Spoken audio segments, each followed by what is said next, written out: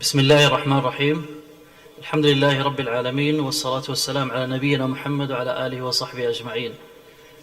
أيها الأخوة الكرام والأخوات الكريمات، السلام عليكم ورحمة الله وبركاته. يسرنا نرحب بكم من جديد في اليوم الثاني من فعاليات مؤتمر القيادات الإدارية الحكومية في المملكة العربية السعودية، الواقع والتطلعات.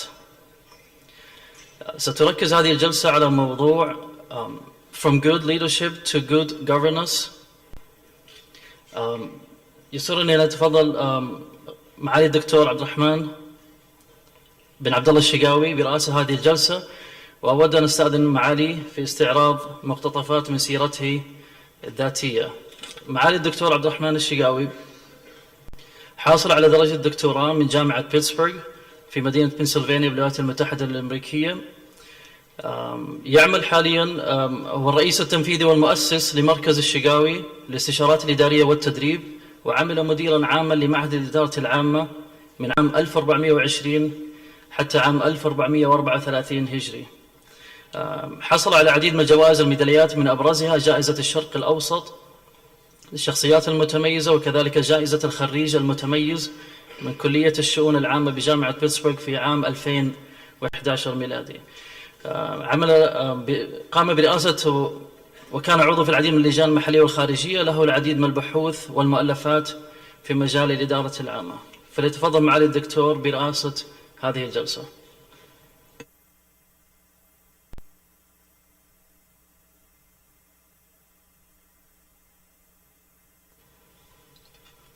بسم الله الرحمن الرحيم. الحمد لله رب العالمين، والصلاة والسلام على أشرف الأنبياء والمرسلين، نبينا محمد وعلى آله وصحبه أجمعين.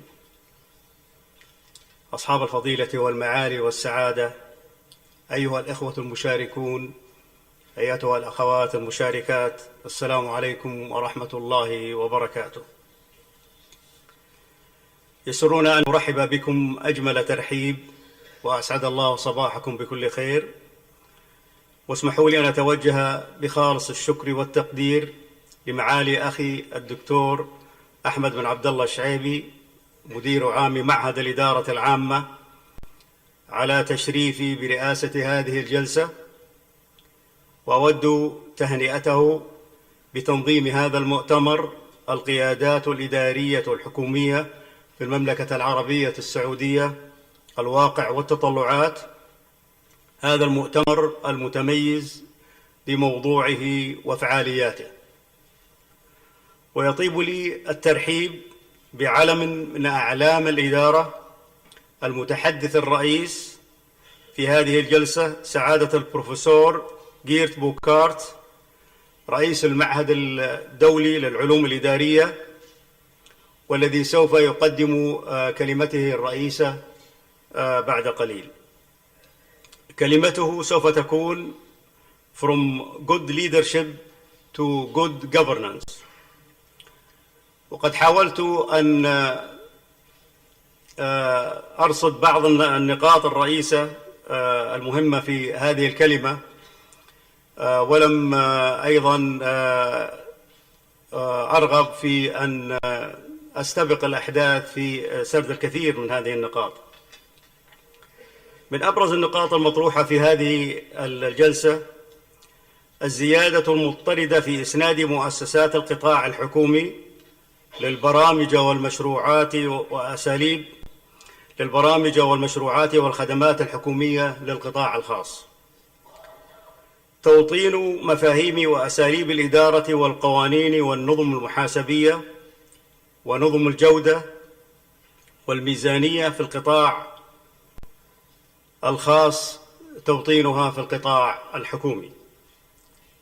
الإشكالات والتحولات التي تواجه القيادة، مثل التفتت وقلة بقائها، ومواجهة شبكات التواصل الاجتماعي، والتي أصبحت الآن تحتل حيزا كبيرا في حياة المجتمعات، والتنافس بين القيادات المحلية والدولية إلى جانب شح القادة. هناك إشكال أيضا آخر سوف يحاول سعادة الدكتور بوكارت في إيضاحه ومناقشته، ويتعلق بتطبيق نظم الحوكمة في القطاع الحكومي. ويسرني الآن أن أقدم نبذة من السيرة الذاتية لسعادة البروفيسور جيت بوكارت، الذي يشغل حاليا منصب رئيس المعهد الدولي للعلوم الإدارية International Institute of Administrative Sciences IIAS في بروكسل بلجيكا. وقد شغل البروفيسور بوكارت منصب رئيس المجموعة الأوروبية للإدارة العامة إكبا في الفترة من 2004 إلى 2010. والبروفيسور بوكارت أستاذ في كلية العلوم الاجتماعية في معهد الحوكمة العامة بجامعة كي يوليفن ببلجيكا. وقد عمل مديرا لمعهد الإدارة العامة بجامعة كي يوليفن في الفترة من 1997 وحتى 2012. وتتركز اهتماماته البحثية والتدريسية في مجال الإدارة العامة وإصلاح القطاع العام وإدارة الأداء والإدارة المالية. كما أن البروفيسور بوكارت يشارك في العديد من الجهات الدولية، فهو رئيس اللجنة العلمية للشبكة السويسرية للإدارة العامة سبان، ورئيس اللجنة الحكومية الفلمنكية لكفاءة وفعالية القطاع العام، ونائب رئيس مجموعة إصلاح الحوكمة المحلية، وعضو المجلس الاستشاري الدولي التابع لبودابست، وعضو المجلس العلمي لمراجعة الإدارة العامة الفرنسية، وعضو مجلس المعهد البلجيكي للإدارة العامة، وعضو المجلس الاستشاري الدولي لماجستير الإدارة العامة في جامعة بوكونوي بلجيكا. وقد حصل البروفيسور بوكارت على العديد من الجوائز الدولية تقديرا لإسهاماته العلمية في مجال الإدارة العامة، ونشر العديد من المقالات عن إصلاح الإدارة العامة. والآن يسرني أن أدعو سعادة البروفيسور لإلقاء كلمته.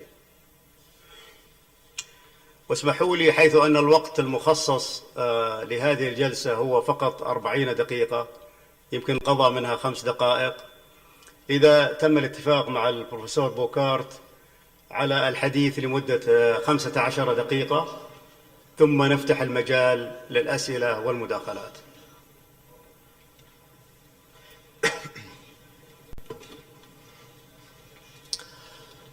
I'm very pleased, Your Excellencies, Your Highnesses, ladies and gentlemen. I would like to thank the Institute for Public Administration, IPA, especially its Director General, His Excellency Al-Sharbi, and also the Scientific Committee. I also would like explicitly thank IPA for its long-standing support to IIAS. The chair actually was vice president for several years of IIAS, vice president of IIAS for Middle East, and so this long-standing support has always been extremely appreciated in the past and also in the future, because we also hope that the Kingdom of Saudi Arabia will play a significant role, continue to play a significant role in the region to shape public administration and to allow this voice to be heard worldwide, because it's our conviction that the MENA region deserves a strong voice in the world in the field of public administration, and we are very happy with this. Today, I'm very pleased to talk to you about from good leadership to good governance, because they are connected, of course. We have within IIS a study group, and we have 2 members, the 2 chairs of the 3, Montgomery Van Wart and Erwin Schwella, are speakers also here, co-chairing this study group on leadership. And within my own institute, we have about 30 years of research agendas, which I will summarize. So just to tell you that we feel at home here. IIS feels at home at IPA because of the long-standing relationship. Before I go into the substance of my message to you, which will be about 5 types of governance and connected to that 5 types of leadership, and then some emerging debates, and then some lessons learned and implications, I think I first would like to focus on the culture, administrative and organizational culture of the Kingdom of Saudi Arabia. I think it's based also on the debates yesterday, just to show how interactive we try to be here. This is based on Hofstede's cultural surveys.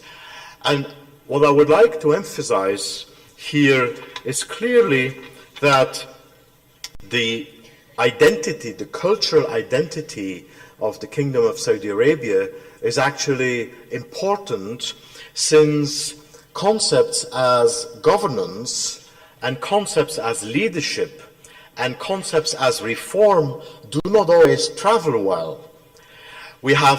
It's very tempting to copy-paste what others are doing.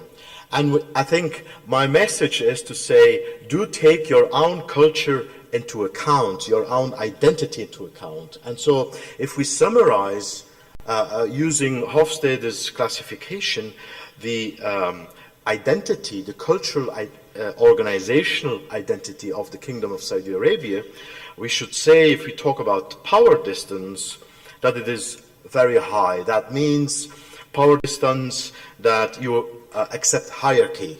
I think that's an important message. You have countries with low power distance. It means that everybody talks to one another with the first name, and but you have countries with high power distance, and I think that's the first feature. The second feature, individualism is low. That means you have a culture of we. We are doing things, not I am doing things. We are speaking in English now. I think English is one of the rare languages where suddenly in the middle of the sentence, when we say I, you put it with a capital. Well, here in this country, you don't put I with a capital. It's actually about we. And this is crucial for the reform agenda. We are doing things together. It's important for the leadership agenda too. It's also a masculine society, and these are the words of Hofstede, and of course I'm sure a significant part of this audience will understand that. Now, the meaning of Hofstede for masculinity is, it means emphasizing competition, achievements, and success is very important. That's how he defines it.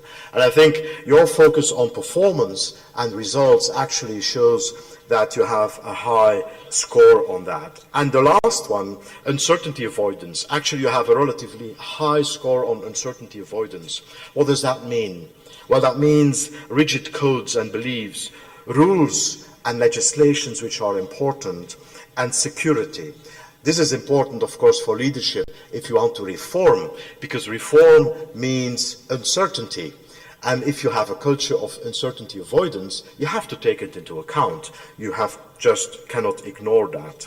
What is the conclusion here? The conclusion is not that we all should become another country. We should not imitate and copy-paste. I once was in Finland, and the minister came to me and she said, should we copy the New Zealand model? And I looked at her and I said, how many kiwis do you grow in Finland? I think the message is clear. You don't have to distance yourself from your identity and your culture. You have to use your culture to improve your system. I think that's the main message which I want to give you as an introduction here.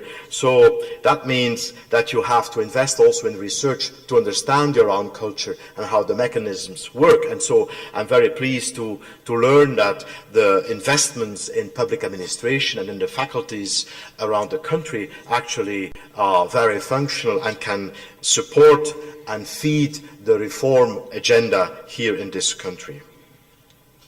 Now, 5 types of public governance which actually will be connected to 5 elements of leadership.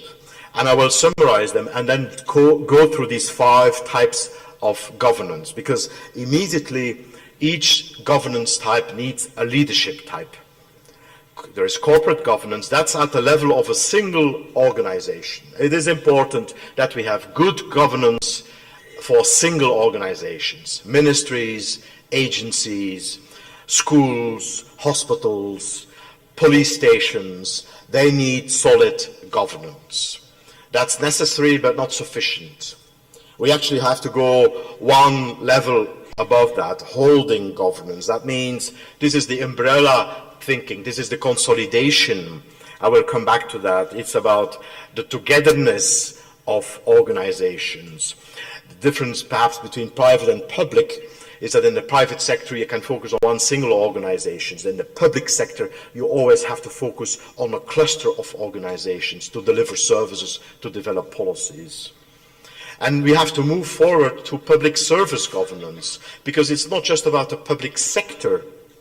The private sector and the NGOs also play a key role in the delivery of services. We need society actually to create good services.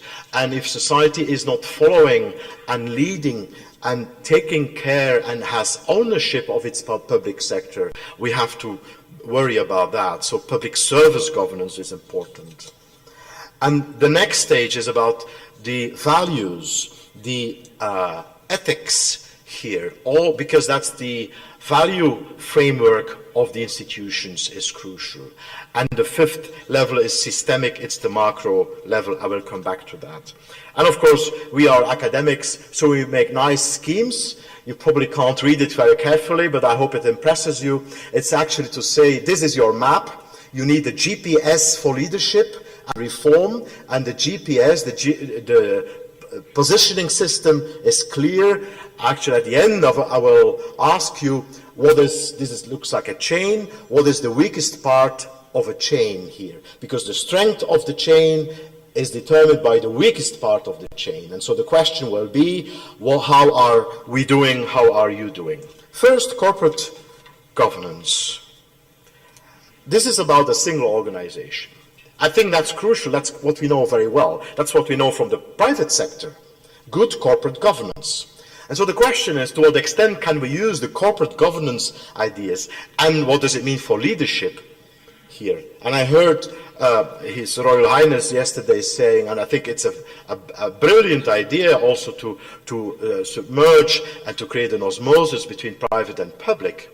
But we should also learn that the public sector is not equal to the private sector. There's a famous article to say public and private are similar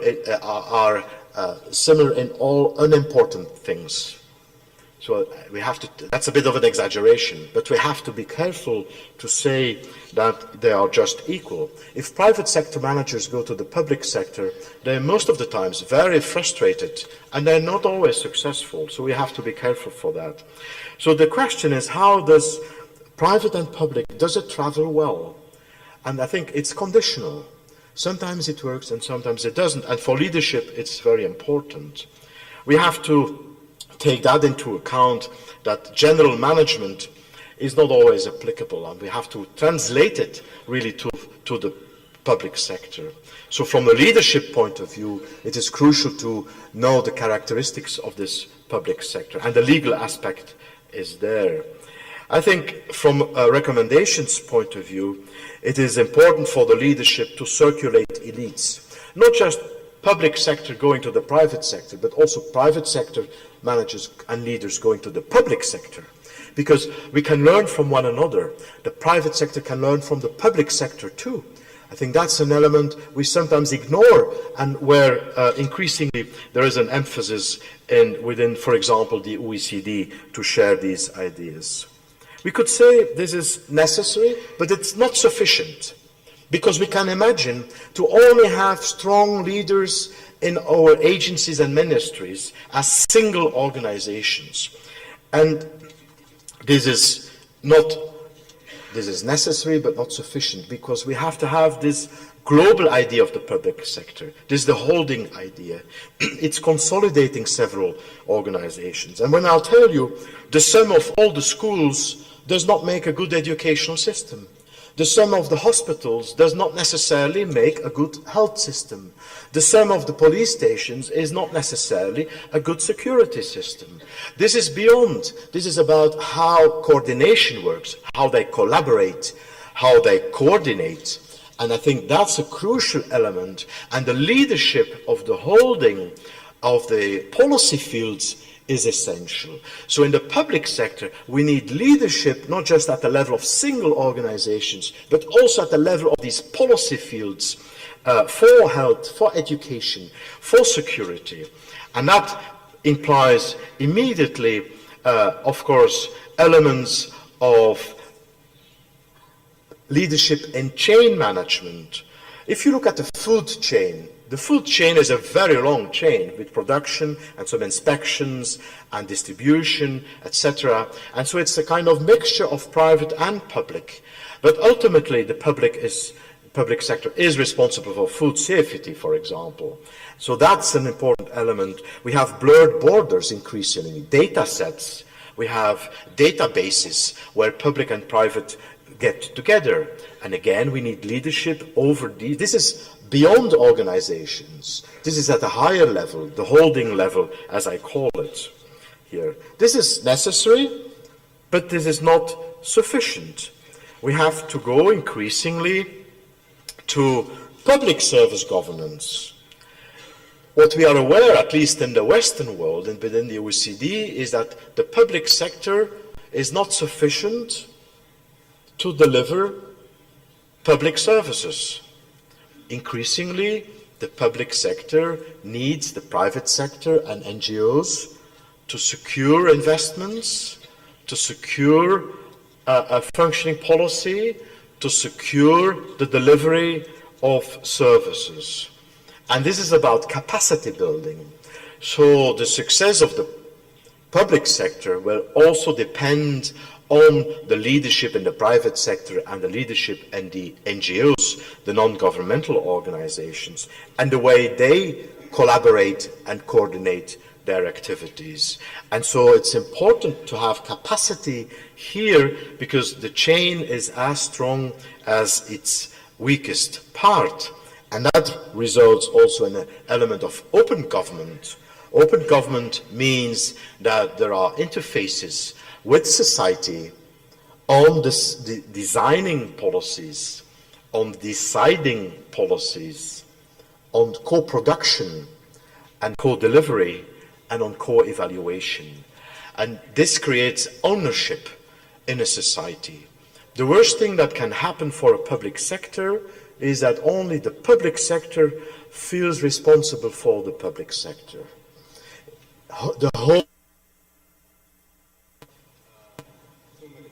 2 minutes. Does it function? Yes.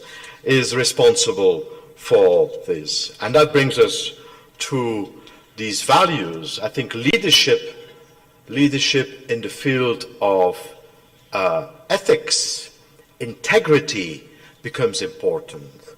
So this is an element of suprastructure, of ideas, of culture. I think one of the most determining variables of the effectiveness of leadership is to give a good example, and to the integrity and the ethics are elements which we should not underestimate. This is about leaders that actually own and stand for the value of public, but also for all the public values which we know. And yesterday, several people made reference to that part of a reality. And finally, there is the systemic governance. I think all the previous were necessary, but not sufficient. I think what is important in a country is institutional leadership. Leadership is not just individuals, it's also institutions that should take leadership to say this is the direction for the country. And this is about the design of a country. This is about checks and balances.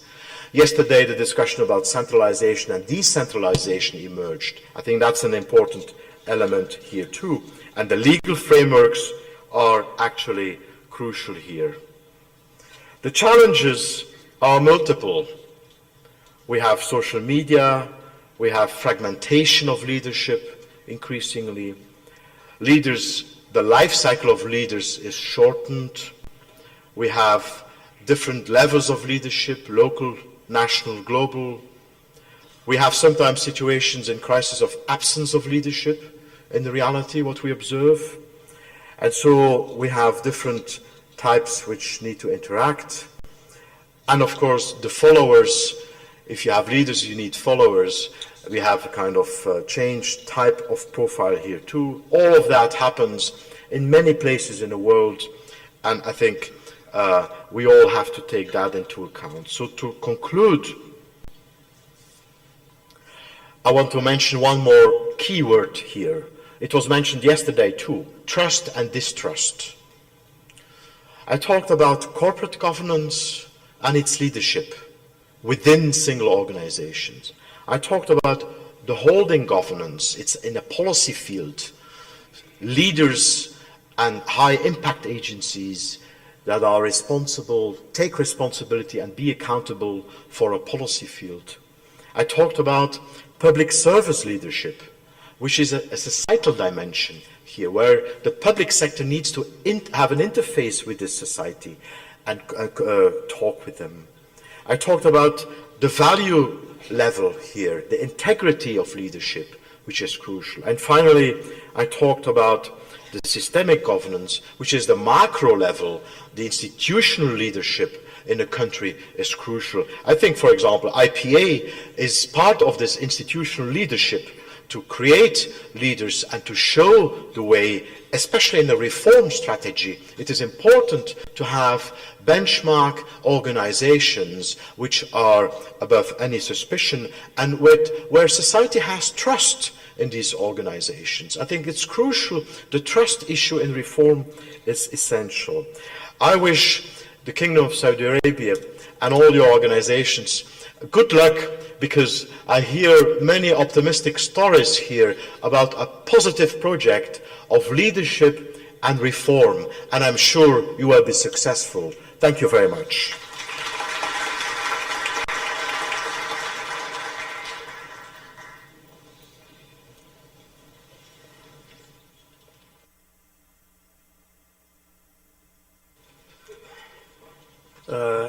نشكر سعادة البروفيسور بوغارد على كلمته القيمة، ونعتذر له لعدم إتاحة مزيد من الوقت لإتحافنا بهذه الأفكار المتجددة فيما يتعلق بالعلاقة القائمة بين القطاعين الحكومي والخاص. وكان من أبرز النقاط التي توصل إليها هو وجوب هذه العلاقة أن تستمر بالنظر لأهمية التعاون بين القطاعين الحكومي والأهلي، على الرغم من ضرورة ملاحظة أن هناك اختلاف سواء في الأدوار أو في القيم أو في أساليب العمل بين القطاعين. لا أريد أن أخذ مزيد من الوقت، الآن نفتح المجال للأسئلة. تفضل.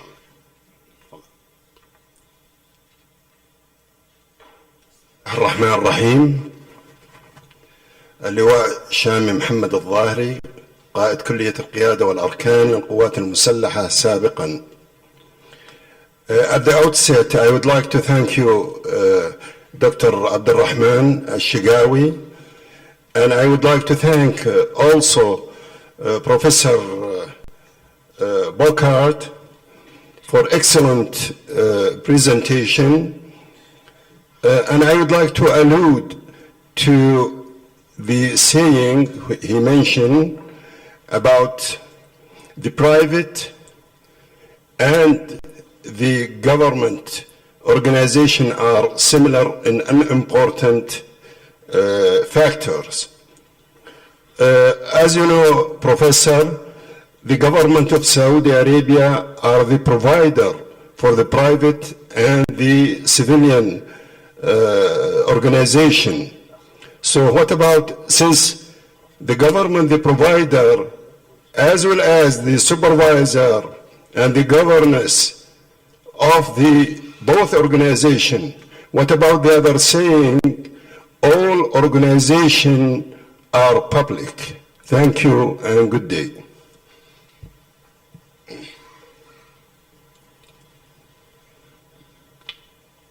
Dr. Bukhar. Yeah, no, you can answer. I think it's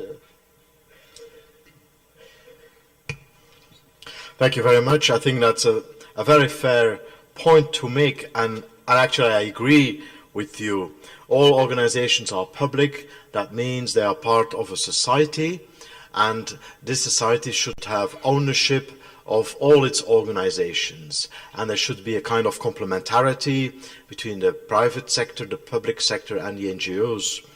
What I try to say is that they have different features and different interactions, and that we need to take this into account. There are actually two types of logics in the literature and in the practice too. You have a generic view where you say we can teach one model and it applies to all parts, or we can take into account some differentiation and some specialization issues here, and so they have different purposes, and for that reason we can actually develop models and practices and requirements which respect the features of, it's a kind of contingency approach, the features of what is more private, which is like a traditional company. A shoe company is not a school or a hospital,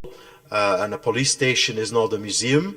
And so I think we have to take into account the specificities of the production functions and the service delivery itself. I think a university also has its own specificities. I think that's the point I want to make. It has different interactions. And the whole issue is about what is the relationship between a citizen and a user of services. I think in the public sector it's much more difficult because citizens as users and customers, they could decide to take a delivery, they have to pay for it, they can benefit from it, and so you have a whole range which makes it a bit more complex than for the private sector. I think that was my message, to say, but ultimately we have to guarantee and make sure that there is no weakest part of this chain. So in a country, you have to have leadership and good governance in all parts. If what we saw, for example, in the former communist countries in Central and Eastern Europe was actually a collapse of the public sector and an emerging private sector. And so one of the problems, and a non-existing civil society. And I think one of the challenges was actually to say, how can we reconstruct and make sure there is no weakest part of this chain, because society has to be equilibrated from that point of view. Thank you. سوف نحاول أخذ عدد من الأسئلة من هذا القسم، قسم الرجال، ثم نتيح فرصة للسيدات لإلقاء ما لديهن من أسئلة أو ملاحظات. أو الآن نأخذ، تفضل. بسم الله الرحمن الرحيم. صالح العواجي. My name is Saleh Al-Awaji, the Deputy Minister for Electricity, Ministry of Water and Electricity, and also the Chairman of Saudi Electricity Company. Thank you, Professor Bukhar, for your valuable presentations and information. Kindly, can you highlight the difference between the governance in public sector and private sector? Maybe in private sector it is a little bit clear for me personally, but kindly need to know more about the difference between governance, applications and practice in public sector and private sector. What's the difference? And thank you. Yeah, shortly, the difference. Yes, I think if you have electricity, of course, that's a complex production function. to generate it and to distribute it. I think the electricity you provide to the companies will perhaps be a bit different in its delivery than to family households. But probably all family households have the same type of electricity they get. If you have education or hospitals, the production function is totally different, and you have to refine it, and that it's part of a health policy or an educational policy. An educational policy could be that you have to focus on some people handicapped or disabled, for example. And I think that requires another type of service. In hospitals, you probably have to connect health not just to physical health, but also to housing and the way people live, for example. So that requires a total different approach. You should not just cure a disease, you should cure a human being in a particular environment. And that requires the coordination, for example, to create a healthy society. You have to imply the way people live and eat and move and actually go to the prevention, to doctors, and that requires a coordination of many services to create a healthy population. And you see different types of organizations which have to contribute to that. And that's a quite different approach than just have an optimal functioning of single organizations. The private sector can afford to focus only at its own organization, whereas if you look at a healthy population or an educated population is an asset for a country, and it requires different policies for different target groups. And I think that is immediately a public issue, and beyond, there are private elements there, because you could have private hospitals and public hospitals, you could have private schools and public schools. But even the private hospitals and the private schools will have to fit into a public policy. And the public policy actually makes the difference. والآن نتيح فرصة للسيدات يعني لمشاركتنا في هذه الجلسة. سيدات، هل من سائل أو سائلة؟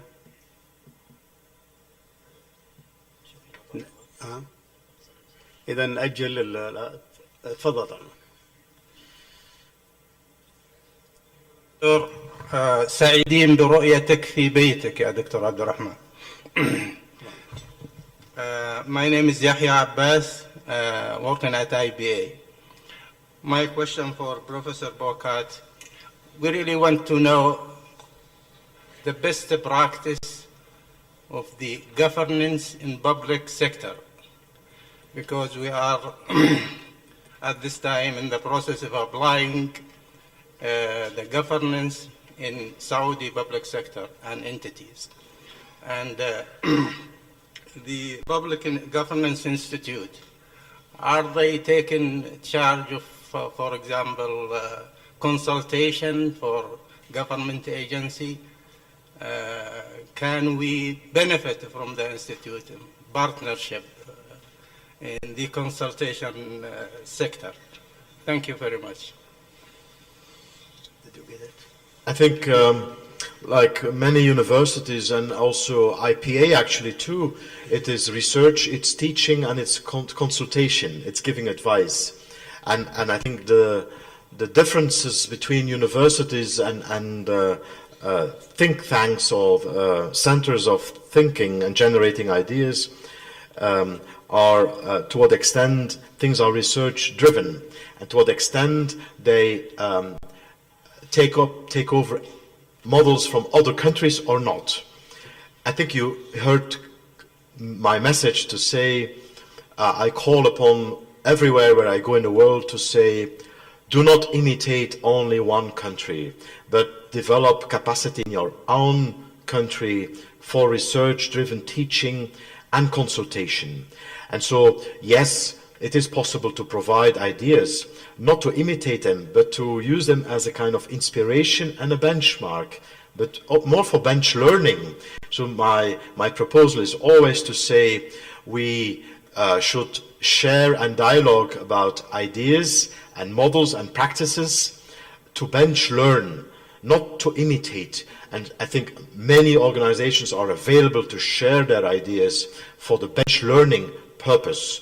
And I think I strongly disadvise always to just copy-paste models from whatever country they come.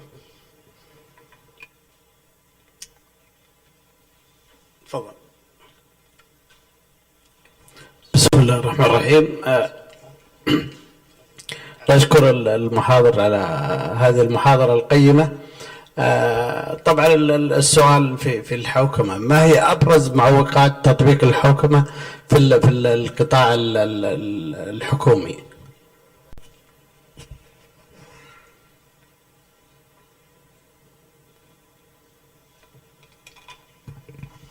I think worldwide, so globally, there is a shared agenda and a big concern to say, how can we organize a public sector that takes responsibility for performance and that is accountable for this performance? The whole new public management movement was actually organized around reorganizing the public sector to take responsibility to be performing and to be accountable for this performance. I think that's a crucial element. And then, of course, the question is, what do you mean by responsibility? How do you organize it? And how do you organize being accountable for it? So the shift to say we are respecting the law and then it's fine is necessary but not sufficient. I think that's the major shift which I noticed globally in the public sector, in the shift of governance for performance. I think that, and that's a challenge too, because there are actually three types where we have to focus upon increasingly for the public sector. There is the routine service delivery. I mean, there is garbage collection and water delivery and teaching and health. So that's the routine type of thing. That's about 80, 85%, sometimes 90% of what we do as a public sector. But we should do it properly, and we should organize this governance that it is performing. There's a second thing is increasingly societies change with e-government, with digital issues, and with the globalization, with the global warming. So we have to reinvent this public sector. We have to find a new role of this public sector, and that's the leadership of the element of leadership of the public sector, to say how can we make sure the public sector is part of the solution, not just part of the problem or becomes part of the problem. It should be part of a solution, and therefore we have to be creative and innovate within this public sector. That's the second thing. How can you create a governance where a public sector is responsible also for innovation and accountable for it? And the third element is crisis. Increasingly, there are major crises in countries and regions. It could be natural disasters, it could be huge migration, it could be safety issues. And that third question is, how do we organize also this governance and this responsibility and accountability for these crisis situations? And the big challenge for the public sector is it has to cope with these three things at the same time, with a volume of people that we have to train to make sure they are fit for purpose, and with institutions and legal frameworks that are fit for purpose. So this is actually, I think, the challenge for the next decades for public sectors all over the world. السؤال الأخير للدكتور محمد البكر، وأرجو أن يكون مختصر. Thank you, Mali Rais, and thank you, Bokart. My question is in terms of I and we. Are you indicating that since the leadership in Saudi Arabia score low in in I, does that mean the we in terms of how they consolidate their vision for the organization, or in terms of building teamwork, and they get work done through the teamwork. The other question is, who's creating the leader? Is the organization or the leader of the organization? Thank you. شكرا. Thank you for these two excellent questions. I think that the Kingdom of Saudi Arabia has a high score on we. I think it's a huge asset, really, because you can never realize reform, and leaders can only be happy that there is a high level of we, because it means people think in terms of teams here as a cultural feature. Let me give you an example of a Korean example of why I and we is important, and why it's important to take it into account. It was about performance-related pay.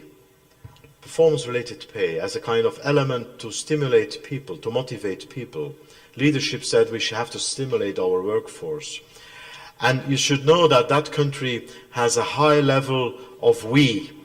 You know, it's a community-thinking society.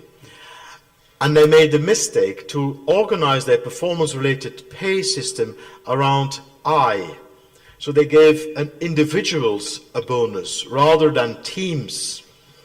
Now, one of these individuals, I heard the story, it was a live story, I got this bonus, and I was actually not happy. I was ashamed, because it was not me who deserved this, it was our team who deserved this bonus. And so that person actually distributed the bonus to the whole team that they got. So it shows how there could be a mismatch between I and we. So I think you have actually an asset here in this country if you have this kind of thing. But you have to take it into account and combine it with other issues too. Your second question about who creates, what is the interaction? Is it the organization that creates the leaders, or is it the leader that creates the organization? I hope it's both. And of course it's in a sequence. And we all know that leaders grow. You have sometimes people that put in a position, and in interaction with their organization, together again, it's the we element, you get a kind of a moving spiral that goes upward on the performance scale. And it's actually the organization that has to follow the leader and creates the leader in one way, but you have the leader also that has to shape or reshape or reform the organization. So you have to have this match, a functional match, because there can be a lot of misfits. As I said, I mentioned some mismatches. There is clear evidence that just moving public sector people to the private sector, or private sector people to the public sector, is sometimes a mismatch. And one of the key elements here is engagement or public service motivation. Increasingly, the hiring process, not just of people in the organization, but also of leaders, is the level of public service motivation.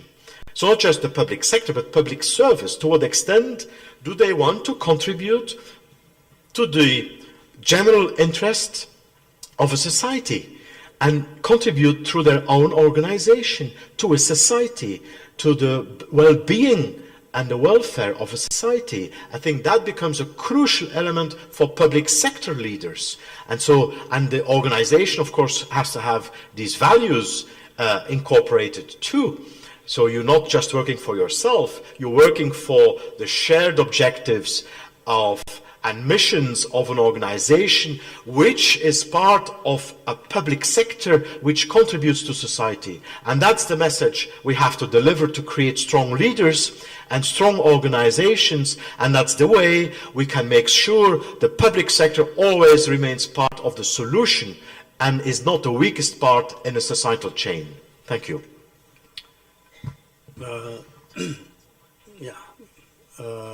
الأخوة والأخوات، في ختام هذه الجلسة أود أن أتقدم بخالص الشكر والتقدير لسعادة متحدثنا الرئيس البروفيسور جيرت بوكارت على أولا كلمته القيمة والكثير من الأفكار المتجددة، إضافة على إجاباته القيمة للعديد من الأسئلة. أشكركم أيضا على مشاركتكم وحضوركم، والسلام عليكم ورحمة الله وبركاته. باسم معهد الإدارة العامة وباسمكم جميعا نتوجه بخالص الشكر والتقدير لمعالي الدكتور عبد الرحمن الشقاوي على رئاسته لهذه الجلسة. كما نتوجه بالشكر الخالص لمتحدث رئيس لهذا اليوم البروفيسور جيرت بوكرتس، ونشكر أيضا الحضور على مداخلاتهم ومشاركاتهم.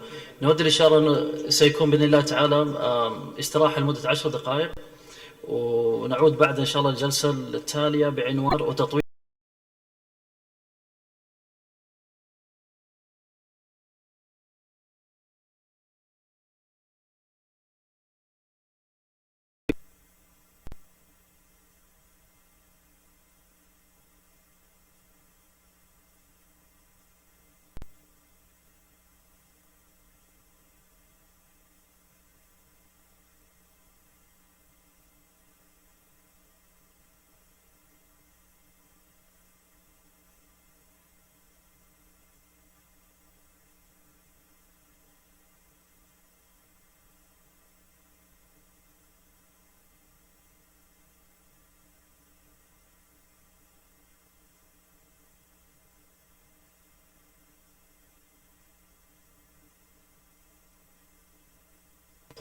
لا شغال اللي يعتمد الجلسة أنتم تديرون الجلسة.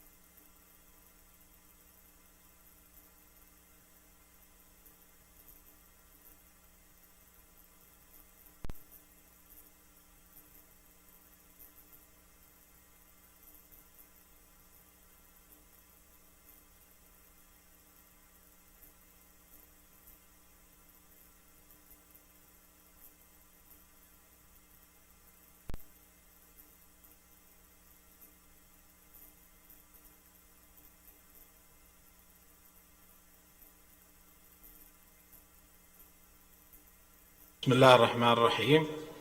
الحمد لله رب العالمين، والصلاة والسلام على نبينا محمد وعلى آله وصحبه أجمعين. أيها الإخوة الكرام والأخوات الكريمات، السلام عليكم ورحمة الله وبركاته. يسرنا أن نرحب بكم من جديد في الجلسة الثالثة من فعاليات مؤتمر القيادات الإدارية الحكومية في المملكة العربية السعودية، الواقع والتطلعات. ستركز هذه الجلسة على موضوع التجارب الدولية في اختيار وتطوير القيادات الإدارية الحكومية. ويسرنا أن يترأس هذه الجلسة سعادة الأستاذ الدكتور أحمد بن سالم العامري، وكيل جامعة الملك سعود للدراسات العليا والبحث العلمي.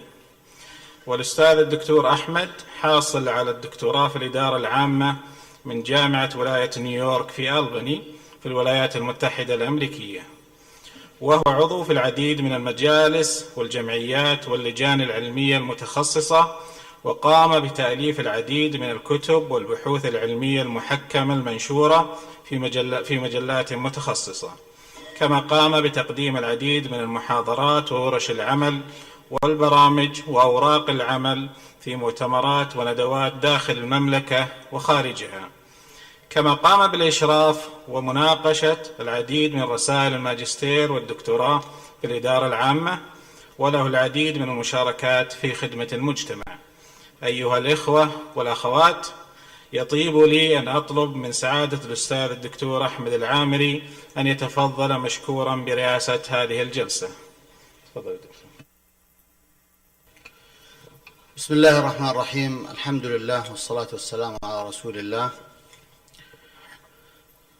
بداية نتقدم بخالص الشكر والتقدير إلى جميع الأخوة الزملاء في معهد الإدارة العامة، وعلى رأسهم معالي مدير المعهد الأستاذ الدكتور أحمد الشعيبي، وجميع الزملاء القائمين على الإعداد والتنظيم لهذا المؤتمر المهم، اللي نحن حقيقة بأمس الحاجة أن نسلط الضوء على موضوع في غاية الأهمية، وهو كيف نختار ونطور القيادات الإدارية في الأجهزة الحكومية. طبعا نحن ندرك جميعا أن نجاح أي منظمة كانت يعتمد بشكل كبير على من يقود هذه المنظمة، وأثبتت التجارب سواء كان في القطاع العام أو في القطاع الخاص أن القيادة تعمل فرقا كبيرا في نجاح أو فشل هذه المنظمات. عندنا في المملكة القطاع الحكومي يلعب دور كبير جدا في عملية التنمية، هو الذي يقود حقيقة القطاع الخاص في هذا المجال، وبالتالي وجود قيادات تدير هذه الأجهزة بكفاءة وبفعالية بلا شك سينعكس على تقديم الخدمة العامة، وأيضا سيؤدي إلى نجاح حتى القطاع الخاص. فإذا وجود القيادات الفاعلة، القيادات المتمكنة، القيادات المختارة بعناية، القيادات المؤهلة، نحن نعتقد أنها ستقود بالفعل إلى نجاح هذه المنظمات. فهذا المؤتمر يأتي في ضوء ذلك، كيف نستطيع أن نطور القيادات الإدارية في الأجهزة الحكومية حتى بالفعل نحقق النجاح المطلوب. لا أريد أن أطيل في هذا المجال. جلستنا اليوم تركز بشكل أساس على بعض التجارب الدولية، وطبعا اليوم معنا متحدثين جاءوا من مناطق مختلفة من العالم، من أستراليا شرقا وأمريكا غربا والمملكة المتحدة، ونأمل ونتمنى أنه بالفعل نستفيد من تجارب هذه الدول في اختيار وتطوير القيادات الإدارية. طبعا عندنا اليوم 4 مشاركات في هذه الجلسة.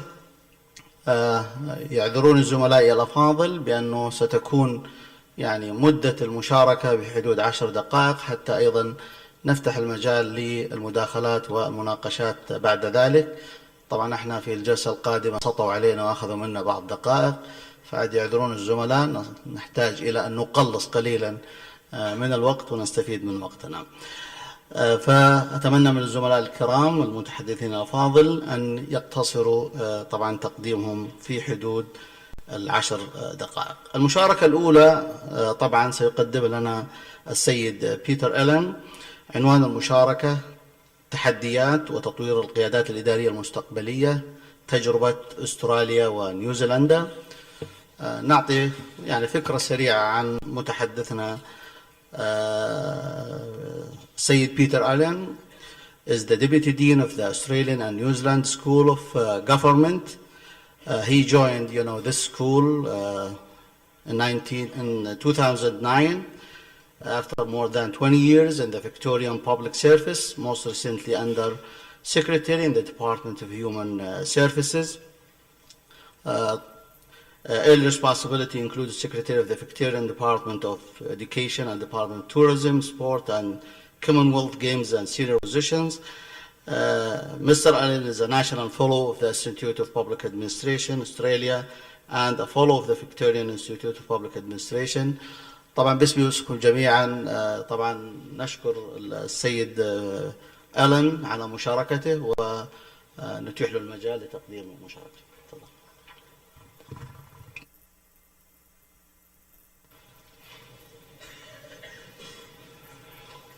Thank you very much for your warm welcome and for IPA's leadership in organising this time conference.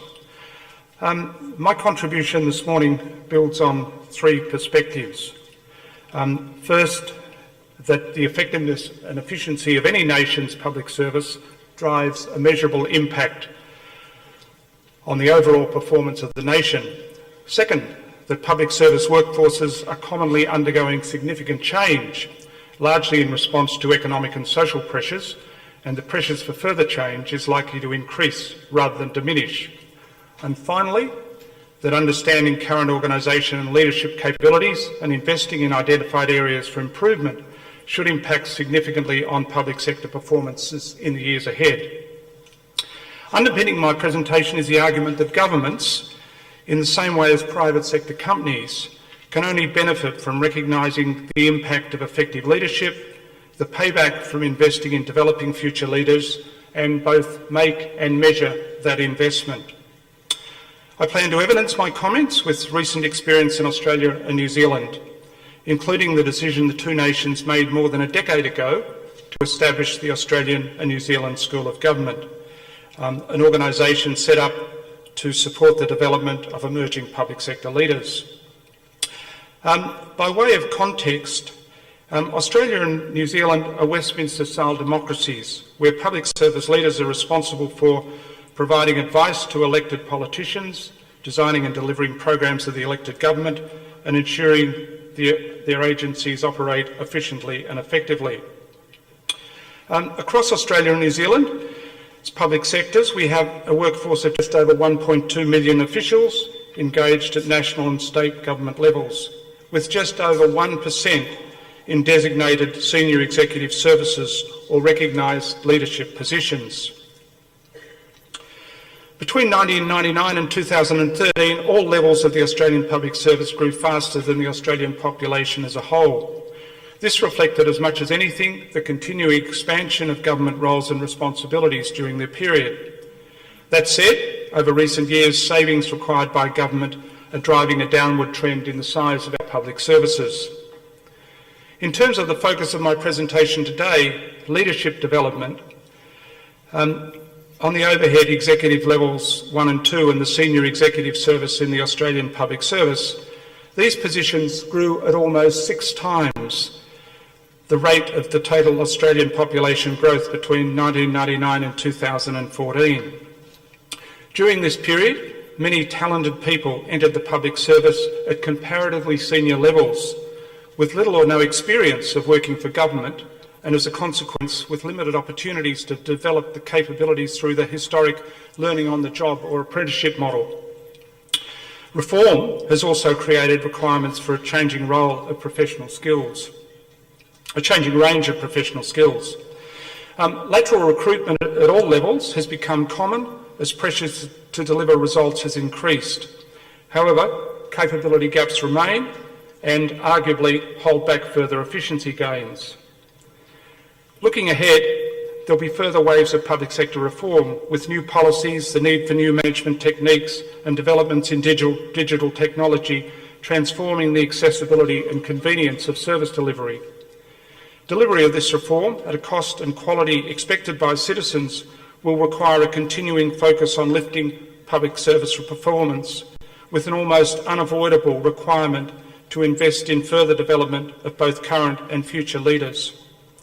In terms of the responses to the pressures for public sector reform, Australia and New Zealand are now at different stages in the reform journey. In Australia, a major blueprint for reform of the Australian public administration, titled Ahead of the Game, was released in 2010. 2 significant components of agreed reforms were capability reviews and a leadership development strategy. Capability reviews are independent, forward-looking assessments of an agency's ability to meet future objectives and challenges. They assess how an organisation aligns its processes, its systems and the expertise of people to deliver the government's requirements. Each review is led by 3 independent experts and considers the agency's leadership, its strategy and performance in delivery. The resulting reports provide individual agencies with a high-level assessment of their capability, their strengths and areas requiring development. Over time, the capability reviews of multiple agencies provide evidence-based insights and highlight systemic issues requiring attention. For example, leading and managing change was identified early as an area for further investment, as it provided part of the explanation for some agencies failing to deliver on change initiatives. The long-term drivers now impacting on the Australian public service include a tight fiscal environment, a drive to improve productivity, changing expectations of what government should deliver, and the consequential need for transformational change. In this environment, the leadership practice of engaging people to make progress on the government's priorities, to innovate, to collaborate, is critical for the public service to deliver the organisational agility required to continue meeting the needs of government and citizens. In New Zealand, significant reform has been in train since 2011, led initially by the Better Public Services Advisory Group report. The foundational impetus for reform in New Zealand was recognition by public service leaders that the public service needed to be more effective in delivering improved social, economic and environmental outcomes. The key challenge identified was to do more and better with less. The Better Public Services report also acknowledged that citizens were expecting better public services delivered in more immediate, responsive and effective ways. Key directions for New Zealand's reform, spelt out in the Better Public Services report, were managing state agencies as a system, focused on results that have positive impact on New Zealand's lives, strengthening leadership and reducing the clutter of decision points, and moving away from a culture where value for money is a secondary consideration towards an environment where leaders and workers are motivated to continuously innovate and improve. The most significant change proposed was to organise the system much more directly around those results and outcomes that matter most to New Zealand citizens. New Zealand's capability reviews were also identifying many of the challenges emerging in Australia's reviews, particularly the critical role of leadership. The current New Zealand reform in delivering 10 difficult cross-agency priorities identified by the New Zealand government, including reducing welfare dependence, supporting vulnerable children, reducing crime, and improving citizens' interaction with government. These targets are all public, with regular public reporting of progress, or where this is the result, the lack of progress. Each reform initiative has clear ministerial and agency-head leadership, and delivery of the specified results requires realigning capability, resources, information and decision-making, and harnessing the required resources across the state sector, non-government organisations and the private sector. Roughly halfway through the initial 4-year Better Public Services program, a few strategies are being rethought to improve performance, but overall results are impressive. A powerful message emerging from New Zealand's recent experience is the pivotal role of transparency and the regular reporting of progress in delivering priority outcomes, comparable in some ways to the required reporting of operational performance by private sector companies, alongside the role of leaders driving a focus on results. Recognition of the associated role of effective leadership in this initiative has reinforced the genesis of the rethinking of leadership development for Australian and New Zealand governments that led to the creation of the Australian-New Zealand School of Government in 2002. At that time, significant public sector leaders recognised that long-standing leadership development pathways in the public service were no longer available as a result of increased outsourcing of operational functions of government, increased use of consultants for investigative and review work, substantial reduction in generic middle management, and the associated expectations that government should operate in a more business-like and efficient way. Acknowledgement of this problem did not translate into action until 2001, when the state government in Victoria commissioned the Boston Consulting Group to advise on how a national school of government might best be established. Key finding of the BCG report was that Australia's public sector CEOs acknowledged that a set of common problems were resulting in insufficiently deep successor pools, and that a world-class graduate school of government could address the problem.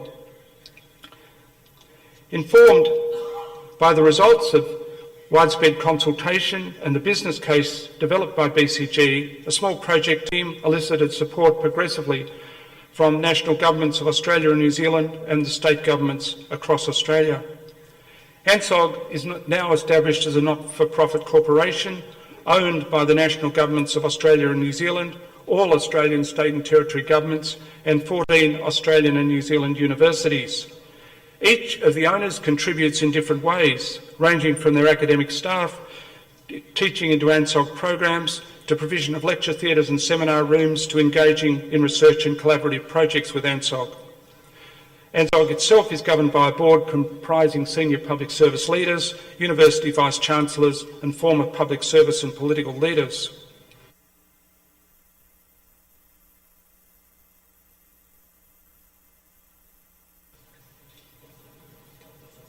12 years after it was established, ANSOG now delivers an Executive Master of Public Administration, a 2-week mid-career leadership development program, a 3-week leadership development program for senior officials, and a wide range of executive short courses. Over recent years, ANSOG has also developed strong support for bringing together the most senior public service leaders to explore current challenges facing the public service and governments. These CEO forums provide an all-too-rare opportunity amongst peers to discuss some of the most challenging issues facing governments. One perspective on the continuum of ANSOG programs is the changing mix of technical skills, management skills and leadership capabilities as officials move into senior management roles, with leadership capability being a critical requirement at the most senior levels.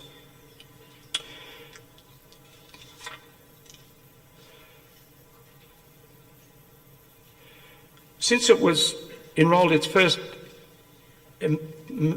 public servants in 2003, ANSOG has graduated 1,200 officials from its Executive Master of Public Administration, nearly 200 from towards Strategic Leadership Program, and nearly 800 from the Executive Fellows Program. An important and not infrequently asked question, often by one or more of ANSOG's government owners, is what benefits will flow from investments in developing their leaders' capabilities. We sought answers to this question from a recent review of our Executive Fellows Program. At that time, the only relevant study we could locate was completed by Professor Christopher Pollitt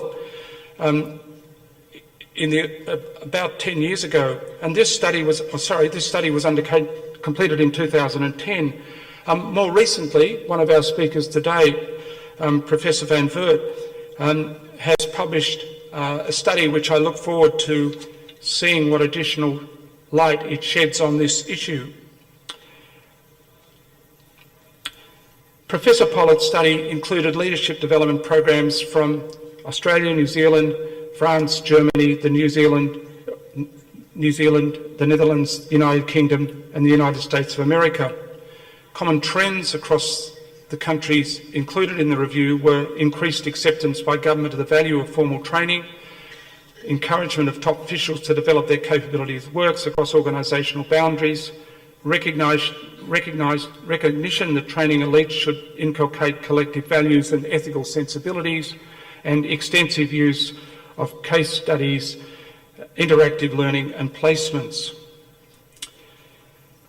At ANSOG, the focus and content of our core programs is reviewed regularly in collaboration with the school's owners and academic staff. In addition, the school funds a small but focused research program that aims to inform teaching and understanding how challenges facing government are best addressed. That said, ANSOG's owners recognise and acknowledge that the school's ongoing value proposition will depend critically on equipping future generations of public service leaders with the knowledge and skills to serve government well, and through them enhance the well-being and prosperity of the nations. Can I thank you for the opportunity to engage in the valuable discussion at this conference, and I very much look forward to the discussion over the next day and a half. Thank you very much for your attention.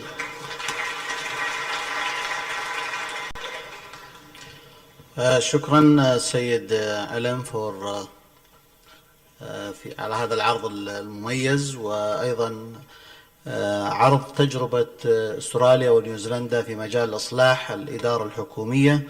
ولعلنا لاحظنا أنه يأتي في محور هذه الحركة الإصلاحية اختيار وتطوير القيادات الإدارية، فلعلنا نستفيد بالفعل من هذه التجربة، وإن شاء الله تكون أسئلتكم توضح بعض النقاط اللي ربما لم يتطرق لها السيد ألن. طبعا أنا أعتذر منه لأنه مضطر أني أقاطع حتى نستطيع أن ندير الوقت بشكل جيد.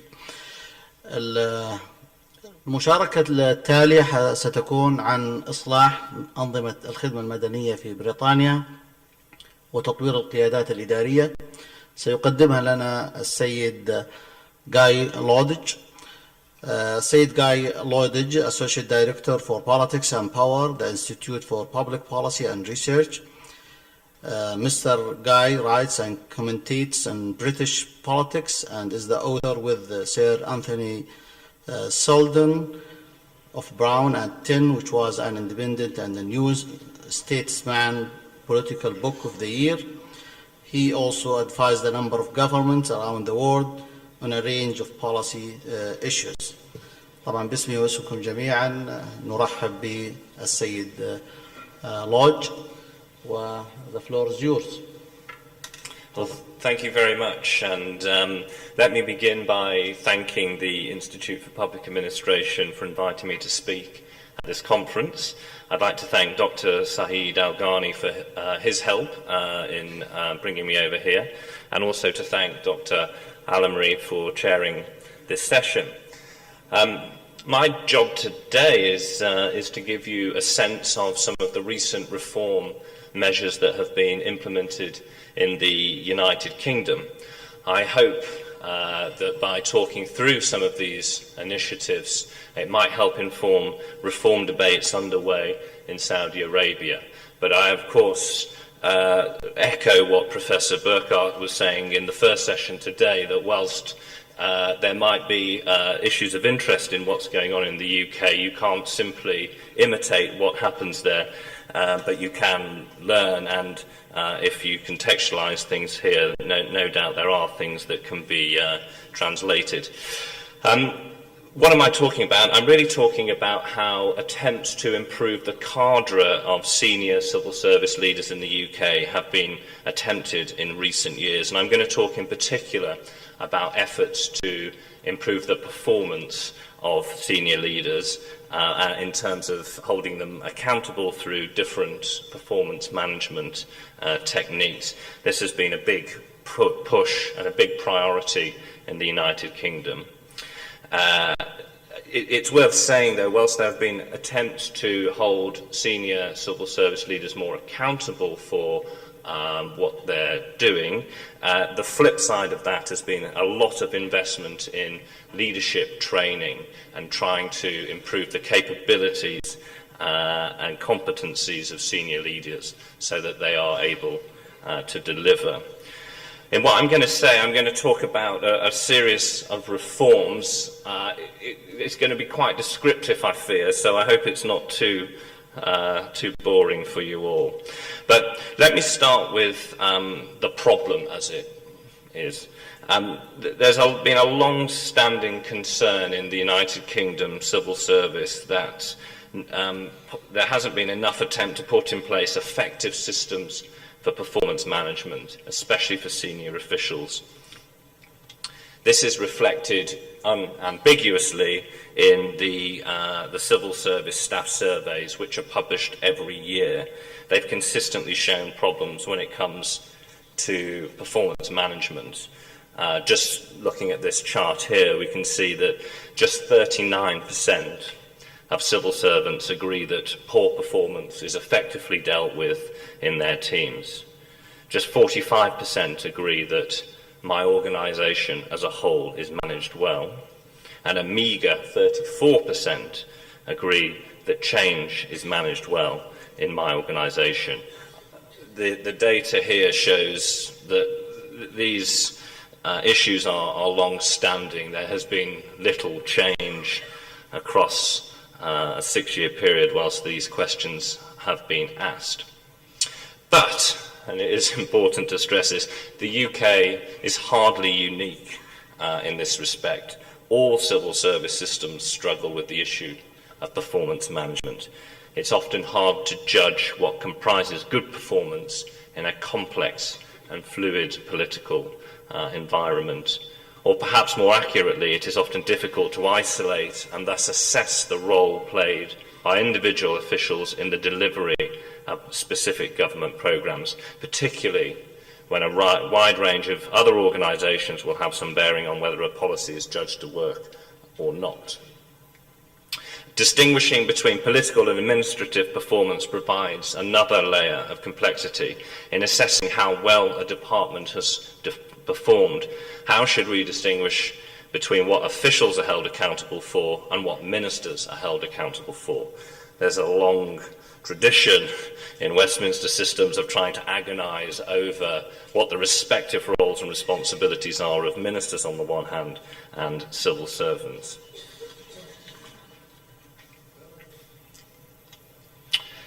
Nonetheless, despite these challenges involved in trying to untangle and unpick what civil servants can be effectively held accountable for, there have been a number of attempts to put in place measures which try and do just that. And the reason is quite simple. The consequences that arise from not addressing poor performance are too severe to ignore. In broad terms, I think it's possible to identify the following features I've put on this slide of recent attempts to strengthen the accountability of senior leaders. First thing to say is there has been an attempt across a number of civil service systems to clarify the respective roles and responsibilities of ministers and officials. Often this has been through, they have tried to do this in legislation. Secondly, senior officials are increasingly held accountable to the centre of government via appraisal systems and in some cases through the use of fixed-term contracts, so contractual arrangements that specify what leaders are expected to deliver. However, strengthening the accountability of individual officials has often had unintended consequences.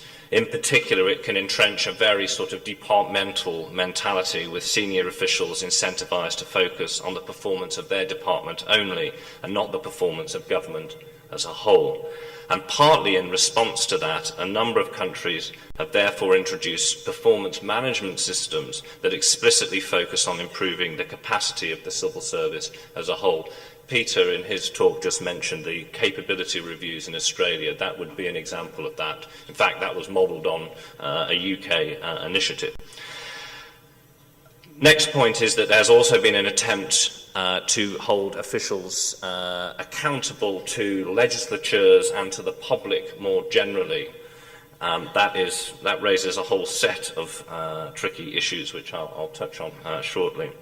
And finally, as I mentioned earlier, there's been a push on leadership development. Civil services have tried to diversify and open up their gene pool through external recruitment and by investing in training and development programs for senior leaders. So, given time constraints, I'm not going to be able to talk about all the reforms that are underway in the UK. There is a full paper that I've provided the IPA with, which sets out these in more detail. What I want to do is just talk about a few of these. I'm going to say something about fixed-term contracts and the idea of contracting for performance, because this has recently been introduced into the United Kingdom.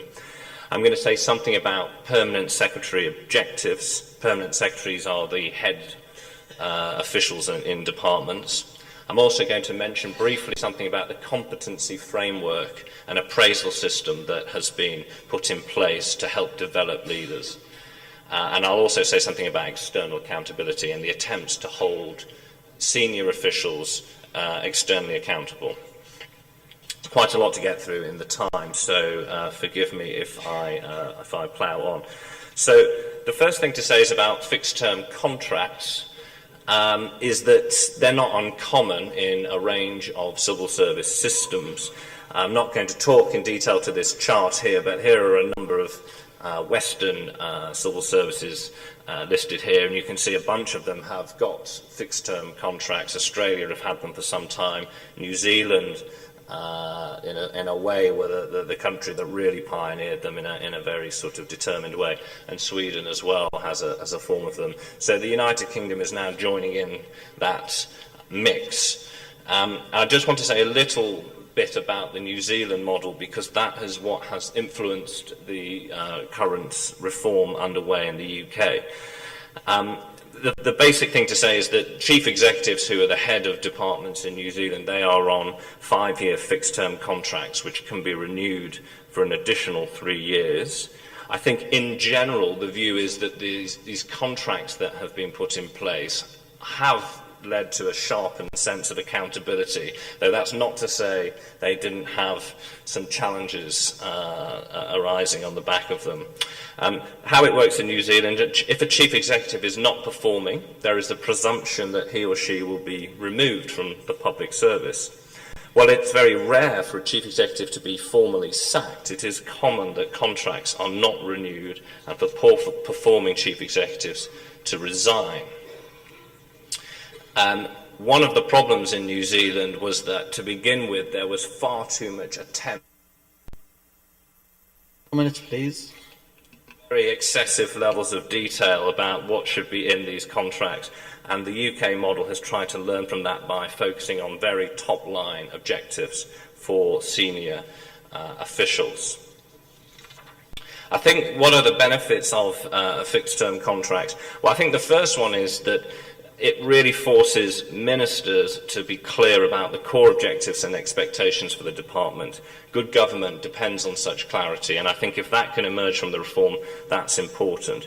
However, it's also very important that if you go down the road of having contracts for performance, that you make sure that they are flexible and responsive to events. As I say, a major problem with the New Zealand model was that contracting was far too rigid. Contracts were very detailed. This created perverse incentives to focus on what could be measured rather than on what mattered. Let me just say something briefly, because I am running out of time, about permanent secretary objectives. These form the basis of the appraisal system for permanent secretaries in the United Kingdom, and they're now published online, and they are in the desire to make them transparent and open. Why is this done?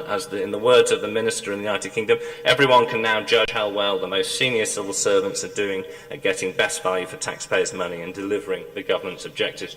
This slide, which you can't read, is just an example of one. This is the head of the UK Civil Service, and these are his performance objectives, which you can look at online.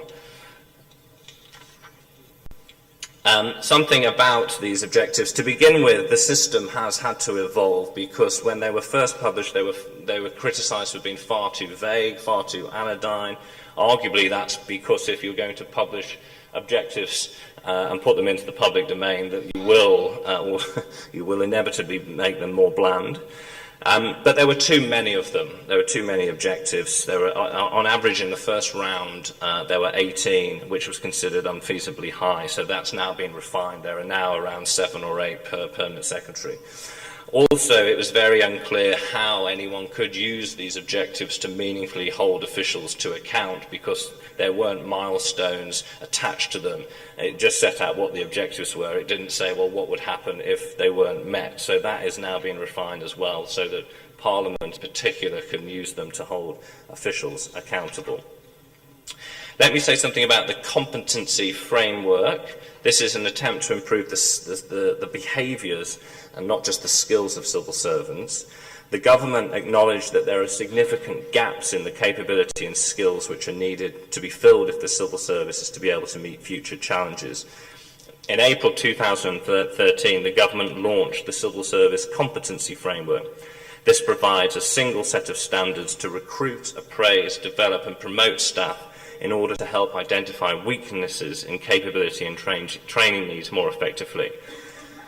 There are 3 categories, or 3 competencies which are set out here. They're setting direction, engaging people and delivering results. Because of time, I'm not going to go into all of these. But what they did from these 3 areas that they were considered to be vital for civil service leaders, they then distilled from them 10 specific competencies, which are here, but again, I'm not going to talk to. Let me just say something briefly about external accountability, which I mentioned. In recent years, there's been growing pressure for senior civil servants to be held externally accountable for their performance in delivering government policies. This is part of a wider trend of opening up professions to greater public scrutiny. In the UK, the rules have been very restrictive about how senior officials can be held accountable externally for what they do. When they appear before select committees in the UK Parliament, they do so only as a representative of their minister. They are not allowed to speak on their own terms. This is now beginning to change. The rules have been revised so that for a very select group of senior officials known as senior responsible owners, and these are the people who are tasked with the delivery of major projects in the UK government, so big areas of welfare reform, for example, there is a senior responsible owner Sorry, half a minute. Please. Half a minute. Okay.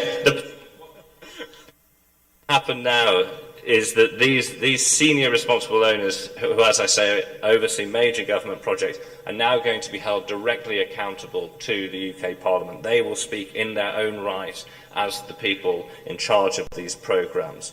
Now, the strength of this model might be that it improves the accountability. The weakness is that officials and ministers are going to start washing their dirty public in linen, and this could create real tensions between them. So that has to be watched for and guarded against. But because of time, I'm going to stop there now. I refer you to the paper I've got, which goes through a lot of these initiatives in much more detail. Thank you very much.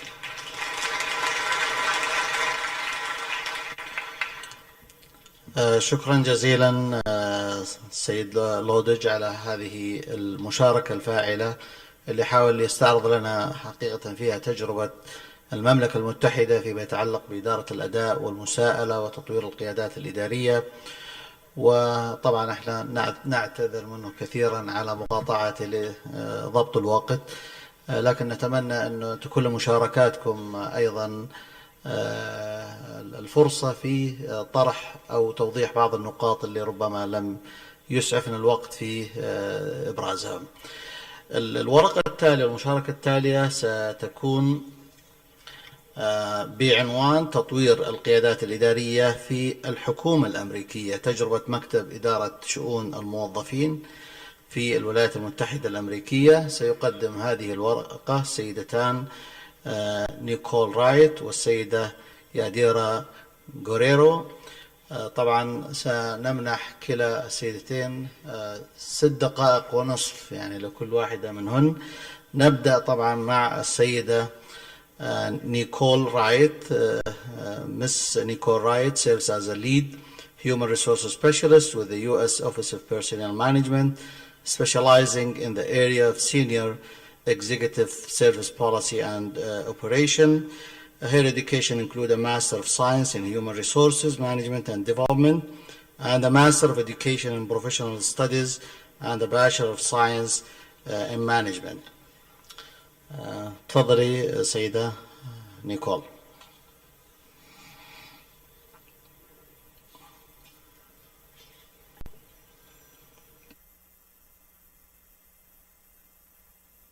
I would like to first thank His Excellencies, His Highnesses, and the IPA for allowing us the honor of speaking before you this morning. My name is Nicole Wright, and my colleague is Ms. Yadira Guerrero. We work for the Office of Personnel Management with the United States government. It is the federal agency that oversees policy and guidance for all of the other federal agencies within the executive branch. For the sake of time, we will highlight only the slides that we believe to be very important. The Senior Executive Service is the highest level of leadership within the federal government. It is the major link between all presidential and political appointees by the president and the rest of the major workforce. They are the career civil service leadership within the federal branch. One of the main components of the SES is for those members to be mobile so that they can transfer easily between federal agencies to provide leadership versus management or supervision.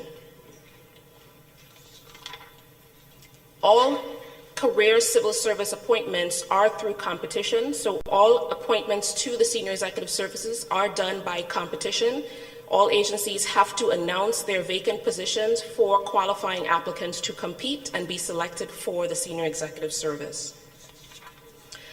We have qualifications review boards. These boards consist of 3 senior executive members that make the final selection of all senior executives, and this is based on a demonstration of the executive core qualifications. These 5 executive core qualifications are leading change, leading people, results-driven, business acumen, and building coalitions. There are 28 competencies that all candidates must show a majority of demonstration for. The first one being leading change. There are 6 competencies that they must demonstrate, the most important being creativity and innovation, strategic thinking, and vision. Candidates must focus on organizational vision and how they transcended that vision into action. For leading people, There are 4 competencies. The Qualifications Review Board is focused on all of these competencies and all applicants showing a demonstration of these particular competencies. The focus for the applicants will be showing a demonstration of leadership versus management or supervision, and showing how they lead teams through challenges to accomplish the mission. Results driven, this is all about achieving results within the organization. There are 6 competencies here. The Qualifications Review Board is looking for accountability, customer service, and problem solving. The focus for results driven will be how decisions and actions lead to impacting results, the needs and how they are taken care of all customers and stakeholders, and how the problems are identified and solutions are implemented to effect change. Business acumen deals with 3 particular competencies. The Qualifications Review Board is looking specifically for financial management and human capital management. The focus will be on procuring and utilizing resources and managing it wisely to accomplish the mission within the organization. And finally, we have building coalitions. This is all about networking and bringing teams together, bringing organizations together to accomplish the mission. Board members are focused on partnering and influencing and negotiating. There are 6 fundamental competencies that candidates should also be focused on. They are not specifically addressed, but they should show a demonstration through their overall daily interactions and engagement with all of their employees, their leaders, their customers, and their stakeholders. Application is done through the resume and a 10-page essay where candidates will focus on showing a demonstration of all of the competencies mentioned above. Thank you.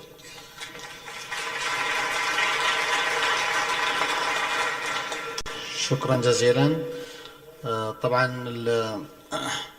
السيدة ياديرا جيريرو, she is an industrial organization psychologist. Currently she is learning and development specialist with the Work, Life and Leadership and Executive Development Policy Group at the U.S. Office of Personnel Management. Her education, she has a Master of Professional Studies degree in Industrial Organizational Psychology and a Bachelor of Science in Criminal Justice and Criminology and Family Science. فلتتفضل لتقديم بقية العرض.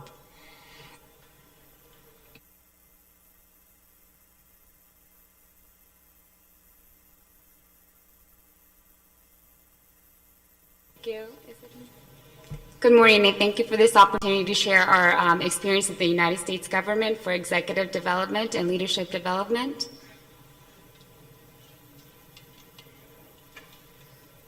Executive development in the United States, it's mandatory for agencies to submit and establish programs for their executives after initial appointment into the SCS.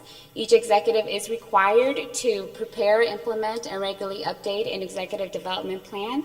Their executive development plan includes their short-term and long-term developmental needs, and it often ties back to the organizational mission, and also their strategic goals for that year.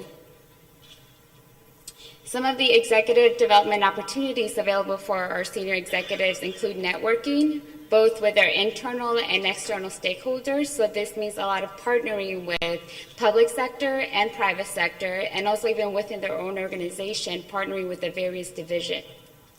Initially, they cultivate their self-awareness through various 360 assessments, and we encourage them to consider opportunities for experiential and action learning, including details. Additionally, we also encourage them to consider a coach or a mentor. So to assist agencies with their executive development, OPM is currently spearheading several initiatives, including building a federal internal coaching network. So these coaches will be available to executives and also to federal employees to provide them with executive coaching, career coaching, and life coaching to improve their development and close those competence gaps they have identified. Additionally, we are going to launch a SCS situational mentoring program at the end of December, and this is a database of executives that have volunteered their time to provide mentoring services to new executives that are currently being onboarded. So in the database, for situational mentoring, it will be a short-term discussion. So it's not meant to be a long-term mentoring relationship with the mentor. It would just be short-term, and usually they'll be able to email each other, phone call, or even just meet up for a quick coffee break.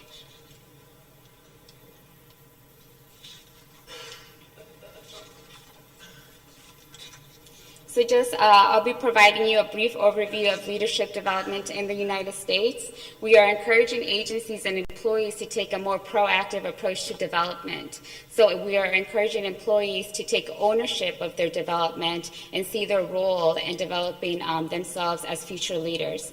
The primary model we use is the 70-20 model of development created by the Center for Creative Leadership, which basically means that an individual should focus on 70% of their development from job experiences. So we learn more from doing, and less emphasis on the formal training, which includes classwork and also reading books, journals, etc.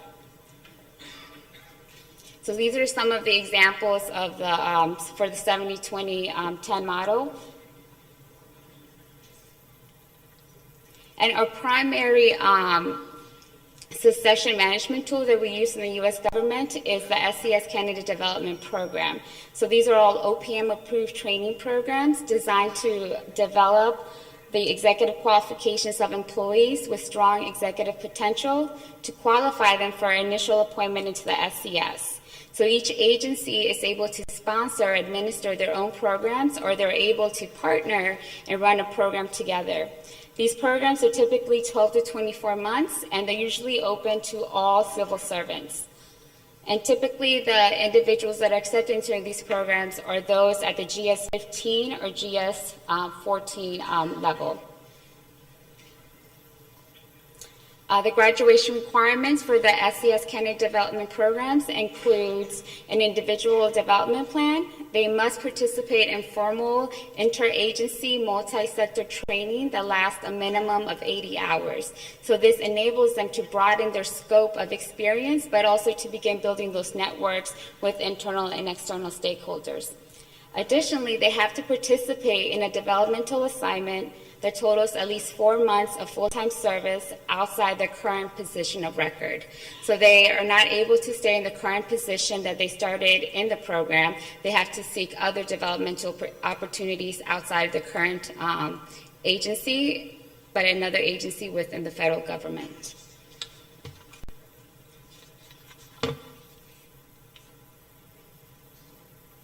So in the U.S., we really begin to think about leadership development from the aspiring leader level. So these are any individuals, as soon as they enter the federal government, we want them to begin thinking about becoming a leader, and we want to build our internal leadership pipeline.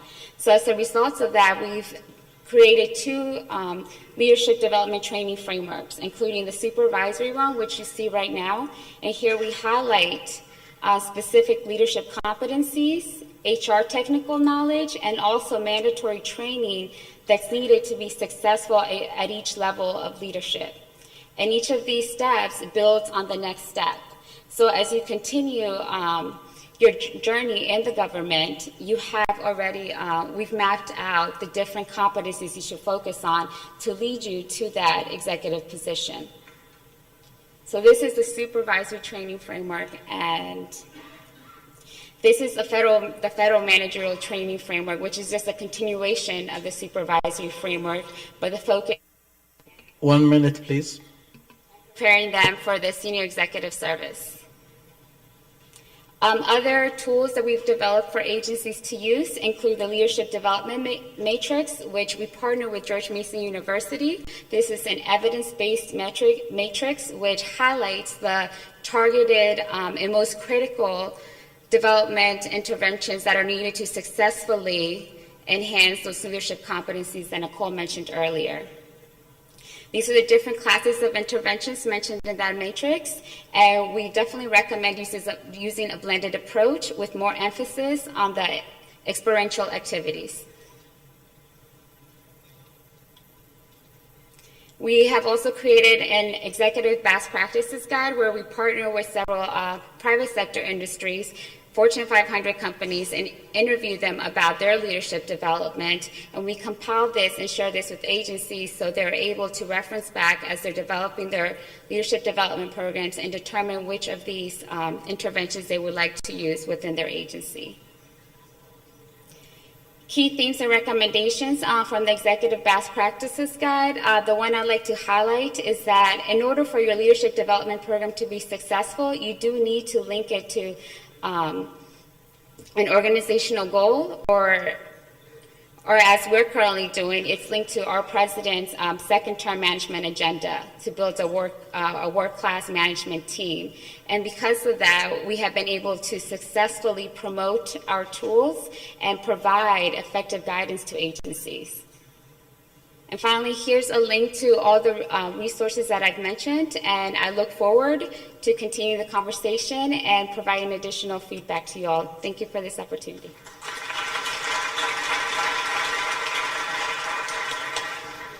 أشكر المتحدثتين نيكول and ياديرا على عرضهم لهذه التجربة المميزة في كيفية تطوير القيادات الإدارية في مكتب إدارة شؤون الموظفين في الولايات المتحدة الأمريكية. أنا متأكد أنه نحتاج إلى أن نتعمق أكثر في هذه التجربة، ولعل المراجع اللي وضعت للاستفادة طبعا منها.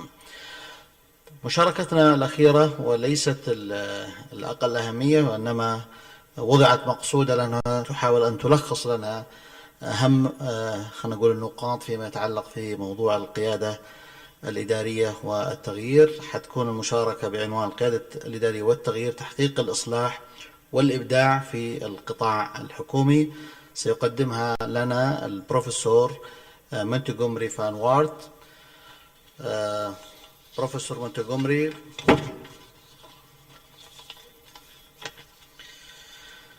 he is a professor at California State University and a physical professor at the University of Hong Kong.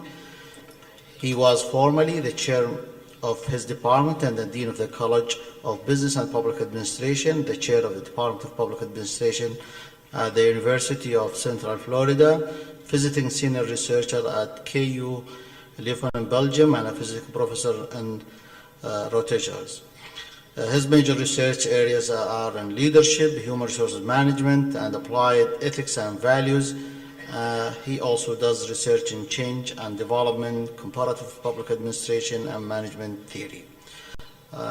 طبعا he has a number of books. فليتفضل لتقديم ورقته. شكرا.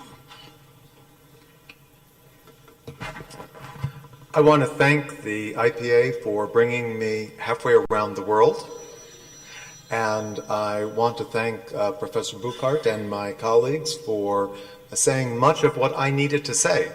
So I can shift many of my remarks now to summarizing and bringing the questions home to you about, I think, what this means.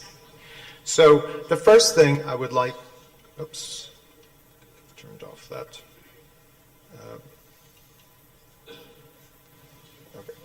The first thing I'd like to say is, if you have gotten no other points, every group in this room, the Army, education, civil service, should all realize this is an age of change.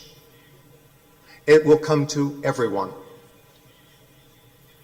And the second point that should be clear is that civil service and all parts of it will either take the reins of change or they will be victims of change.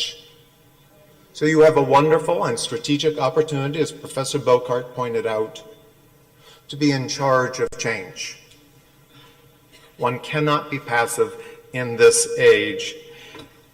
The other point that was made was that change comes in many different forms. You want to look at different models, but you want to adapt and adjust them and be inspired by them. But as the Chinese say with change, they want Chinese characteristics. You want Saudi Arabian characteristics to the change that you adopt. I'll only cover a few of the slides that I had, as my colleagues have done for time. But one thing is to point out that developed countries often are not the best models, developed economies, that many of the developed economies, and you've heard some of the examples, they're looking at reduced administrative overhead, harnessing advanced technology, collaborating externally more, and marketing public institutions better. Developing economies often have a very different agenda, have different things they're working on, and therefore the models that they need to adopt may be different. They often are looking at sometimes basic modernization of both the physical and human capital, ensuring that the rule of law is well executed and that there's principle-based decision-making in administrative systems.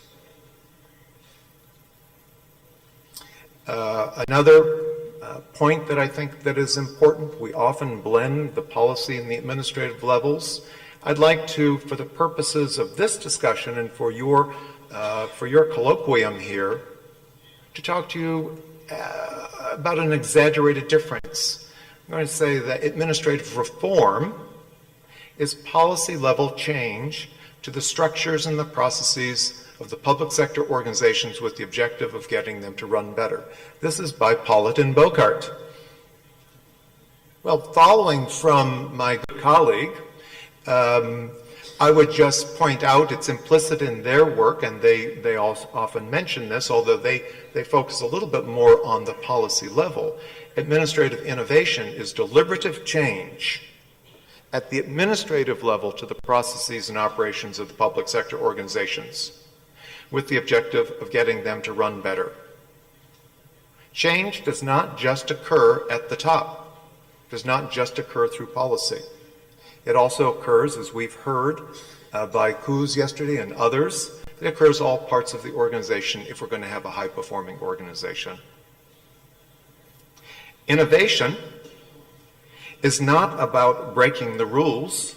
Administrative innovation is not about breaking the rules. It's not about just meeting the rules. Administrative innovation, innovation that occurs at the administrative level, not the policy level, is about going beyond the rules. And that is our task. That should be our mission, to exceed the bare minimums that are set out in policy. It is our responsibility to innovate. I'll pose a few questions at the end. I'm going to go right down here. So I have 5 steps of administrative innovation. I'm only actually going to talk about one of them. I'll mention the 5, create a supportive environment for innovation. In the keynote yesterday, Mr. Koos, Dr. Koos did a brilliant job of laying out much of what creates a supportive environment for change and innovation. What I will talk about is selecting problems to solve carefully after thorough and realistic assessment. If you don't have good data, you don't know what the problems are, you can't solve them. I will not be talking about ensuring external support and internal support, being a good change manager. These are topics that are being covered in this session, or adapting innovation of the system, and adapting, if you're going to be truly transformational, you actually adapt the system to the innovation as well. But that's great innovation, and that's probably beyond what we want to talk about today. So let me just finish up with this slide. So we've heard from some of our speakers some of the tools that you can use to know your organizations. If your organizations are not doing these types of things, it's very difficult to be able to make good decisions about what needs to be changed and then to carry out the change. So some of the tools that can ascertain the structural effectiveness of an organization and its technical performance include the organizational review of purpose, going back and looking, what is it we are about? The world is changing very quickly, even in education, which is another very stodgy institution. Online learning has radically changed the environment. Performance checks on both outputs and outcomes. We had 2 of my colleagues just did a wonderful job about giving examples of those. Ethics audits are particularly important for developing economies. That could be built in to other features of your assessment. Customer and citizen assessments, standard practice in high-performing organizations. Strategic performance reviews, which is making sure you have the right system that you're utilizing, appraisals of internal and external coordination and adaptability, are some of the tools that you use. So, for example, good agencies will have 1 year an internal assessment of their employees about how they're doing, and then the next year they'll go to the public and they'll get an assessment from the public, and they'll go back every year so they have longitudinal data.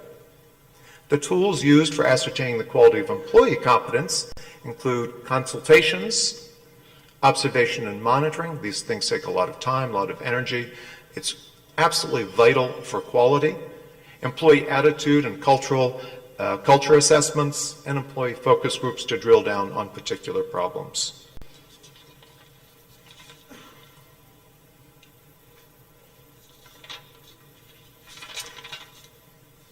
So I think I will stop there and just point out that what I would like to hear of more, perhaps in the question and answer if we have time, but what are the administrative innovations that are occurring in your agencies? What is going on in your agencies? We've had a lot of critique. What's going on that is positive in your agencies? What do you want to build on so that you can take the reins of change, administrative innovation, that you can take the reins of change in your own hands, and you can enlarge it and be regional and national leaders in administrative reform and innovation. Thank you very much.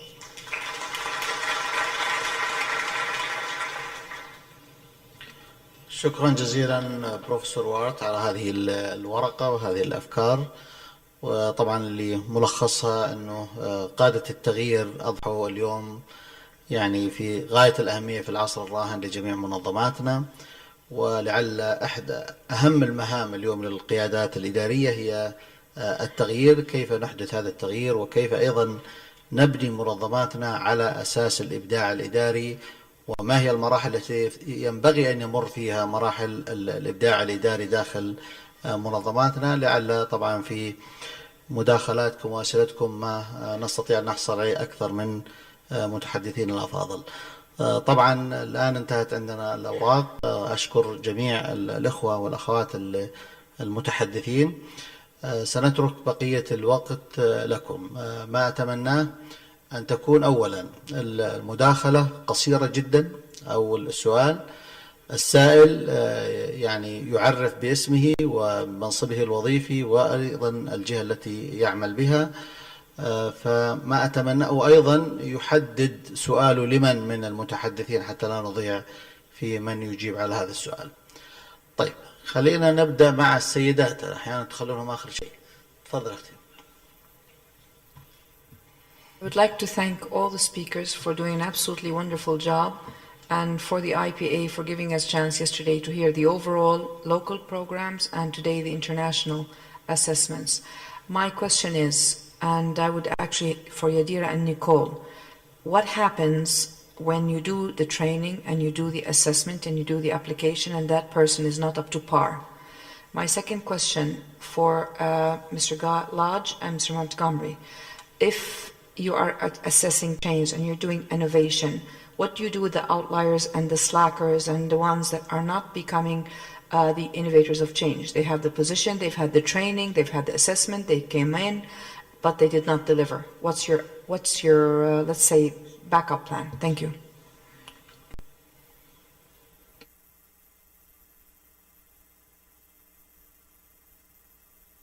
Well, because it's competitive, there are, in many cases, over 100 applicants for one senior executive position.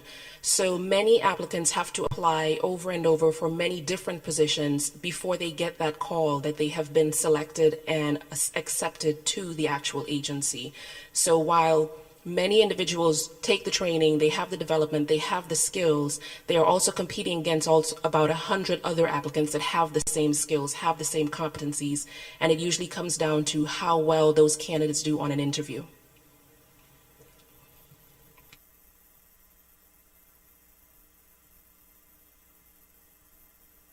So the question about what do you do with those that just don't perform no matter how much you invest in them is a very good question, and it's there's no easy answer to it. The truth in the United Kingdom, and I think in a lot of systems, is poor performers get moved around, and I don't think that's very good for them, and it's certainly not very good for public administration. There has been, I didn't have a chance to go into this, there is now a new appraisal system within the UK civil service, and what it does is it identifies the bottom 10%. And the theory is that if you're in the bottom 10% for 2 appraisals in a row, you will then be asked to leave the civil service. However, employment legislation stands in the way of actually doing that, although there is now the power to compensate people to remove them. But yes, it's a tricky one that all civil services struggle with. So I'll answer the generic. It's as important that you build the positive things that you also have your accountability system. And so what you're talking about is the accountability aspect. It will vary significantly by systems, but we have seen a worldwide trend to go to term limits. That was mentioned by several of our speakers as one example. So you will get a non-renewal. It may not be frequent, but it does not take too many times before you fail someone, you fire someone before others take notice. The second level is that you can actually, when you get too many in one agency, legislative bodies punish the agency by poor funding. And then there's the shame and guilt system, in which you start to identify individuals and or agencies, and you continue to prod them. Sometimes that's effective, sometimes it's actually dysfunctional. معالي الدكتور عبد الرحمن الشقاوي تفضل. شكرا. In the civil, my question is addressed to Mr. Guy Lodge. In the civil service survey in the UK, it showed very low scores of the civil service opinions regarding certain points that were raised. You mentioned many factors, related to this survey, but I was wondering, nothing has been mentioned regarding the morale. I mean, is there low morale in addition to, other factors that were addressed? Secondly, in the European countries, I noticed that there is an orientation towards contracting civil service employees.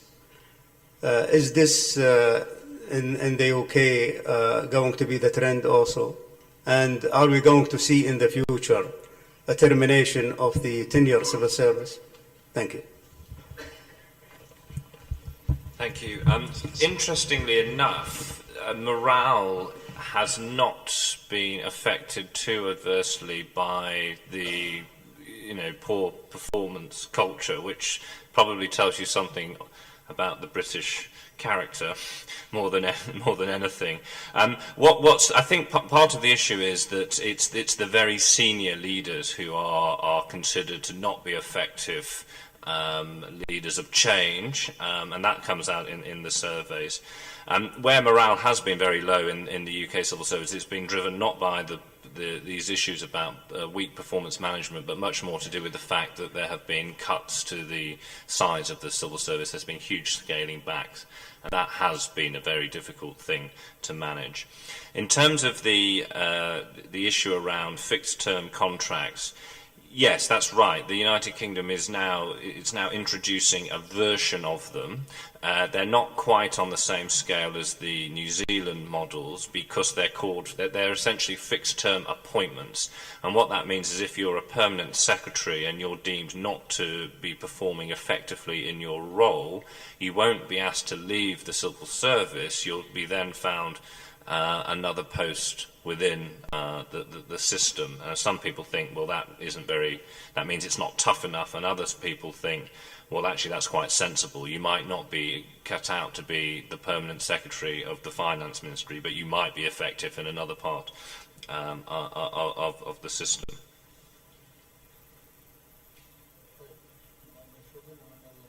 الصفوف الخلفية.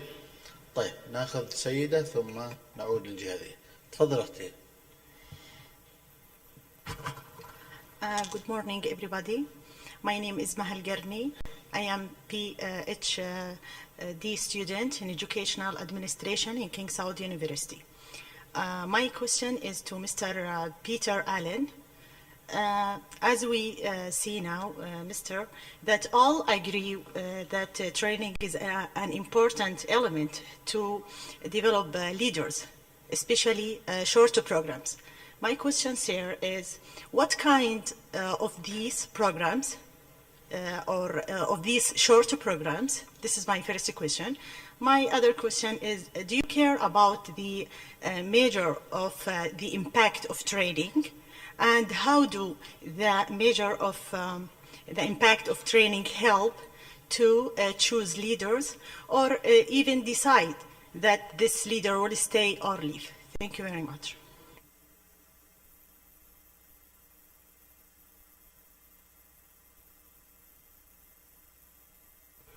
The focus of the work of the Australian New Zealand School of Government is principally on people at mid-career and above.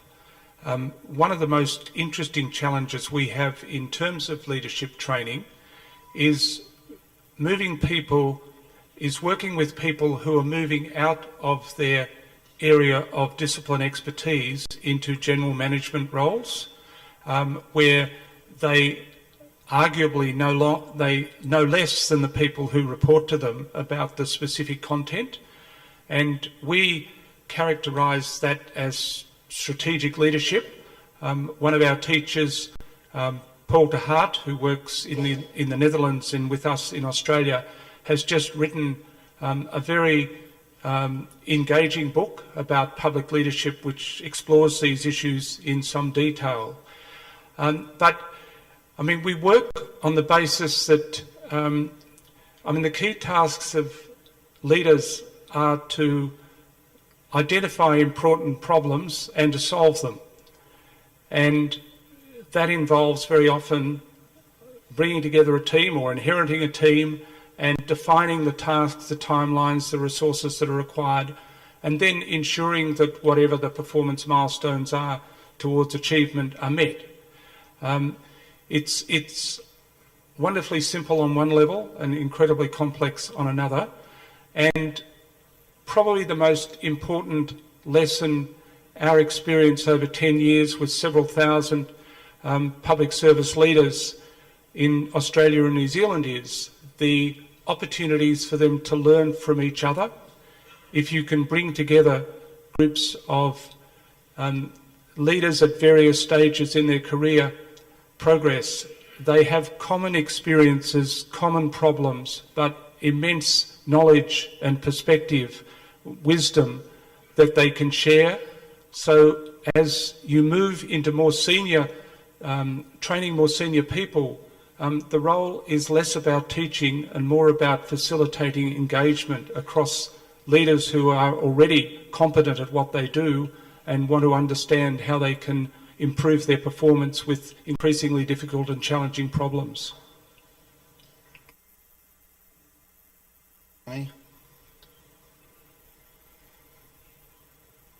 بسم الله الرحمن الرحيم. Thanks and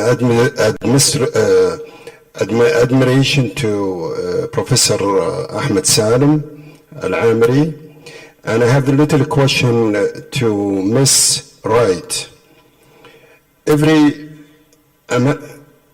American administration, they adopt to public administration theories. For example, during Carter, zero-based budgeting. During Clinton, reinventing the government by Osborne and Professor Heek. What do you think the existing administration, Obama administration, public administration theories which is adopted by the federal government, a lot of critique, they said it is creative destruction.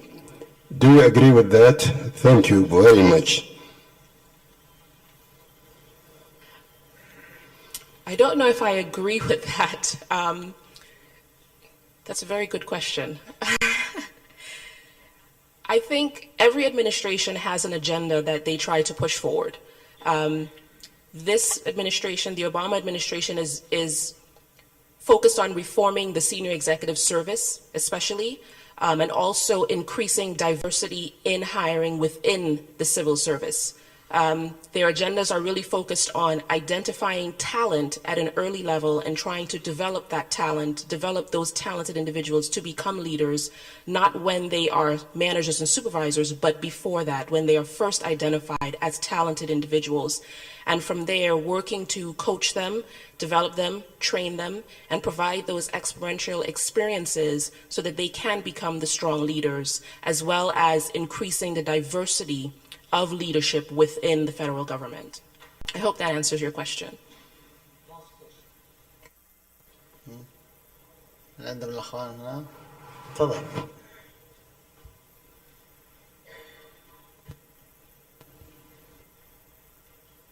Thank you, Mr. President, and thank you for the distinguished speakers. My question is to Mr. Lodge about the experience of your country with the fixed term tenure versus the American system and the senior executive service open-ended contracts. Thanks. I should say the experience in the UK is we've only just introduced them, so there are only a handful of permanent secretaries who are on these fixed-term contracts. There was a debate, by the way, in response to the earlier question about whether the name permanent secretary should be changed to reflect the fact that they might not be permanent. That happened in Australia when they introduced fixed-term contracts. In terms of weighing up the pros and cons of the model, all I would say is that I think the experience in New Zealand, and I wouldn't want to over-romanticize it because there were definitely issues there, but the system has evolved. I think in general the view is that they have performed, the fixed-term contracts have played a role in terms of sharpening the accountability of senior officials. I think the other important thing, as I tried to say in my talk, is that the benefit of having a contract is that it forces, in our case, the minister to spell out in clear terms what it is they want to deliver, what it is they want their senior officials to get on with doing. Now, if you talk to senior civil servants in the UK, that's the one thing they're desperate for from ministers.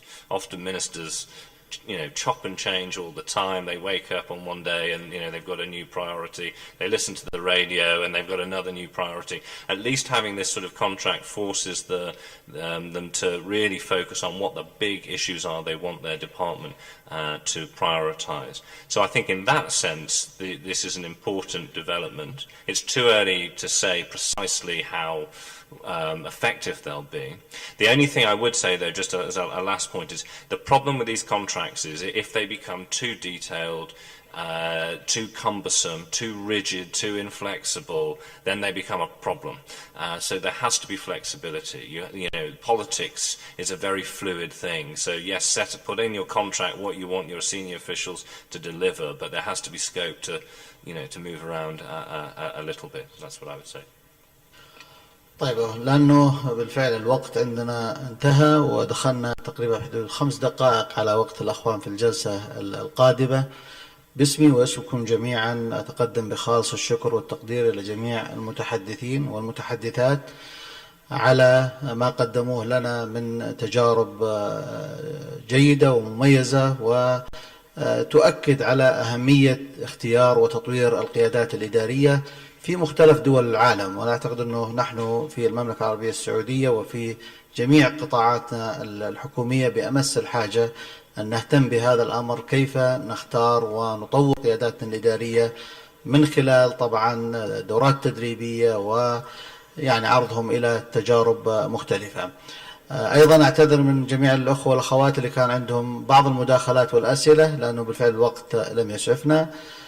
نهاية طبعا أشكر الجميع على تنظيم هذا المؤتمر، وفي النهاية أتقدم لزميلي الدكتور صالح السلمي ليختم هذه الجلسة. شكرا. أيها الأخوة والأخوات، باسم معهد الإدارة العامة وباسمكم جميعا نتوجه بخالص الشكر والتقدير لسعادة الأستاذ الدكتور أحمد بن سالم العامري على رئاسة هذه الجلسة، كما نتوجه بالشكر الخالص لأصحاب السعادة المتحدثين في هذه الجلسة، ونشكر أيضا الحضور على مداخلاتهم ومشاركاتهم. ونود الإشارة إلى أننا سنأخذ استراحة لمدة 5 دقائق بإذن الله، سنعود بعدها للجلسة التالية والتي هي بعنوان استقطاب وتعاقب القيادات الإدارية الحكومية. شاكر لكم يا أخوان، السلام عليكم ورحمة الله وبركاته.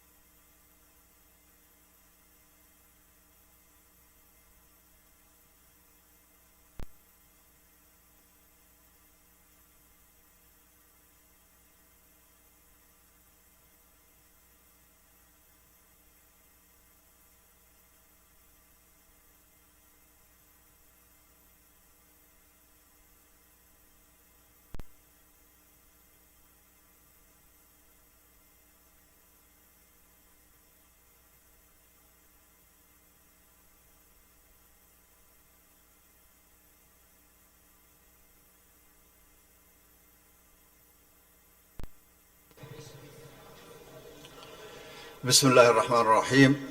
الحمد لله رب العالمين، والصلاة والسلام على نبينا محمد وعلى آله وصحبه أجمعين. أيها الأخوة الكرام والأخوات الكريمات، السلام عليكم ورحمة الله وبركاته. يسرنا أن نرحب بكم من جديد في الجلسة رقم 4 من فعاليات مؤتمر القيادات الإدارية الحكومية في المملكة العربية السعودية، الواقع والتطلعات. ستركز هذه الجلسة على استقطاب وتعاقب القيادات الإدارية الحكومية، ويسرنا أن يتفضل سعادة الدكتور محمد البكر برئاسة هذه الجلسة، وأود أن أستأذن سعادته في استعراض مقتطفات من سيرته الذاتية. الدكتور محمد البكر أستاذ مشارك علم النفس الاجتماعي من جامعة ولاية ميشيغان، أستاذ السلوك التنظيمي، أستاذ مشارك مفرغ للتدريب في معهد الإدارة العامة، لديه عضوية كثير من اللجان، نذكر منها على سبيل التنويه فقط وليس الحصر: عضو اللجنة العلمية من معهد الإدارة العامة، عضو اللجنة التنظيمية للمؤتمر الدولي للتنمية الإدارية، ومستشار متعاون لدى وزارة البلديات والشؤون القروية، عضو المجلس العلمي لمعهد الإدارة العلمية للمعهد الإدارة العامة، رئيس الفريق الاستشاري المكلف بتقييم وتطوير معهد الإدارة العامة بسلطنة عمان، له إسهامات علمية وعدد من الأبحاث المنشورة في مجلة معهد الإدارة العامة ومجلات علمية محكمة أخرى، له إسهامات أيضا في عدد ومشاركات في عدد من المؤتمرات والندوات والجمعيات، فهو عضو الجمعية السعودية للإدارة، عضو اللجنة الأمريكية لعلم الاجتماع، عضو مجلس الإدارة الجمعية السعودية للدراسات السكانية، وعضو الجمعية الأمريكية للموارد البشرية. أيها الأخوة والأخوات، يطيب لي أن أطلب من سعادة رئيس الجلسة أن يتفضل مشكورا بالبدء في رئاسة الجلسة. تفضل.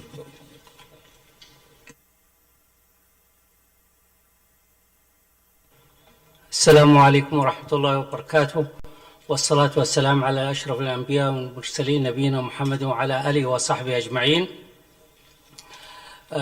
أصحاب السمو والمعالي والفضيلة والسعادة، الأخوة والأخوات المشاركين في الحضور لهذا المؤتمر، اسمحوا لي أن أتقدم باسمكم جميعا إلى معهد الإدارة العامة، ممثلا بمعالي مدير عام معهد الإدارة والأخوة الأعزاء أعضاء اللجان التنظيمية والعلمية، على تحقيق هذا المؤتمر الهام والذي يتماشى مع توجه القيادات الحكيمة في المملكة العربية السعودية من إدخال وتحديث تغيير نوعي وجذري في بنية الإدارة العامة وبنية الأجهزة الإدارية الحكومية.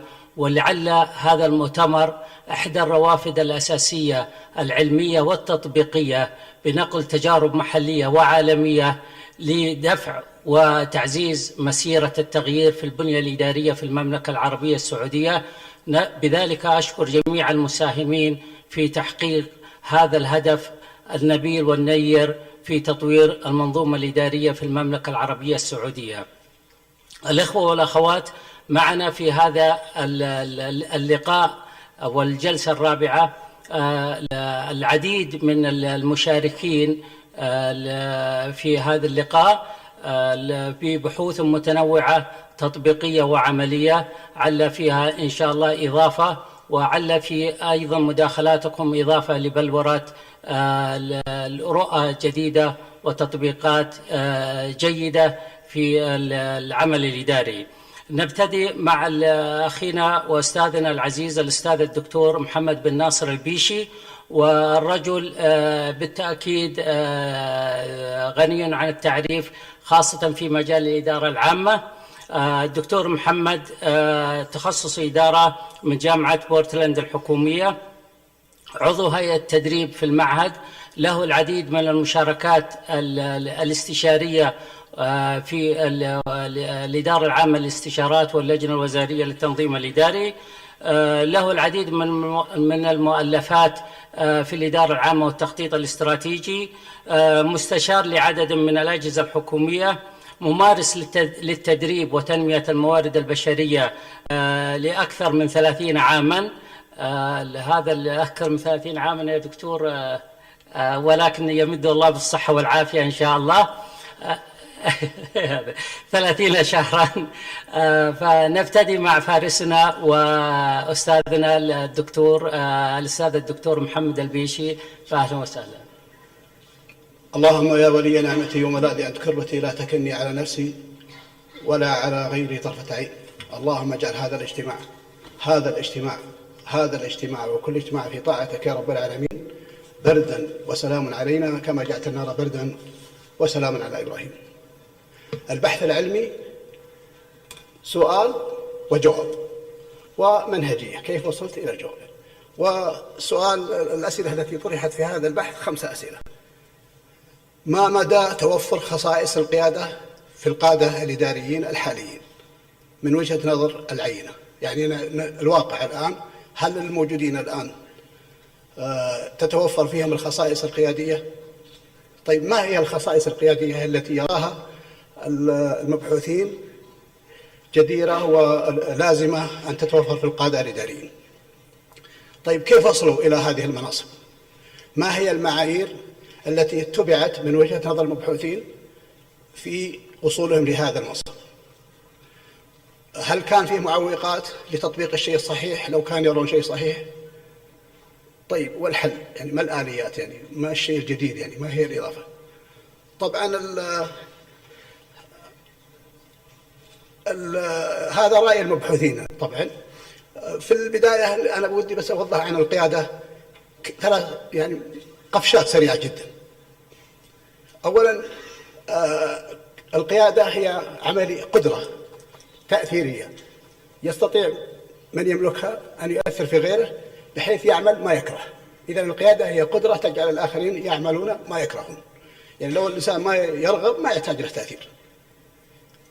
هذه القيادة مربوطة باكتشاف غريب صراحة، وأنا لم أعلم به إلا متأخرا صراحة، وهي أنه لا يستطيع كائنا من كان حتى الشيطان ما يستطيع يأثر عليك كفرد إلا إذا أنت عندك استعداد أنه يأثر عليك. فهذه المعلومة يعني توحي بأن فيها أهمية أنك تعرف كيف أن الناس الآخرين يعطونك فرصة أنك تأثر فيهم، لأنهم إذا ما رغبوا لا تستطيع. يعني ثبت علميا أنك لا تستطيع أن تؤثر على شخص ليس عليك من سلطان. ما تقدر تأثر في شخص إلا هو إذا كان عنده استعداد وتقبل أنك تأثر فيه. إنك لا تهدي من أحببت. طيب وش الأشياء التي تجعل الآخرين عندهم تقبل لك واستطاعة أنهم يتقبلون لك؟ هذه قضية. القضية الثانية أن دورك أنت كقائد، يعني فيه مقدم خدمة وفيه منظم خدمة، فأنت يعني تنفذ المهام بنفسك ولا الآخرين؟ طبعا أنت في مرحلة من مراحل حياتك الوظيفية أنت التي تشتغل بنفسك، كنت مدرب أو طبيب أو مهندس، الآن تغيرت الأمور وأصبحت أن تنفذ المهام عن طريق الآخرين، وهذه هي الصعوبة. تنفيذ المهام بنفسك سهلة جدا، يعني أنت كلاعب أو كذا تشد بالك على نفسك، لكن حينما تنفذها عن طريق الآخرين كمدرب، الآخرين هذا يبغى لهم شغل على أساس يعملون بنفس رغبتك. أصلا هم يعملون شيء أنت اللي ترغبه، قد لا يكون هو الشيء اللي هم يرغبونه. إذا الركن الثاني في فهم القيادة أنك ما تشتغل بنفسك، تشتغل بطريق الآخرين، تنفذ المهام عن طريق الآخرين. وهذه قضية صعبة جدا، قضية صعبة جدا. والنقطة الثالثة وهي أنك لاعب من ضمن عدة لاعبين، يعني لا تتحمل الأزر بمفردك. يوجد قادة ناجحين في منظمات فاشلة، ويوجد قادة فاشلين في منظمات ناجحة، لأن الصحيح المتحدث أمس ذكر كثير عن القيادة، لكنه يقصد القيادة السياسية. تذكرون كما أشار إلى الشيخ ابن مكتوم وغيره. في القيادة الإدارية والمرجعية موجودة، وهي الجائزة الأوروبية للجودة تضع معيار القيادة 10%. يعني إذا وجد قائد ناجح ممكن يساهم في النجاح بنسبة 10%. في المملكة العربية السعودية اللي يعني الصلاحيات التي منحها في جائزة الملك عبد العزيز للجودة أعطوها 15%. يعني لا توجد بحث علمي، حتى أنا قبل ما أدخل يعني مشترك في الجودة ومحكم فيها واتصلت فيهم قلت له تغيرت النسبة، قال ما تغيرت، يعني حدود 15%. يعني لو صار فشل في عوامل أخرى غيرك أنت كقائد، يعني العاملين نفسهم، الإمكانات، المجتمع، فيه 12 عنصر يعني معروفة في الجودة تأثر فيك. لكن عليك بخبيثة نفسك، يعني أنت مطلوب منك تدور الدور اللي فيك. المادة العلمية اللي اقتبست للبحث هي مأخوذة من سمات القادة وصفات القادة وسلوك القادة، واكتشفت أن فيها أكثر من 1,000,000 كتاب كتبت في القادة كمقالة أو وعاء علمي. لكن بشكل سريع سمات القادة فيها فكر إقصائي، يعني فيها شيء إذا ما هي فيك ما تصلح قائد. ولو كان هذا الفكر صحيح كان منعنا الناس من الإنجاب. يعني لو كان هذا الفكر صحيح كان ما سمح للناس ينجبون، لأن أصلا لما تكون أسرة أنت تمارس التأثير وتأثر، وفي بعض الأسر ما شاء الله أكبر من بعض الأقسام. فهي نظرية إقصائية يعني تحكم عليها من خلال الزمن، يعني قديمة جدا. طبعا صفات القادة مشكلتها أنها فيها ثمن، لولا المشقة ساد الناس كلهم، الجود يفقر والإقدام قتال، يعني ففيه سكرفاي. يعني السلوك القادة وتصرفاتهم والموقف القيادي والقيادة التحويلية. القيادة التحويلية هذه جابت فكر جديد ما سمعنا به من قبل صراحة، يعني كمتابعين وكم يعني مشتغلين في الحقل، أن القيادة التحويلية تقول ما هو شرط يكون القائد أحسن واحد، ليس رسول من أنفسكم لكن رسول من أنفسكم. يعني القائد المؤثر هو اللي شكلنا، ولهذا أول مهمة للقائد التحويلي أنه empower people، يعني يقوينا حتى نصير كلنا سوا ثم نعمل مع بعضنا. لأن كان الفكر القديم الويكنينج ثيوري، نظرية الإضعاف، إضعاف الناس عشان إيش؟ فالفكر التحويلي أني أنا أقويك، أول مهمة لي أني أقويك حتى نكون كلنا يد واحدة. طبعا بشكل سريع الصفات التي يرغبونها الناس وهي تشرح أنفسها بنفسها: حسن التعامل، الأخلاق الراقية المتوفرة في هذه الوجهة الطيبة إن شاء الله، التمسك بالقيم الفاضلة، توك ذا توك والووك ذا ووك، الرؤية الواضحة. يعني شفتوا الموديلنج البيكتشرز كلها انك تكون الناس يعرفون ماذا تريد. التغلب على المعوقات، المعوقات داء وما انزل الله من داء الا له دواء. الناس لما يعجزون يرجعون لك حل الا عندك حل، تضيق عليهم الدنيا فاذا عندك آلاف الحلول، لكن لو جاوك يرجعون لك والله ما ادري. القائد الاهتمام باحتياجات الآخرين، الإدراك لما يجري من حوله من الأحداث، يلوي كلام الشيبان يلوي ولا تلوى عليها الأحبال، يعني كل إنسان يقظ alert للبيئة الداخلية والخارجية وخارج. التحفيز المؤدي للإنجاز، الثبات للدفاع عن المبدأ. في ناس يبدأون مشاريع جيدة وأفكار جيدة ثم يتراجعون عنها إذا جاءهم ضغط. أحد أنا النبي لا كذب، والله لو وضع الشمس في يميني، والله لو حاربنا على عقاب كانوا يؤذون لرسول الله الحرب عليه. لازم نثبت، إذا أنت متأكد أنك صح اثبت. ثم سبحان الله إذا ثبت الناس استقرت قلوبهم وجدوا في الأعوان، لكن مجرد أي شوشرة ولا شيء يتراجع الواحد. في أفكار كثيرة جدا ماتت لأنها ما وجدت من يدافع عنها، وهي صحيحة ومقتبسة ومجربة. وطبعا إن من البيان أسحرا. طبعا سألنا الأخوان يعني كيف المعيار اللي يعني موجود الآن مطبق عندهم، فذكروا أن المؤهل العلمي عادة هو يغلب، يعني دائما يعني إذا جبت شهادة عالية تغلب. وحتى يمكن لاحظناها في تشكيل الوزارات في 95 كان حملة الدكتوراه أخذوا نصيب الأسد في التشكيل الوزاري. طبعا التخصص القريب خاصة في الوظائف التخصصية، يعني إذا مهندس وإدارة هندسية يعني أو حاسب آلي وحاسب آلي عادة يراعي التخصص. طبعا الفعل والأداء ومثلا سرعة الإنجاز ورضا المستفيدين والأداء المتميز، وأحيانا الأقدمية في الوظيفة، وأحيانا كما ذكرت المتحدثات قبل قليل تطوير المسائل نفسها. الوقت يا دكتور محمد، الوقت الله يرضى عليك. طيب بسرعة خلاص. طيب المهم أنا ودي أقفز إلى أشياء اللي أحذركم منها. صراحة يعني. والحمد لله اللي اتيحت الفرصة لي، لأن هذا الشيء اللي يعني سبحان الله فيه سكة توديك للتايهين يعني صراحة، إذا بغيتها هي اللي ضيع، وفي سكة توديك للنجاح والعلم الطيب والتقدير. هذه الأشياء السيئة هي الولاء للمسؤول، الانتماء المذهبي، التظاهر بأنه ليس أكفى منك، الطاعة العمياء سم طالع عمرك سم طالع عمرك حتى لو أنك غلطان، أمنزل أنزلك الله أم الحرب المكيدة، المحسوبية، النفاق والتملق، الانتماء الإقليمي، البلديات، احنا وطن واحد وبلد واحد، ومساعدة ذوي النفوذ يعني. طالي والزمك. طبعا الآن أقفز للتوصيات يعني. التوصيات هي أولا ربط بين المهام والمعايير والآليات. يعني علميا يا أخوان، القائد اللي يشغل منصب له 5 مهام، هذا حسب الجودة.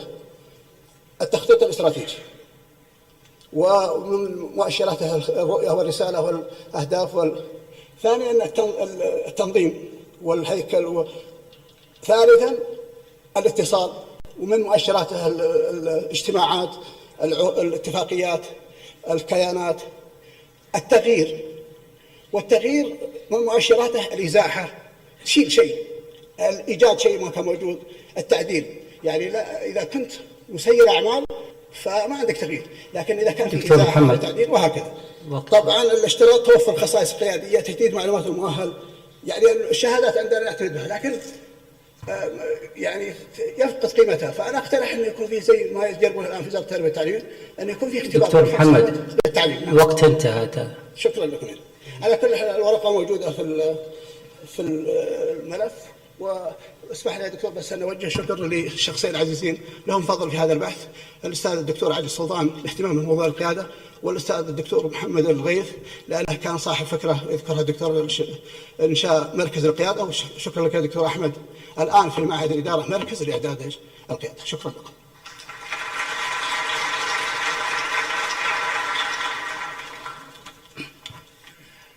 متحدثنا في هذه الجلسة أيضا سعادة الدكتور فيصل بن عبد الله البواردي. دكتور فيصل تخصص إدارة وتنمية موارد بشرية، جامعة وورdsmith المملكة المتحدة. الدكتور فيصل يشغل حاليا أمين عام لجنة التدريب والابتعاث الموظفية الخدمة المدنية المكلف وزارة الخدمة المدنية.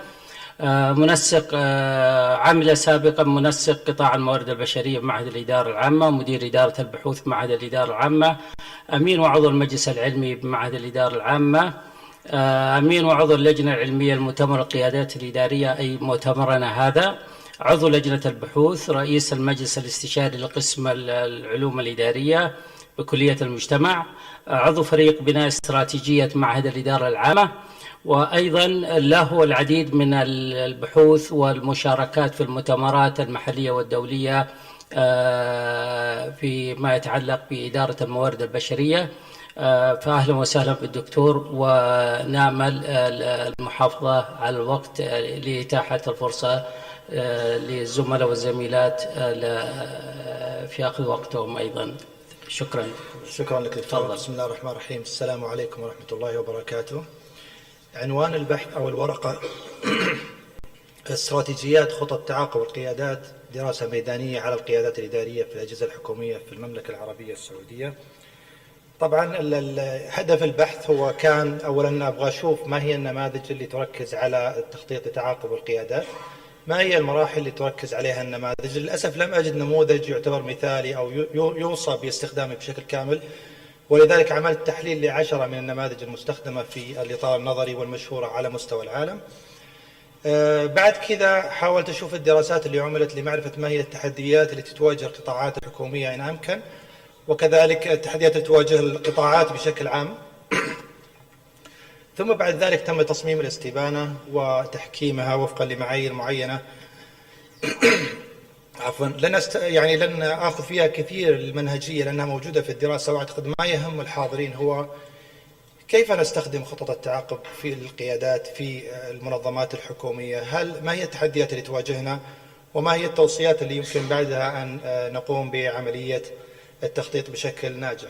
طبعا في البداية أنا حاولت أضع 3 أسئلة استكشافية كانت الإجابة عليها بنعم أو بلا أو لا أدري. الأول سؤالي للمشاركين، وكانوا هم القيادات على ال3 مستويات في الأجهزة الحكومية، اللي هو المستوى الإدارة العليا والوسطى والتنفيذية. السؤال الأول طبعا 61% من المشاركين قالوا أنه لديهم خطط استراتيجية في منظماتهم، وهذا شيء جيد طبعا.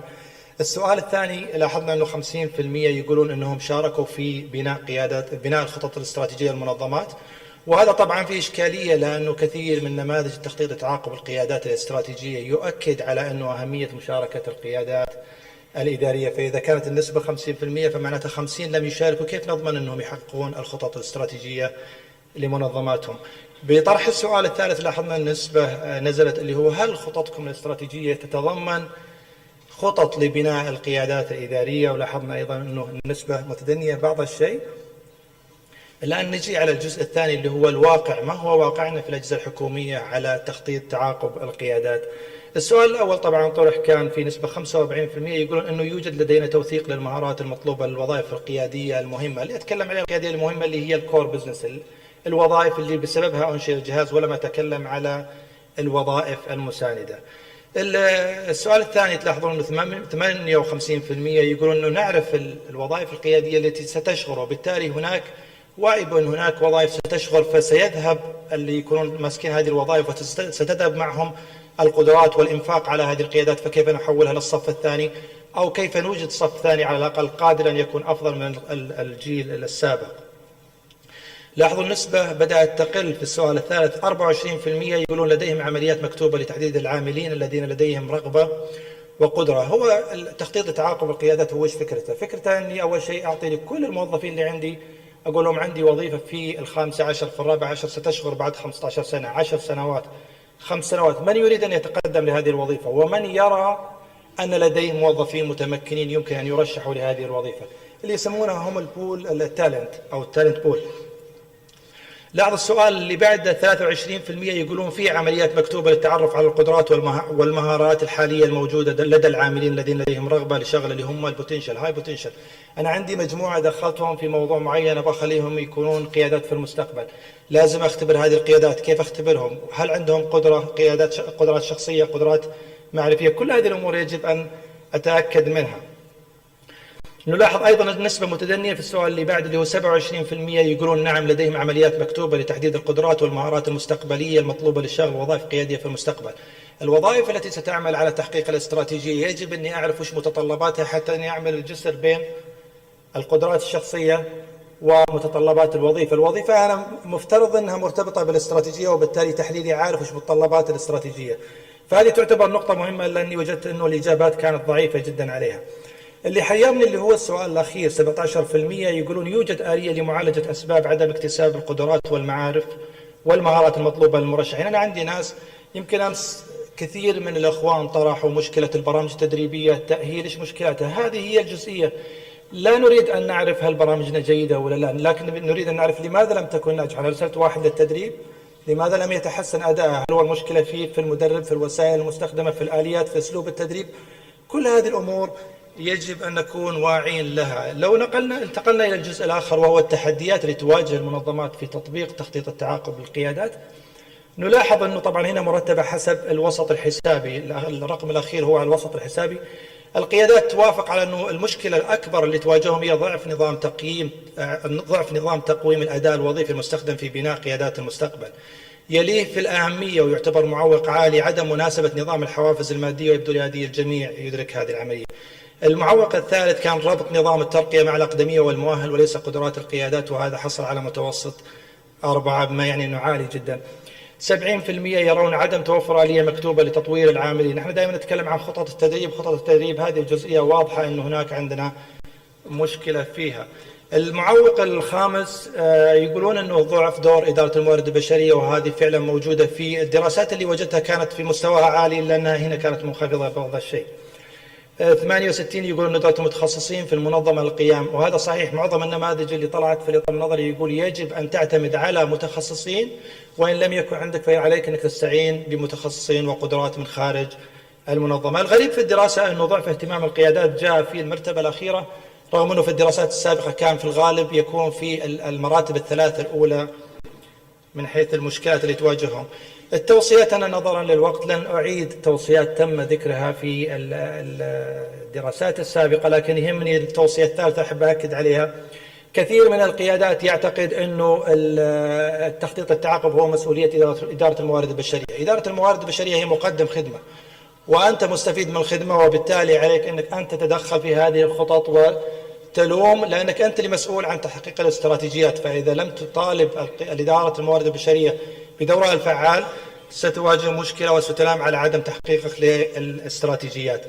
التوصيات الثلاث هذه مهمة، يمكن ودي أعرج عليها شوي. أول واحدة اللي هي طبعا الاستقطاب والتدريب والترقيات والتقييم، هذه كلها أنشطة موارد بشرية إذا لم ترتبط بالقيادات بخطط التخطيط لتعاقب القيادات فسنواجه مشكلة أيضا في تحقيق الفعالية في هذا النظام.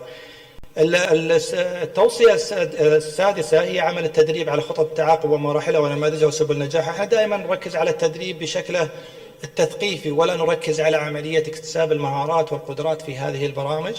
الأخيرة هي عمل ندوات ولقاءات لبحث أفضل، يعني يجب أن يكون لدينا ندوة نقول للجهات أعطونا خططكم وبنجيب لكم تجارب دولية، خلونا في النهاية نصل إلى نتيجة إيجابية، اعملها السنة القادمة يرجع لي نحاول نطور الدراسات اللي تقدمت فيها.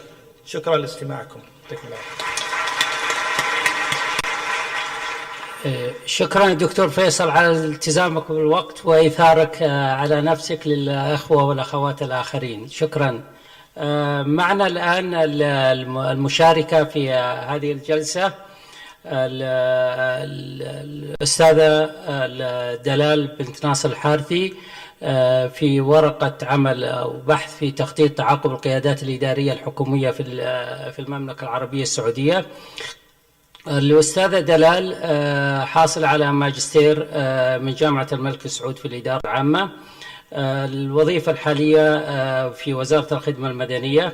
لها العديد من المشاركات العلمية بحثا ومشاركة في مؤتمرات وملتقيات محلية ودولية، كما أنها كاتبة العديد من المقالات في الصحف المحلية في عدد من الصحف المحلية ومجلة الخدمة المدنية. أيضا حضرت العديد من الدورات التدريبية وشاركت في تنفيذ العديد من الدورات التدريبية. نبدأ مع الأخت الأستاذة دلال بنت ناصر الحارثي، فلتتكرم مشكورة. بسم الله الرحمن الرحيم. شكرا جزيلا لسعادة رئيس الجلسة الدكتور محمد، والشكر موصول لجميع الأساتذة الأفاضل الذين سبقوني في تقديم الأوراق العلمية، وكذلك لمعهد الإدارة العامة لإقامة هذا المؤتمر. من المعروف أن الحضارات وأمجاد الأمم العظيمة تبنى باتصال الأجيال مع بعضها البعض، حتى تقوم طبعا الأجيال الحالية بتسليم الراية للأجيال التي تليها، لتكمل أيضا هي الأخرى مسيرة الركض في مساعي البناء. كأن الشاعر العربي قصد هذا المعنى عندما قال: إذا سيد منا خلا قام سيد قؤول لما قال الكرام فعول. بالتأكيد الشاعر لم يقصد التعبير بتفكير منهجي عن عملية تعاقب القيادات، لكن بإحساسه الفطري فعلا وضح أهمية تسلسل القيادات وأهمية تعاقب القيادات وأهمية أيضا عدم وجود أي فراغ قيادي. طبعا هذا الموضوع الذي سأتحدث عنه في الورقة بعنوان تخطيط تعاقب القيادات الإدارية الحكومية في المملكة العربية السعودية، كورقة عمل مقدمة من قبلي من وزارة الخدمة المدنية وسعادة الدكتور الفاضل عبد الرحمن الشمري عضو هيئة التدريس بجامعة الملك سعود. سأقدم من خلال العرض طبعا بريف سريع عن الإطار النظري، عن أهمية وجود قيادة، عن الكونسبت أو مفهوم تخطيط تعاقب القيادات الإدارية. كذلك سأنتقل لمشكلة الدراسة وأسئلتها وأهدافها. سوف نقوم أيضا بتحليل البيانات وعرض النتائج ومناقشتها، وسننهي بالريكومنديشنز أو التوصيات، وكذلك تصور مقترح قد يسهم بإذن الله بتخطيط التعاقب القيادي بشكل أمثل. يعتبر القادة الأكفاء من أهم الموارد الاستراتيجية التي تحرص المنظمات على استقطابها وتطويرها وعلى المحافظة عليها. طبعا بدون شك، لأن القادة الأكفاء هم من يقودون دفة التغيير في المنظمات، هم من تقع عليهم أيضا مسؤولية تحديد الاستراتيجيات الطموحة، الرؤية الملهمة، الرسالة الواقعية. كذلك هم من يصلون بهذه المنظمات إلى مواقع مرموقة من الريادة والتميز وإلى فضاءات التميز والنجاح. في البداية طبعا هناك مجموعة من الأسئلة الهامة، يعني على كل مدير HR أو مدير موارد بشرية أن يسألها لنفسه أولا، ثم للإدارة العليا في منظمته، وهي حقيقة بمثابة مؤشرات وتشخيص للوضع الراهن تعطينا تصور عن توجه المنظمة لتخطيط تعاقب القيادات الإدارية. أولها، هل لديك علم بما سيخلف شاغلي الوظائف القيادية؟ طبعا بكل تأكيد إذا كانت الإجابة لا، هذا يعطي مؤشر قوي على عدم وجود أساسا تخطيط للتعاقب القيادي. ما آلية اختيار شاغلي الوظائف القيادية؟ كذلك كيف تضمن تحقيق الأهداف الاستراتيجية في حال فراغ إحدى الوظائف القيادية لأي سبب من الأسباب؟ مفهوم تخطيط التعاقب القيادي طبعا مرتبط بالعديد من المفاهيم الإدارية، يعني لا يمكن أن نتحدث عن مفهوم تخطيط التعاقب القيادي إلا ونتحدث عن مفهوم تطوير صف ثاني من القيادات، نتحدث عن مفهوم leadership development أو تطوير القيادات. بالتالي مرتبط بمجموعة من المفاهيم، وهو ظهر بعد أن تم إعادة هيكلة طبعا الموارد البشرية، فظهر عندي الموارد البشرية الاستراتيجية والموارد البشرية التنفيذية، و يعني هذا كان عنوان بحث الدكتور سالم القحطاني في أول جلسة. طبعا كمفهوم هو عبارة عن اختيار وتحديد الموظفين المناسبين وتأهيلهم وتطويرهم للشغل الكريتيكال جوبز أو الوظائف الحساسة في حال شغورها لأي سبب من الأسباب، ترقية، تقاعد، استقالة، نقل، أو حتى وفاة لا سمح الله. طبعا هدف البحث إلى التعرف على مدى تطبيق تخطيط تعاقب القيادات الإدارية، متطلبات التطبيق ومعوقات التطبيق. جاءت تساؤلات الدراسة كما هو موضح في السلايد. اتبعت الدراسة المنهج الوصفي المسحي، كان مجتمع الدراسة الموظفين الحكوميين أو العموميين.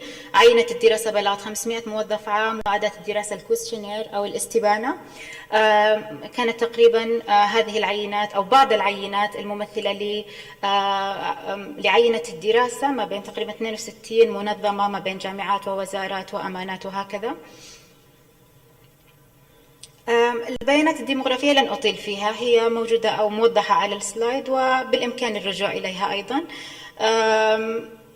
ما يهمني حقيقة هو تحليل البيانات وعرض النتائج فيما يتعلق بمدى تطبيق تخطيط تعاقب القيادات الإدارية. طبعا أظهرت الدراسة عدم وجود تطبيق فعلي لتخطيط تعاقب القيادات الإدارية الحكومية، وعدم وجود شخص مسؤول يطلع بهذه المسؤولية. كذلك كانت أعلى المتوسطات هي التي تدل على أهمية وجود برنامج التعاقب القيادي للتعرف على المستقبل الوظيفي وللإسهام في إطلاق القدرات الإبداعية، وكذلك لتعزيز مشاعر الولاء والانتماء للمنظمة. كان هناك عدم موافقة لوجود مسار استراتيجي، وجود مسؤول، يعني لا يوجد أساسا مسار استراتيجي للتعاقب القيادي، ولا يوجد شخص مسؤول يعني في المنظمة يطلع بهذه المسؤولية، ومن هنا استنتجنا عدم وجود تطبيق فعلي لهذا المفهوم. متطلبات النجاح طبعا كانت كثيرة، على رأسها الكارير باث أو تخطيط المسار الوظيفي، أن يكون هناك مسار وظيفي واضح للموظفين، ويكون هناك أيضا مسار تدريبي موازي لهذا المسار الوظيفي ويدعم هذا المسار الوظيفي للموظف. كذلك وجود توجه استراتيجي نحو بناء خطط التعاقب القيادي، التزام الإدارة العليا ببناء صف ثاني من القيادات، والثقة بالمواهب الشابة ودعمها أيضا لتحقيق تطلعات المنظمة. كان هناك طبعا العديد من المعوقات، جاءت عبارة غياب الرؤية الاستراتيجية كأكبر معوق لتطبيق يعيق يعني من تطبيق تخطيط تعاقب القيادات. أيضا عدم توفر نظام تقييم أداء موضوعي، عدم تحديد الكريتيكال جوبز التي ينبغي أن يكون هناك خطط للتعاقب القيادي لها، أيضا عدم كفاءة برامج التدريب الحالية، وعدم تحديد كريتيريا أو معايير واضحة للاختيار والتعيين والترقي. أوصت الدراسة بنشر الوعي بأهمية تخطيط تعاقب القيادي الحكومي، توجيه الأجهزة الحكومية بضرورة إعلان التوجهات الاستراتيجية وبيان ذلك وفق خطة شاملة تعدها وزارة الاقتصاد والتخطيط، تفعيل دور الرقابة أيضا من الجهات المختصة من أجل حث الجهات الحكومية على تذليل العقبات، الحاجة إلى وجود أيضا برنامج وطني شامل لاكتشاف القيادات على مستوى الأجهزة الحكومية، وعلى أن يقوم بذلك معهد الإدارة العامة طبعا بحكم ارتباطه التدريبي بجميع الجهات الحكومية، أيضا أخذ متطلبات نجاح تخطيط التعاقب القيادي بعين الاعتبار. طبعا خرجت الدراسة بالتصور المقترح الموجود على السلايد. التصور يعني يوصى بتبني هذا التصور، وقد يتم تطويره أيضا بناء على ما تسفره نتائج التجربة. التصور هو عبارة عن نظام متكامل من الإدارة الاستراتيجية وإدارة الموارد البشرية وإدارة المواهب وإدارة الأداء. طبعا فكرة أن يكون هناك تكامل ما بين هذه الإدارات. تقدم الإدارة الاستراتيجية رؤيتها حول تعاقب القيادات، ترسم الخطوط العريضة لتعاقب القيادات، تقوم بعد ذلك طبعا إدارة الموارد البشرية بتحديد الرؤى وتحديد الاحتياجات، تصميم البرامج التأهيلية والبرامج التدريبية. بعد ذلك أيضا تقوم إدارتي المواهب والأداء بشكل باراليل أو بشكل متوازي. إدارة المواهب تكتشف الموهوبين أو المواهب القيادية طبعا، وإدارة الأداء تقوم برصد أداء البرامج وأداء المتدربين وتصنف المرشحين على شرائح قيادية. بعد ذلك طبعا يتم بالرفع بفيدباك من إدارة المواهب والأداء إلى إدارة الموارد البشرية، والتي بدورها أيضا ترفع بفيدباك للإدارة الاستراتيجية حتى تقوم طبعا بتحديث أدواتها وتحديث رؤيتها حول هذا الموضوع. ختاما، يعني هذا اللقاء الكبير جمع معهد الإدارة العامة والجامعات السعودية، وطبعا باعتبارها أو بحسبانها مصدر الفكر العلمي الأصيل، وجمع كذلك نخبة متميزة من صناع القرار في الأجهزة الحكومية في المملكة، باعتبار هذه الأجهزة هي الحقل العملي لتطبيق النظريات والعلوم. من المؤمل أن نستثمر هذا اللقاء ونؤكد ونقول بأننا لا يمكن أن نتقدم ولا يمكن أن نحدث فرق في عملية التنمية إلا إذا اهتمينا بموضوع صناعة القادة. وطبعا أقصد أن القادة الحقيقيون وليس المديرين. القائد الذي يحافظ على ديمومة التنمية وهوية المجتمع واستمرار الوهج، ولا أعني المديرين الذين يقومون طبعا بتسيير الإجراءات الروتينية، لأن الأعمال الروتينية التقليدية لا تحتاج إلى أكثر من قارئ للأنظمة ومطبق للأنظمة. شكرا جزيلا. شكرا للأستاذة دلال، وشكرا لالتزامها بالوقت، وأيضا معنا المشارك في هذه الجلسة الأستاذ ذعار بن شجاع المطيري، حاصل على الماجستير من جامعة الخليج بالبحرين، تخصص إدارة أعمال.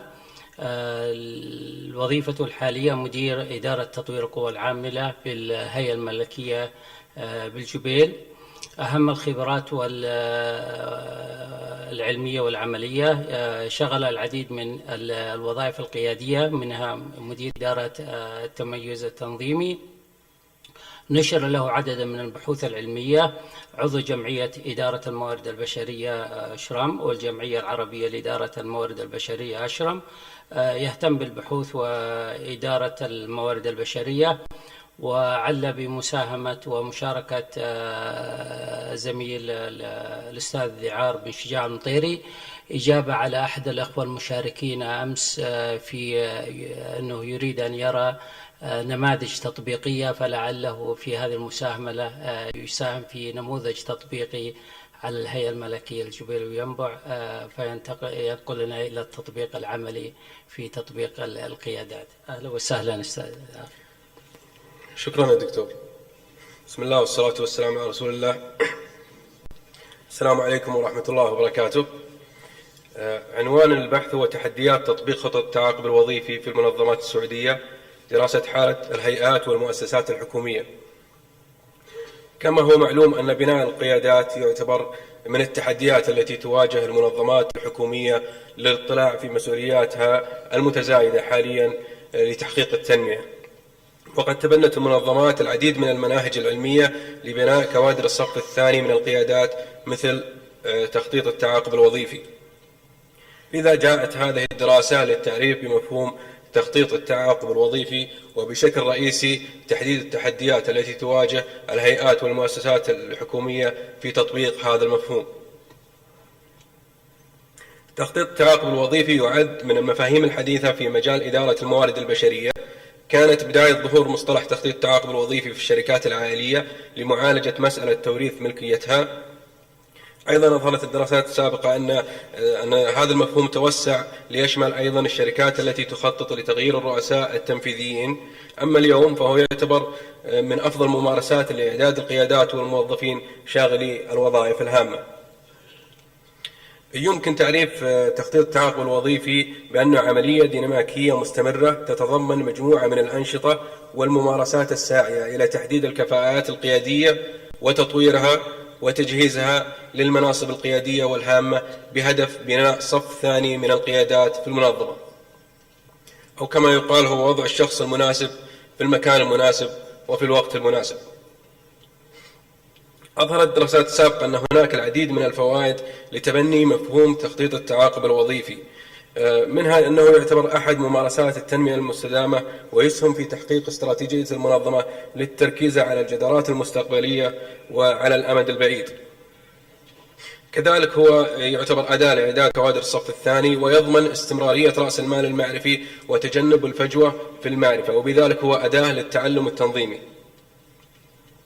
أما أفضل ممارسات تخطيط التعاقب الوظيفي فقد تم شرحها بالتفصيل في ورقة العمل، لكن أهم ممارسة هي ضمان دعم ومشاركة الإدارة العليا، لأن بدون دعم الإدارة العليا تصبح خطط التعاقب الوظيفي غير فعالة أبدا.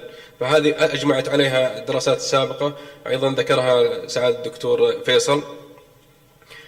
كذلك استخدام أكثر من أسلوب لتدريب المرشحين بدلا من التدريب الصفي، يجب استخدام أكثر من أسلوب، لأن الدراسات السابقة أظهرت أن الشخص يحصل على 10% من المعرفة فقط بالتدريب الصفي. نماذج تخطيط التعاقب الوظيفي، هناك العديد من النماذج التي تم استعراضها في ورقة العمل. أيضا كما ذكر الدكتور فيصل أن لا يوجد نموذج موحد لتخطيط التعاقب الوظيفي، لكن نستعرض هنا كمثال تخطيط التعاقب الوظيفي نموذج الهيئة الملكية. طبعا كما هو معلوم الهيئة الملكية تدير أهم المدن الصناعية في المملكة، وهي مدن الجبيل وينبع ورأس الخير. عدد موظفي الجبيل 3700 موظف، 130 موظف منهم يشغلون وظائف قيادية. وقد تبنت الهيئة مؤخرا منهجية التخطيط الاستراتيجي وتخطيط التعاقب الوظيفي الذي يهدف إلى ضمان استمرارية التشغيل وإعداد الصف الثاني من القيادات، وهو متوائم مع استراتيجية الهيئة الملكية ويتكون من 4 مراحل رئيسية، وهي: المرحلة الأولى تحديد الوظائف الهامة، وفيها يتم تحديد الاستراتيجيات والأولويات والوظائف الهامة وتحديد الوصفات الوظيفية واستخلاص الجدارات اللازمة. المرحلة الثانية اختيار المرشحين وتحديد الفجوة، وفيها يتم وضع قائمة بالمرشحين بناء على المعايير الموضوعة وتحديد الفجوة لكل مرشح. ثالثا التخطيط والتطوير، ويتم فيها وضع خطط تطوير لكل مرشح والبدء بتنفيذ خطط التطوير. المرحلة الرابعة المتابعة والمراجعة، ويتم فيها متابعة كل مرشح ومتابعة العملية ككل. منهج البحث، من خلال استعراض الدراسات السابقة وبالاعتماد على النموذج المستخدم بالهيئة الملكية، تم تصميم استبيان مكون من 20 عبارة تمثل أفضل ممارسات في تخطيط التعاقب الوظيفي. تم حصر الهيئات والمؤسسات الحكومية والتواصل مع عدد من مسؤولي الموارد البشرية في عدد 20 هيئة ومؤسسة حكومية يمكن تطبيق الدراسة عليها من خلال توزيع الاستبيان بالبريد الإلكتروني. استجابة منهم 14%، حيث بلغت نسبة الاستجابة 70%. نتائج البحث، هنا خصائص هيئة البحث، طبعا معظمهم من رؤساء الأقسام ومدراء الإدارات في الموارد البشرية. طبعا 71% من المستجيبين من الهيئات و29% من المؤسسات الحكومية. أظهرت الدراسة أن هناك 4 ممارسات من أفضل الممارسات في تخطيط التعاقب الوظيفي في الهيئات والمؤسسات الحكومية محل الدراسة، وهي: أولا توجد وصفات وظيفية مكتوبة تستخلص منها الجدارات الوظيفية اللازمة لشاغلها. ثانيا، يوجد ميزانية تدريب محددة وكافية لتدريب القياديين ضمن خطط التعاقب الوظيفي. ثالثا، توجد وحدة تنظيمية، إدارة أو قسم أو لجنة معنية بتنفيذ ومتابعة خطط التعاقب الوظيفي. رابعا، توجد سياسات وخطط مكتوبة للتعاقب الوظيفي ترتبط باستراتيجية وخطط المنظمة. طبعا وجود هذه الممارسات هو مؤشر مهم، حيث أنها متطلبات تنظيمية تستند عليها خطط التعاقب الوظيفي. أما عن التحديات التي تواجه تطبيق خطط التعاقب الوظيفي في الهيئات والمؤسسات الحكومية محل الدراسة، فقد أظهرت الدراسة أن هناك 9 تحديات تواجه هذه المنظمات بناء على المتوسط الحسابي، سجلت أقل متوسط حسابي، وهي يتم بشكل دوري استخدام أدوات مختلفة لقياس أداء المرشحين، ويوجد مؤشرات أداء محددة مسبقا لقياس فعالية برامج وخطط التعاقب الوظيفي بشكل دوري. تشارك الإدارة العليا في مناقشة ودعم عملية تخطيط التعاقب الوظيفي والإشراف عليها. تشمل خطط التعاقب الوظيفي جميع المستويات القيادية في المنظمة. تتم الاستفادة من تطبيقات تقنية المعلومات في تنفيذ إجراءات تخطيط التعاقب الوظيفي. يخصص المديرين جزء من وقتهم للتدريب ونقل المعرفة للمرشحين ضمن خطط التعاقب الوظيفي. يتم بشكل دوري تحديد وتحليل الفجوة في الوظائف القيادية داخل المنظمة. يتم اختيار المرشحين لخطط التعاقب الوظيفي بناء على المعايير الموضوعة. يتم الترشيح للوظائف القيادية عند شغورها من قائمة الموظفين المشمولين في خطط التعاقب الوظيفي من داخل المنظمة، وتتفق هذه النتائج مع الدراسات السابقة للزملاء. التوصيات: توصي الدراسة بضرورة تبني مفهوم تخطيط التعاقب الوظيفي كأحد أساليب تطوير وتجهيز قيادات الصف الثاني في المنظمات الحكومية، مع الأخذ بالاعتبار ما يلي. أولا، ضرورة اهتمام المنظمات الحكومية بقياس الأداء من خلال إنشاء مركز القياس والتقييم Assessment Center على المستوى الفردي، وكذلك على مستوى العمليات من خلال نظم إدارة الأداء. كذلك ضرورة اهتمام المنظمات الحكومية بمؤشرات الأداء في كل مرحلة من مراحل تخطيط التعاقب الوظيفي ليتم بناء عليه قياس التقدم في البرنامج وتصحيح الانحرافات. ثالثا، ضمان دعم ومشاركة الإدارة العليا بفعالية في كل مرحلة من مراحل التطبيق من خلال رعاية البرنامج وتحديد القادة المحتملين بناء على المعايير الموضوعة، والمشاركة في تدريب المرشحين وتمكينهم من خلال إعطائهم الصلاحيات اللازمة ومشاركة المعرفة معهم. وأخيرا، الاعتماد على نماذج الجدارات كدليل لاختيار وتطوير القيادات وقياس التقدم في الأداء والتأكد من اتساقها مع التوجهات الاستراتيجية للمنظمة.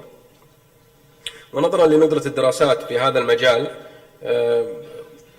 ولحداثة الموضوع، فنوصي بدراسة مدى جاهزية المنظمات السعودية لتطبيق مفهوم تخطيط التعاقب الوظيفي، كذلك دراسة العلاقة بين تطبيق مفهوم تخطيط التعاقب الوظيفي والأداء التنظيمي، وأخيرا دراسة مدى تأثير الثقافة التنظيمية على تطبيق مفهوم تخطيط التعاقب الوظيفي.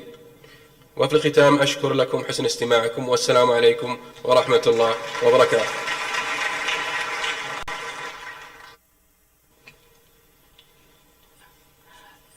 اسمحوا لي أيها الإخوة والأخوات أن أتقدم بعظيم الشكر إلى الإخوة الذين شاركوا في هذه الجلسة، استقطاب وتعاقب القيادات الإدارية الحكومية، سعادة الأستاذ الدكتور محمد البيشي، سعادة الدكتور فيصل الواردي، سعادة الأستاذة دلال الحارثي، سعادة الأستاذ ذعار المطيري. وقبل أن أنتقل إلى الفلور، حاولت أن أتفهم التعاقب الوظيفي من عدة زوايا وحاولت أن أساهم فيه، ولكن أتذكر مقولة جان ماكسويل في مؤتمر له في الولايات المتحدة الأمريكية عندما سئل من القائد، فأجاب له العديد من الإجابات، ولكن ركز على إجابته وهي تتمثل في التعاقب الوظيفي. مرة أخرى جان ماكسويل أحد المحاضرين الرواد في القيادة الإدارية أجاب أن القائد هو the leaders who can create leaders. القائد هو الذي يستطيع أن يوجد أو يخلق قادة. فهذا هو مفهوم التعاقب الوظيفي. كان حبيت أساهم في كرتون بسيط عن التعاقب الوظيفي، بس زميلنا يبدو مو موجود يحدد مفهوم التعاقب الوظيفي، وكان على سطح المكتب. ولكن دعوني أنتقل الآن إلى الفلور. الأستاذ الدكتور أحمد العامري بدأ في الجلسة السابقة بدايته مع الزميلات في جلسته، وإحقاقا للحق والعدل نبدأ الآن مع الإخوة في هذه الجلسة، ونبدأ بمعالي الدكتور فهد الحمد حيث طلب المشاركة، نائب رئيس مجلس الشورى، مساعد رئيس مجلس الشورى، فليتفضل مشكورا. شكرا سعادة رئيس الجلسة، شكرا للمتحدثين الأربعة فرسان هذه الجلسة الذين أثرونا بنتائج وتوصيات مميزة بناء على بحوث مميزة كذلك.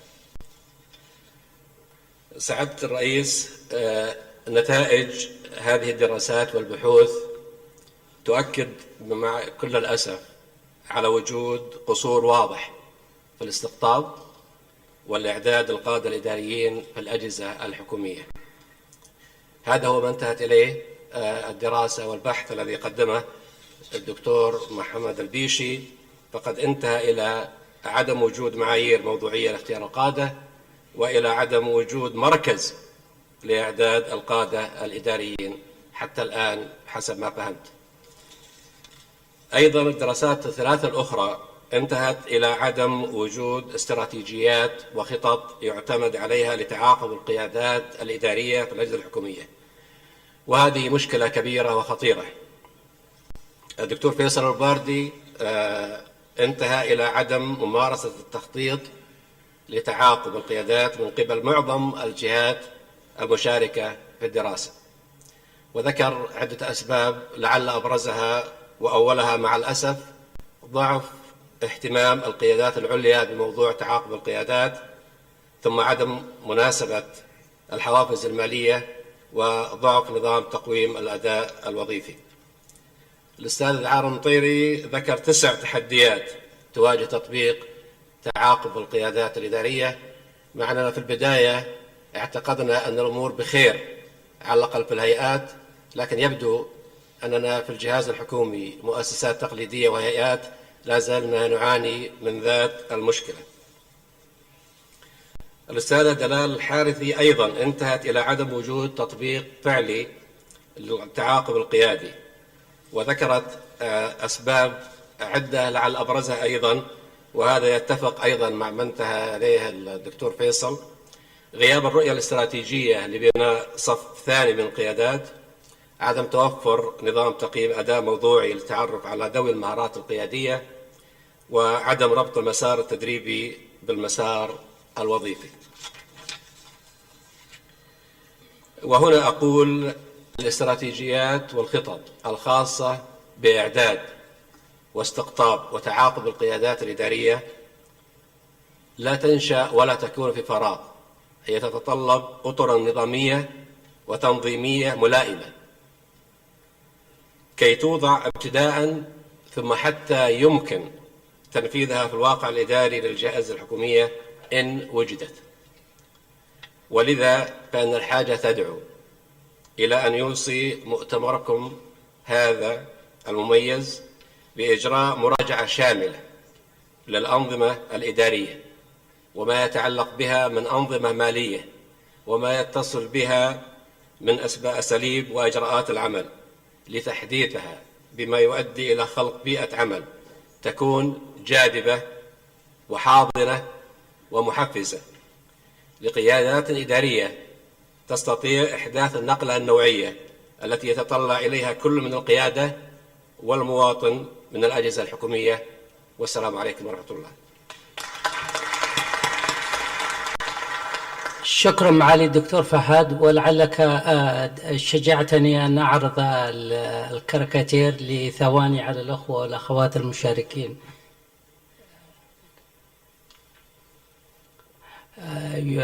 على اعتبار أنه يمثل المعوقات الأساسية اللي أشرت إليها معالي الدكتور فهد عن تحديد المسار الوظيفي أو حصر المسار الوظيفي، فنبدأ في المداخلات من الأخوات على أساس. تفضلي يا الأخت.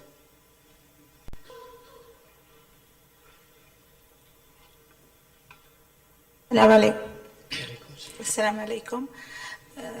شكرا سعادة الرئيس. أنا أعتقد أنه كل ما سمعناه يلخص نقطة واحدة فقط، أن المعوق الرئيس في وجه تعاقب القيادات كما تفضل الدكتور فيصل أن إدارة الموارد البشرية هي عملية إدارة مساندة تحقق أهداف الإدارة الاستراتيجية. إذن المعوق الرئيس هو في فكر القيادات أنفسهم، في ثقافة القيادات، في قيم القيادات.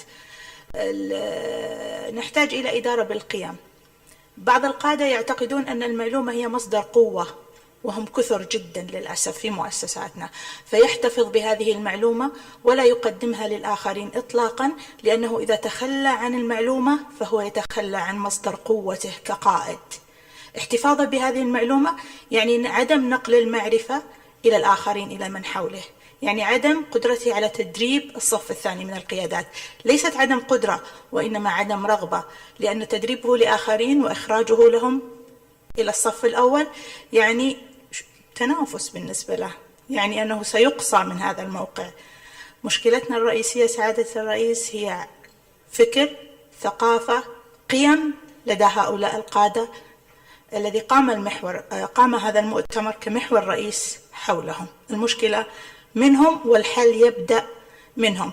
جميع التجارب الدولية التي سمعناها في الجلسة الماضية تؤكد بأن وضعنا سليم جدا، بأن وضعنا طبيعي جدا تجاه تلك التجارب. نحن نملك الفكر والمهارة، أعتقد بأننا أفضل من تلك التجارب التي سمعناها، لكننا بحاجة إلى مرحلتين رئيسيتين ليستا موجودتين لدينا، وهما التطبيق ومن ثم التقييم الذي يتجلى بالمساءلة والمحاسبية.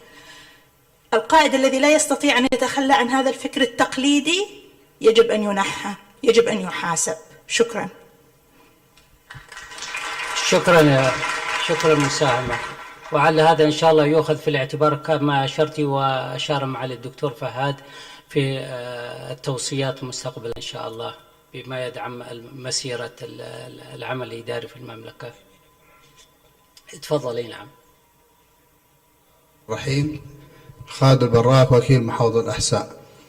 أنا ما أبغى، أنا كنت بتطرق إلى موضوع التعاقب والاستقطاب، لكن معالي الدكتور فهد أسهب في الموضوع. وبس سؤال للدكتور فيصل، هل الدراسة حددت نسب الاستقطاب للأجهزة الحكومية مقارنة بين تولي الصف الثاني بعد تأهيلهم لوظائف أعلى، خاصة مراتب أو وظائف وكيل وزارة مساعد، مدراء عامين؟ وشكرا.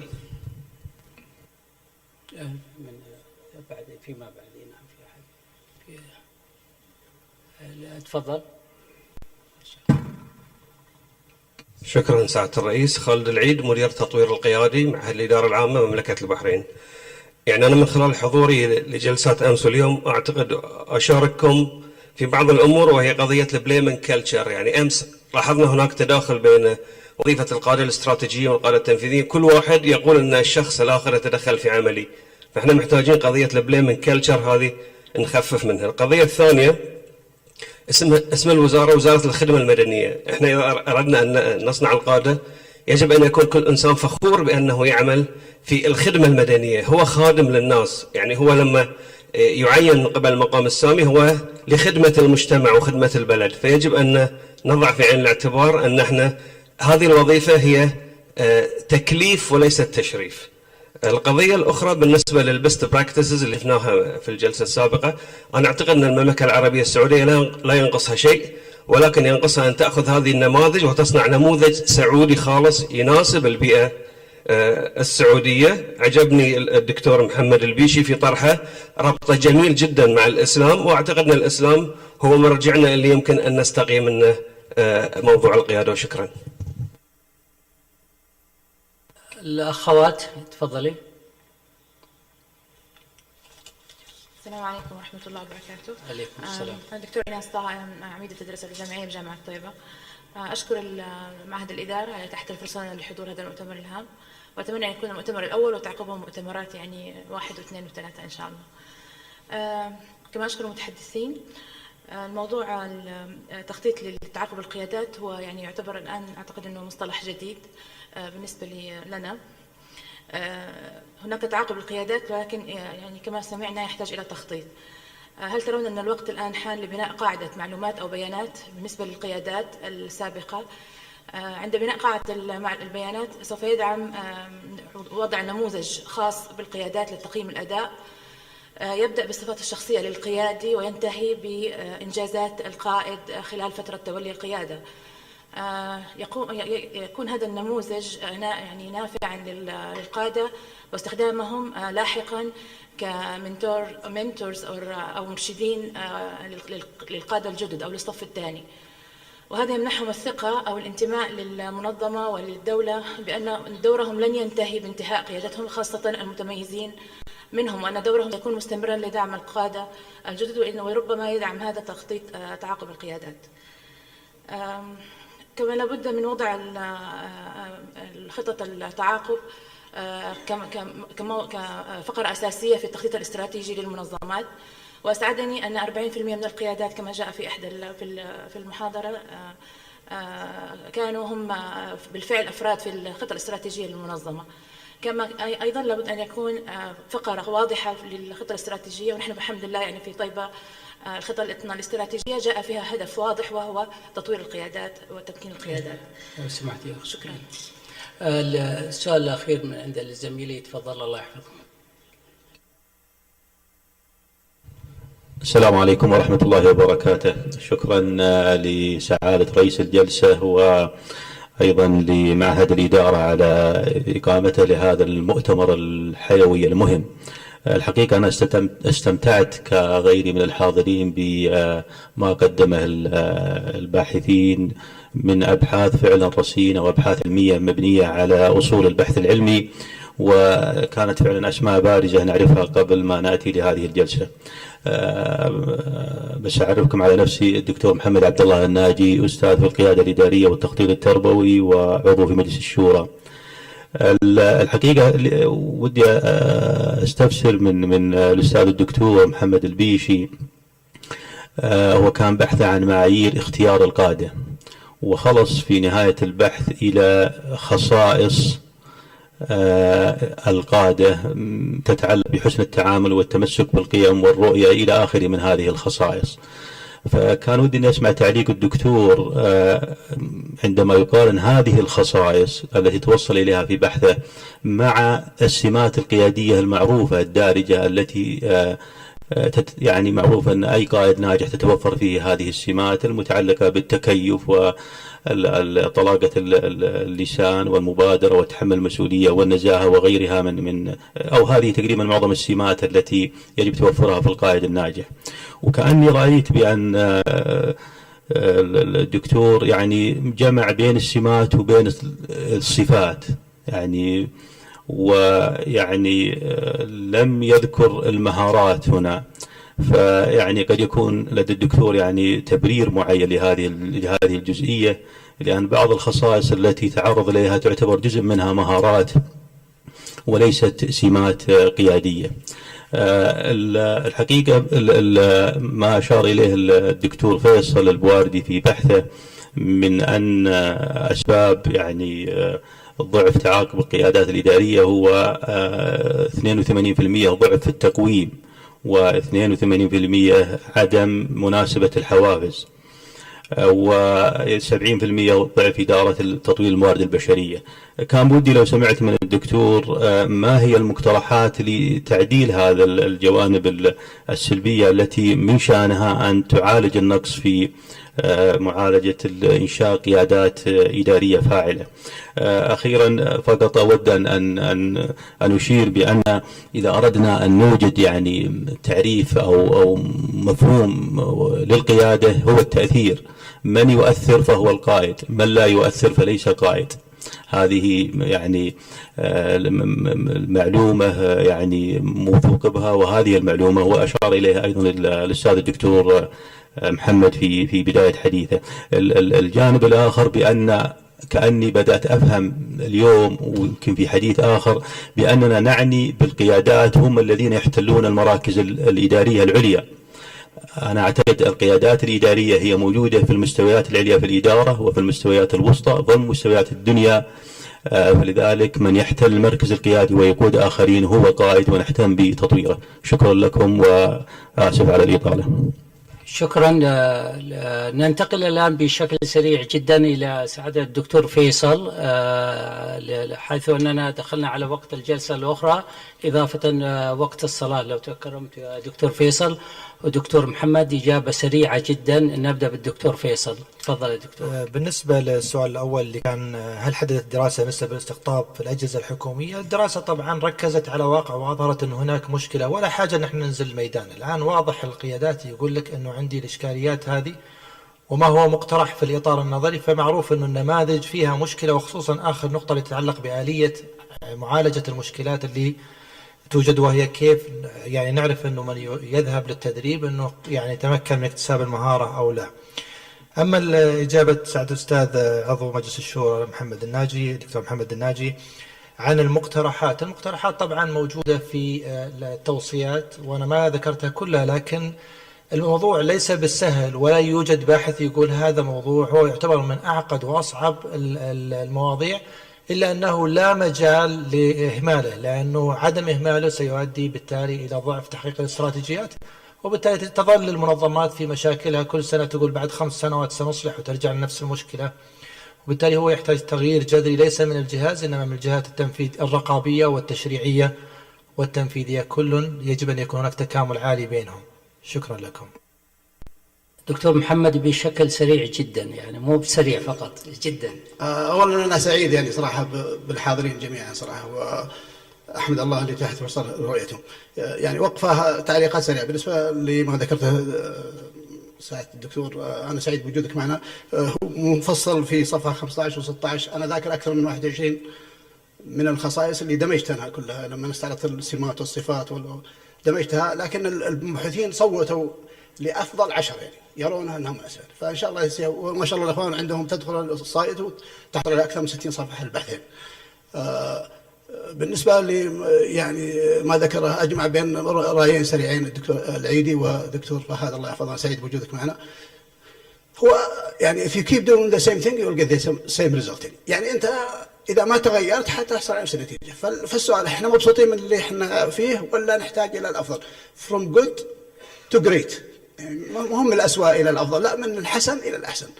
إذا أننا نبغى ننتقل من الحسن إلى الأحسن ففيه شرطين لا يمكن نتحرك إلا بها. أول شيء الاعتراف بالمشكلة. نعم في عندنا قصور ما في مكان ما في، والله ما نعترف. ما تقدر تعالج واحد إلا إذا قال نعم الآن وحصل الحق.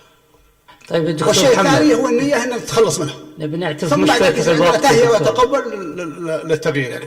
والتوصية اللي ذكرها الدكتور فهد يعني جميلة جدا، وهي فعلا هي المرحلة الثالثة. خلاص احنا معترفين ان عندنا مشكلة، نوينا ان شاء الله نتحرك ونمشي، وهذا والبداية ان يعني ريفسدت الأنظمة واللوائح وامورنا ونصلحها. شكرا لكم. شكرا دكتور محمد. دوري ينتقل الآن إلى زميلي الدكتور علي القرني. شاكرا تعاونكم ومداخلاتكم القيمة والمثرية. شكرا لكم. والآن ينتقل الدور إلى زميلي الدكتور علي. أيها الأخوة والأخوات، باسم معهد الإدارة العامة وباسمكم جميعا نتوجه بخالص الشكر والتقدير لسعادة الدكتور محمد البكر على رئاسته لهذه الجلسة، كما نتوجه بالشكر الخالص لأصحاب السعادة المتحدثين في هذه الجلسة، ونشكر أيضا الحضور على مداخلتهم ومشاركتهم. ونود الإشارة إلى أن سننتقل الآن لاستراحة للصلاة، ومن ثم العودة للجلسة التالية وهي حلقة النقاش الثاني على الأنظمة والتشريعات في اختيار وبناء وتحفيز القيادات الإدارية والحكومية. والسلام عليكم ورحمة الله وبركاته.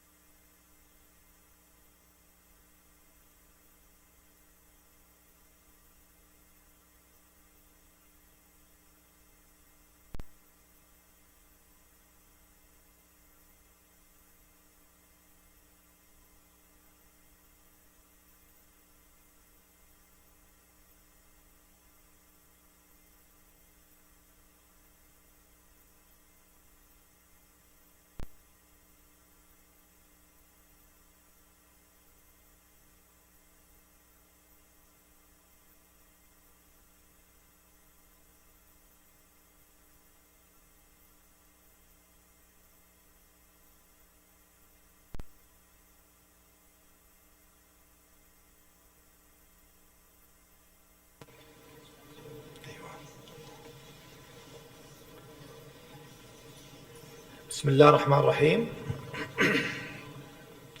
أيها الأخوة الحضور، يسرنا أن نرحب بكم في حلقة النقاش الثانية التي تأتي ضمن فعاليات المؤتمر، وهي بعنوان الأنظمة والتشريعات في اختيار وبناء وتحفيز القيادات الإدارية، والتي سيتحدث فيها كل من معالي الشيخ عبد العزيز بن إبراهيم المهنا، المحامي حاليا وقاضي الاستئناف سابقا، وسعادة الأستاذ الدكتور محمد بن عبد الله آل ناجي، عضو مجلس الشورى ورئيس لجنة الإدارة والموارد البشرية، وكذلك سعادة الأستاذ الدكتور معدي بن محمد آل مذهب، عميد كلية إدارة الأعمال جامعة الملك سعود، بالإضافة إلى سعادة الدكتور محمد بن علي الحداوي، الأمين العام لمجلس الخدمة المدنية. وسيتولى إدارة مهام هذا الحوار وهذه الحلقة سعادة الدكتور محمد بن عبد العزيز الصالح، الأمين العام لمجلس التعليم العالي. وسنذكر بعضا من سيرة الدكتور محمد الصالح. حصل على الدكتوراه من جامعة وارwick في المملكة المتحدة في تخصص القانون التجاري، ويشغل حاليا وظيفة الأمين العام لمجلس التعليم العالي. ومن أهم الخبرات العلمية والعملية للدكتور الصالح، عمل مستشارا لرئيس مجلس إدارات الغرفة التجارية بالصناعية بالرياض منذ عام 1418 وحتى عام 1420، وكذلك عمل أستاذا مساعدا في قسم القانون بجامعة الملك سعود منذ عام 1414 وحتى عام 1419. كما عمل مستشارا قانونيا لرئيس مجلس إدارة الشركة السعودية للنقل الجماعي من عام 1415 وحتى عام 1419. بالإضافة إلى ذلك عمل مستشارا قانونيا بالمركز الدولي لفض المنازعات التجارية التابع للبنك الدولي بواشنطن دي سي في عام 1410، وهو عضو في العديد من اللجان، بالإضافة إلى القيام بتأليف ونشر العديد من الكتب والأبحاث العلمية. فليتفضل في إدارة الحوار.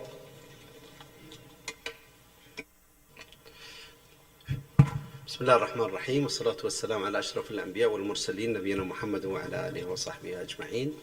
ونرحب بالجميع مرة أخرى في هذه الجلسة أو في حلقة النقاش الثانية على مستوى المؤتمر. أعتقد أمس كان في حلقة نقاش، واليوم هي حلقة النقاش الثاني. يبدو أنه موضوع الوقت يمكن كان المفروض أن احنا نبدأ في الساعة أظن 12:30، ولكن تأخر الأمر بالنسبة للبداية، وبالتالي نبي نأخذ يعني ذلك في الاعتبار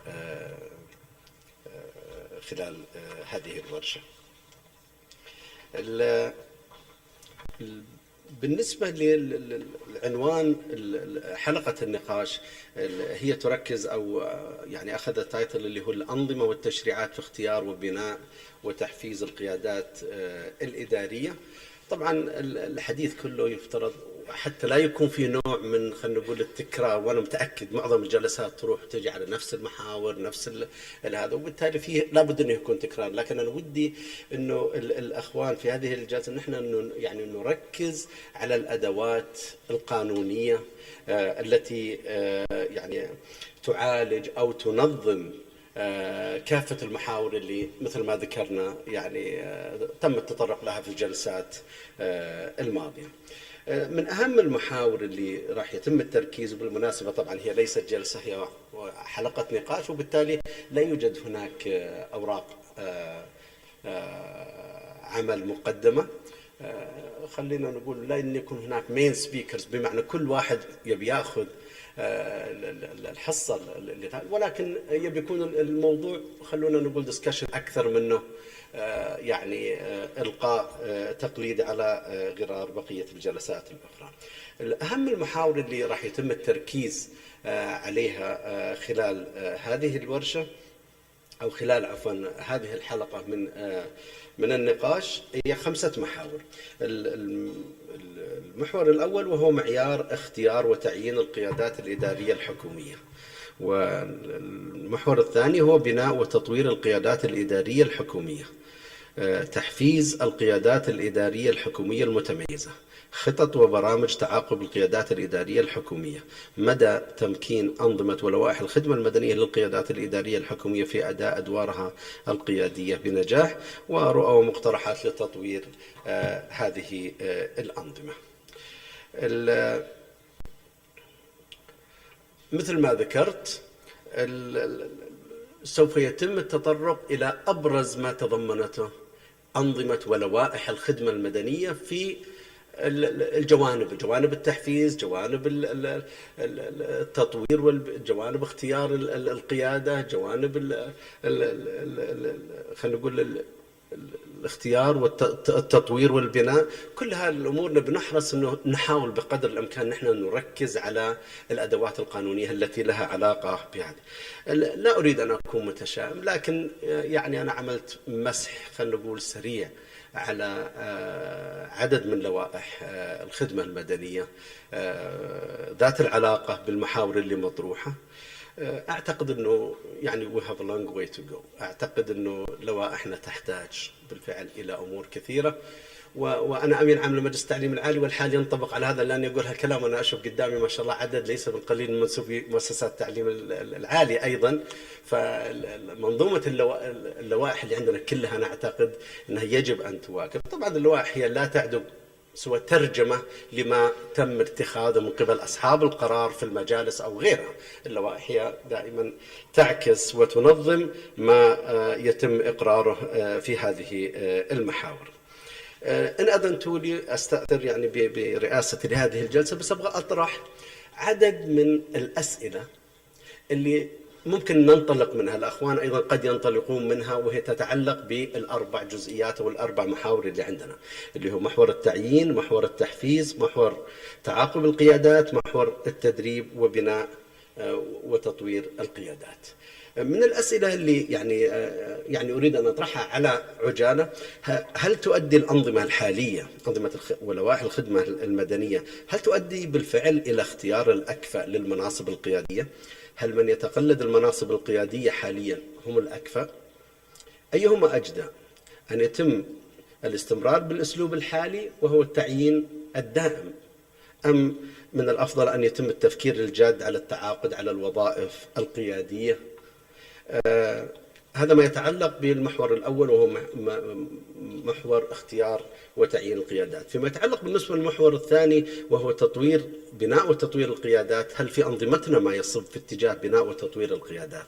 هل في أنظمتنا ما يحاسب القيادة الإدارية الذي لا يطور نفسه؟ ما مدى انغماس القيادات الإدارية بالأعمال الروتينية ومما يتعذر مع البناء والتطوير لهذه القيادة؟ هل نظام الترقية المتبع حاليا مبني على أو يصب بالفعل في تطوير القيادات الإدارية أو لا؟ بالنسبة للمحور الثالث وهو تحفيز القيادات الإدارية الحكومية المتميزة، لو عدنا إلى سلم الرواتب، لو عدنا إلى لائحة العلاوات السنوية، إلى لوائح البدلات، لو وجدنا طبعا ونتكلم أيضا عن سلم رواتب القيادات، كل هذه تعتبر باكج من المحفزات. اللي هل ما أقر، هل ما هو مطبق حاليا بالفعل يساعد في صناعة وفي تكوين القيادات المتميزة التي نتطلع أن تقود سوق العمل الحكومي لدينا أو لا؟ المحور الأخير وهو ما يتعلق بخطط وبرامج تعاقب القيادات الإدارية الحكومية. ما مدى جدوى التعاقد على الوظائف القيادية بدلا من الأسلوب الحالي؟ ما مدى الارتباط بين وظيفة القيادي وخلفيته العلمية والعملية؟ لماذا لا يوجد سقوف زمنية عليا للوظائف القيادية؟ وأنا أتكلم يعني بالذات يعني على المراتب الرابعة عشر والخامسة عشر، واليوم حتى يعني شاغل المراتب أيضا الممتازة ويعني والوزير. أيضا نجد بأنه في ظل استمرار في المدد الزمنية الطويلة لم يعد يعني يتم التقيد بالسنوات المحددة. أيضا لماذا لا يوجد سقوف عليا؟ ذكرت ما مدى العمل على تهيئة صف قيادي بديل أيضا للمسؤول. هذه مجرد أنا حبيت أني أطرح بعض التساؤلات اللي أنا متأكد أن الأخوان في حديثهم، وأرجع أقول هو سوف يكون حديث يمكن قد تشاركون أكثر مما نتحدث حنا في طرح يعني بعض الرؤى الخطوة التي قد تصب في محور هذه الجلسة. حديثنا طبعا كله سوف يكون مرتبط بالهدف الثاني من أهداف هذا المؤتمر. أهداف المؤتمر يعني هي 5 أهداف. الهدف الثاني هو تشخيص أنظمة ولوائح الخدمة المدنية ذات الصلة بالقيادة الإدارية لاقتراح جوانب التطوير فيها، وحديثنا كله سوف يكون منصب على لخدمة هذا الهدف. أنا أعتذر أني استأثرت بالحديث أكثر من اللازم، لكن نقدم أخواننا المتحدثين الآن. المتحدث الأول اللي هو معالي الشيخ عبد العزيز بن إبراهيم المهنا، يحمل الماجستير في الفقه المقارن من المعهد العالي للقضاء، وهو يعمل محامي في الوقت الحاضر، ولديه الكثير من الخبرات العملية والعلمية. له خبرة تقارب 27 عاما في مجال القضاء والمحاماة، وهو قاضي في المحكمة العامة وقاضي استئناف، وهو رئيس لجنة النظر في مخالفات المحلات والأفراد في وزارة محلات والأفراد في وزارة الثقافة والإعلام، إضافة إلى عمله بعدد من المؤسسات المالية كأحد أعضاء اللجان. الدكتور عبد العزيز أو معالي الشيخ عبد العزيز سوف يتحدث عن التشريعات التي تنظم الشروط الواجب توفرها في الشخص الذي سيتولى وظائف قيادية، وذلك بالمقارنة مع بعض الأنظمة التي تنظم فئات أخرى من المجتمع مثل سلم القضاة وتنظيم القضاة وتنظيم الأطباء وما إلى ذلك. يعني قد ينصب حديث الشيخ عبد العزيز على المحور الأول بشكل أكثر، وهو معايير اختيار وتعيين القيادات. تفضل معالي الشيخ. الرحمن الرحيم. الحمد لله رب العالمين، والصلاة والسلام على أشرف الأنبياء والمرسلين نبينا محمد وعلى آله وصحبه أجمعين، وبعد. أشكر معهد الإدارة العامة لإتاحة الفرصة للمشاركة في هذا المؤتمر. وفيما يتعلق بهذا المعيار المنطوي تحت العنوان الرئيسي لحلقة النقاش، وهي الأنظمة والتشريعات في اختيار وبناء وتحفيز القيادات الإدارية الحكومية. هذا المعيار أو هذا المحور ينبني عليه معرفة المرتبة التي يسمى فيها الموظف الحكومي من القيادات الإدارية. فإذا نظرنا إلى ذلك قد يكون من المرتبة 11 فما فوق، أو من 14 فما فوق، أو قد يعنى به موظف المرتبة الممتازة أو من يحمل مرتبة وزير. الأنظمة والتشريعات الموجودة في نظام الخدمة المدنية لتحديد المعايير التي يجب توافرها في من يستحق أي من هذه المناصب الإدارية قد تكون معايير مختلطة مع معايير أخرى للوظائف الأقل. وعند الفحص والتدقيق في هذه المعايير نجد أنها في الحقيقة لا تعدو أن يكون المهيأ لهذه المرتبة أو المرشح لتسنم هذا المنصب سعودي الجنسية بالأصل مثلا، أو أن يكون حسن السيرة والسلوك، أو أن يكون غير محشمول بحكم قضائي مخل بالشرف يثبت إخلاله بالشرف أو بحد أو مقام عليه حد شرعي. كل هذه المعايير تكون معايير عامة، لأننا في الحقيقة نجد أن من يتم ترشيحه لهذه المناصب تبنى المعايير على توصيات، وقد تكون التوصيات اشتملت على معايير دقيقة، وقد تكون هذه التوصيات لم تشتمل على تلك المعايير. فإذا كانت هذه المعايير دقيقة نجد أنها مبنية على اجتهاد الجهة المرشحة، وليست هذه المعايير منصوص عليها في أنظمة وزارة الخدمة المدنية. فمن يعين على مرتبة وزير أو نائب وزير أو المرتبة الممتازة يكون ذلك بأمر ملكي، ومن يعين على المرتبة 14 و15 نجد أنه يعين بقرار من مجلس الوزراء، ومن يعين على ما دون ذلك من الوظائف نجد أنه بقرار وتوصية من الوزير المختص. للأسف الشديد أكرر أن أنظمتنا في هذا المجال تخلو من كثير من المعايير الواجب توافرها في المهيأ لتسنم وظيفة قيادية في الدولة. صحيح يوجد معايير خصصت لمثل هذه الأمور، لكن نجد أنها مؤهل جامعي أو 7 سنوات من الخبرة في المرتبة 13 أو 12 أو في كليهما، أو 6 سنوات إذا كان يحمل درجة الماجستير. بحكم عملي السابق في مجال القضاء نجد أن هناك في نظام القضاء أكثر دقة من المعايير العامة الموجودة في نظام الخدمة المدنية في العموم. فنظام القضاء أوجد معايير منها ألا يقل عمر من يتسنم منصب قيادي 40 سنة، ويقصد بذلك قاضي الاستئناف أو رئيس محكمة الاستئناف.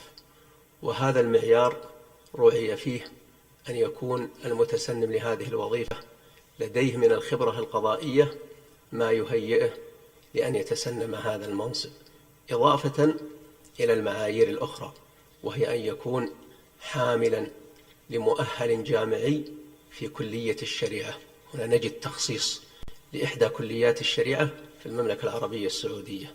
أيضا يستحق حافز إضافي إذا كان يحمل درجة الماجستير في الشريعة أو من المعهد العالي للقضاء أو من المعهد الإدارة العامة في قسم الأنظمة والتشريعات، إذا كان يحمل دبلوم ذلك مضاف إلى كونه يحمل أيضا اختصاص كلية الشريعة. نجد أيضا في نظام القضاء من الدقة، ولا نقول الدقة المتناهية ولكن التي تكون أكثر من نظام الخدمة المدنية، أنه جعل هناك مفاضلة لمن يستحقون المراتب العليا، وجعل بينهم تمايز، وجعل معايير أخرى منها الأقدمية المطلقة، ومنها تقارير درجة الكفاية، ومنها الخبرة القضائية النظيرة إذا كان تعيينه للمرة الأولى. نجد أيضا من المعايير الدقيقة أن من يتسنم المنصب القضائي يكون تحت التجربة لمدة عام، وهذا ما لا نجده في المناصب الإدارية العليا. ولو كان مثل هذا موجود، إما أن يشغل المنصب بالتكليف أو الترشيح المؤقت حتى يتضح مدى أهلية هذا الشخص لتسنم مثل هذا المنصب أم لا. إذا انتقلنا إلى جانب التحفيز في من يشغل هذه المناصب العليا، أيضا لا نجد هناك تحفيزا للقيادات العليا ينأى بها عن الطواقم الأخرى من الموظفين، وإنما نجد التحفيز في عمومه لا يخلو من الأمور المعتادة التي يجب أن يعاد النظر فيها، وفي الأنظمة واللوائح المخصصة لذلك المتطلع لأن تكون خادمة لمثل هذه القيادات. هذا في المجمل أحببت أن أشير إليه، وأن أقول أن هناك نقص وفراغ في أنظمتنا وفي لوائحنا لتحديد المعايير التي يجب توافرها في القيادات العليا في الإدارات الحكومية. شكرا. شكرا معالي الشيخ. يعني معالي الشيخ ركز على نقطتين أو 3. كان ذكر موضوع إخضاع القيادي، وهذه نقطة مهمة. ما أدري كيف ممكن يتعاملوا معها الأخوان في مجلس الخدمة المدنية، وهي موضوع إخضاع القيادي للتجربة لفترة زمنية قبل إصدار القرار بتعيينه. وأنا أشوف أنه في مؤسسات التعليم الجامعي اليوم قرار تعيين الوكلاء، خلينا نقول وكلاء الجامعات، عادة يصدر من قبل مجلس التعليم العالي بموافقة سامية، ولكن في السنوات الماضية أو خلينا نقول السنوات ال5 الماضية كان هناك نهج طرق، وهو يتضمن التنسيق ما بين الجامعة وما بين مجلس التعليم العالي، بين معالي وزير التعليم العالي، لتكليف من سيتولى وكالة إحدى الوكالات في الجامعة لفترة زمنية معينة، سنة قد تقل أو فيها الحدود عادة لا تتجاوز السنة، ما بين 6 شهور لسنة، ينظر إلى البرفورمانس حق الشخص المرشح، وبالتالي متى ما وجد بأنه هو الشخص المناسب عادة يرفع طلب بشكل رسمي إلى مجلس التعليم العالي للتتويج الموافقة على تعيينه. المتحدث الثاني في هذه الحلقة هو سعادة الأستاذ الدكتور محمد بن عبد الله آل ناجي. الدكتور محمد يحمل الدكتوراه في الإدارة التربوية والتخطيط من جامعة كاليفورنيا في لوس أنجلوس، وهو عضو مجلس الشورى ورئيس لجنة الإدارة والموارد البشرية في المجلس. الدكتور محمد هو عضو في العديد من المجالس والجمعيات واللجان العلمية المتخصصة، وقام بتأليف العديد من الكتب والبحوث العلمية المحكمة المنشورة. الدكتور محمد سوف يركز في حديثه على يبدو أنه المحور الخامس يمكن، وهو مدى تمكين أنظمة ولوائح الخدمة المدنية للقيادات الإدارية الحكومية في أداء أدوارها القيادية. تفضل الدكتور. شكرا أخي الرئيس. هذه الجلسة، بسم الله والحمد لله والصلاة والسلام على رسول الله. في البداية أود أن أعبر عن سعادتي بوجودي في هذا المكان مع هذه النخبة وأمام هذه النخبة المميزة للحديث عن موضوع يندرج تحت عنوان هذا المؤتمر، مؤتمر القيادات الإدارية الحكومية في المملكة العربية السعودية. وهذا الموضوع أنا أعتقد أنه من أهم المواضيع التي يجب أن تطرح عندما نتحدث عن القضايا الإدارية والاجتماعية بشكل عام. ونقدر فعلا لمعهد الإدارة على مبادرته للدعوة لهذا المؤتمر، و يعني التنسيق لحضور هؤلاء الباحثين من مختلف أنحاء المملكة، وأيضا من الباحثين من الدول الإقليمية ومن خارج المملكة. وقبل قليل أو في الجلسة الماضية فعلا استمتعنا جميعا بما عرض من أبحاث ودراسات رصينة ومن باحثين، ولا شك بأن كما أشار رئيس الجلسة هناك تداخل طبيعي بين محاور المؤتمر كقضية الإدارة والقيادة. لا نستطيع أن نضع فواصل محددة بين محاورها المختلفة. الموضوع الذي راح أتحدث عنه هو مجرد إشارات، خطوط عريضة تفتح مجال للنقاش معكم حول ما سوف يثار في من خطوط عريضة في هذا الجانب. ولكن لابد أن نقول ونؤكد على أن بلادنا ولله الحمد المملكة العربية السعودية تعيش مرحلة تنموية في متميزة ونادرة وفي غاية الأهمية. وتميزت هذه المرحلة التي نعيشها بالصرف السخي على العديد من المشروعات، وهذا الصرف السخي على المشروعات أدى إلى توسع الأجهزة الحكومية بشكل كبير. وكما نعلم جميعا وربما نذكر في جلسات سابقة بأن القطاع الحكومي أو القطاع العام هو المبادر لدراسة هذه المشاريع التي يعني تصرف عليها مليارات الريالات ونراها سنويا في ميزانيات كل سنة. إذن القطاع الحكومي هو المبادر بدراسة هذه المشاريع، ومن ثم يسلمها للقطاع الخاص لتنفيذها، ويتولى مسؤولية الإشراف على هذه المشروعات الضخمة. ومن هنا أخواني وأخواتي تتضح الصورة في حجم وأهمية العمل الملقى على القطاع الحكومي بأبعاده المختلفة، وخاصة من يحتلون المراكز القيادية في هذا القطاع. وأنا هنا لتعريفي للقيادة أو ما يحتلون المراكز القيادية، أنا أعتقد بأن هناك قيادات إدارية في المستوى الأعلى من الإدارة، وهناك قيادات إدارية في المستوى الأوسط، وهناك قيادات إدارية في المستوى الأدنى من الإدارة. وكل من يمارس الدور القيادي هو قائد، ولا يعني بأنه إذا كان الشخص في المرتبة العاشرة وما فوق أو مرتبة معينة هو قائد، ربما يكون يحتل مرتبة 11 أو 12 أو حتى 15، ولكنه لا يمارس الدور القيادي. فنحن نتحدث هنا من يمارس الدور القيادي بمختلف المستويات الإدارية.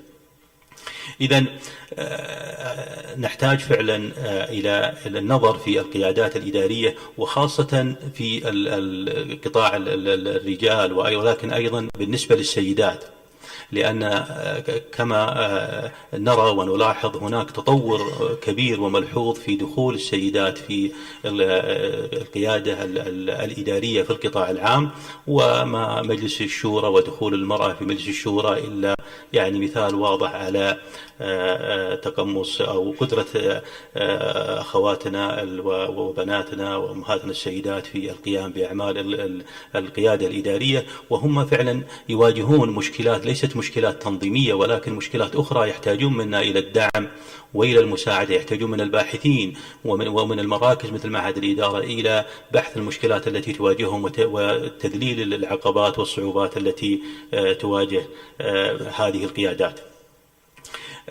إذن القيادات الإدارية على مختلف مستوياتها عليها مسؤوليات جسام، وتتطلب أن تكون على قدر عالي من التدريب والتأهيل، كما أن هناك حاجة ملحة لتوفر أجواء تساعد هذه القيادات على العمل وممارسة الأساليب القيادية المختلفة، مثل ما يسمى بالقيادة التحويلية أو نماذج القيادة الأخرى المتعلق بالمسار والهدف، أو المتعلق يعني تكييف بيئة العمل وغيرها من النماذج القيادة الموقفية المختلفة. من هنا حتى أن القائد في القطاع الحكومي يستطيع أن يمارس الأساليب القيادية المناسبة، وحتى يستطيع أن يطلق مهاراته القيادية المختلفة سواء الفنية أو الإنسانية أو الإدراكية أو مهارة إطلاق الأحكام الاجتماعية أو غيرها. يعني الأبحاث يعني واسعة في هذا الجانب. نحتاج أن نوفر له بيئة عمل تساعده على الإبداع على الابتكار.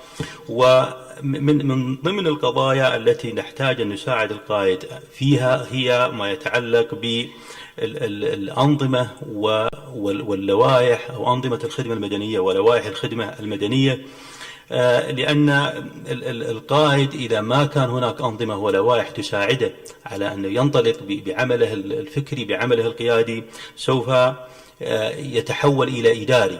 القائد هو دائما كما سمعنا في الجلسات السابقة وكما هو معروف في الأدب القيادي هو يبحث عن التغيير وعن التجديد، هو يحفز المرؤوسين، هو يلهم، هو يحل مشكلات، هو يتخذ قرارات، هو يطور أفكار جديدة. يعني مهمة القائد يعني تنحصر في جوانب معينة، ومن هنا يجب علينا أن نساعد أن نحاول أن نساعده على ممارسة هذه المهام حتى يستطيع القائد أن يمارس مهاراته وأساليبه القيادية المتنوعة. يجب أن تتناسب، يجب أن ننظر في العوائق التي تحد من ممارسته لهذه المهارات وهذه الأساليب القيادية. وما دام عنوان الحلقة التي نتحدث فيها هي عن الأنظمة والتشريعات، فسوف أركز على هذه الجزئية. هناك بعض القضايا تتعلق بالأنظمة والتشريعات التي فعلا تحد من قدرة القائد على ممارسة الأدوار القيادية بفعالية. من هذه الجوانب هي غموض وجمود الأنظمة واللوائح. غموض وجمود الأنظمة واللوائح. ففي مجال اتخاذ القرارات تحدد الأنظمة واللوائح سلطات القيادات الإدارية الحكومية التي يجب الالتزام بها في اتخاذ قراراته، وهذه الأنظمة واللوائح ممكن أن تكون إدارة فعالة لتمكين القيادات من اتخاذ القرارات السليمة الفعالة، كما يمكن أن تكون عائقا خطيرا يحول دون وصول القائد لاتخاذ القرار الفعال.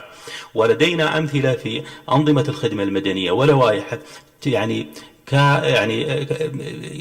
يتضح منها الغموض وأيضا عدم التطوير الجمود. يعني بعض المواد النظام لها العشرات السنين لم تتعدل ولم تطور. الجانب الآخر هو أيضا جمود الأنظمة وعدم مرونتها بالشكل الذي يساعد على مواجهة متطلبات العمل. كما أشرنا في البداية متطلبات العمل الحكومي أصبحت متنوعة وتحتاج إلى أنظمة فعلا تتكيف مع هذه المتطلبات الجديدة، ولا نستطيع أن ندير هذه الأعمال الضخمة الأعمال الحكومية الضخمة بأنظمة قديمة يعني أعدت من سنوات لا تتناسب مع ما هو موجود في الوقت الحاضر، وتحد فعلا من سلطة القائد.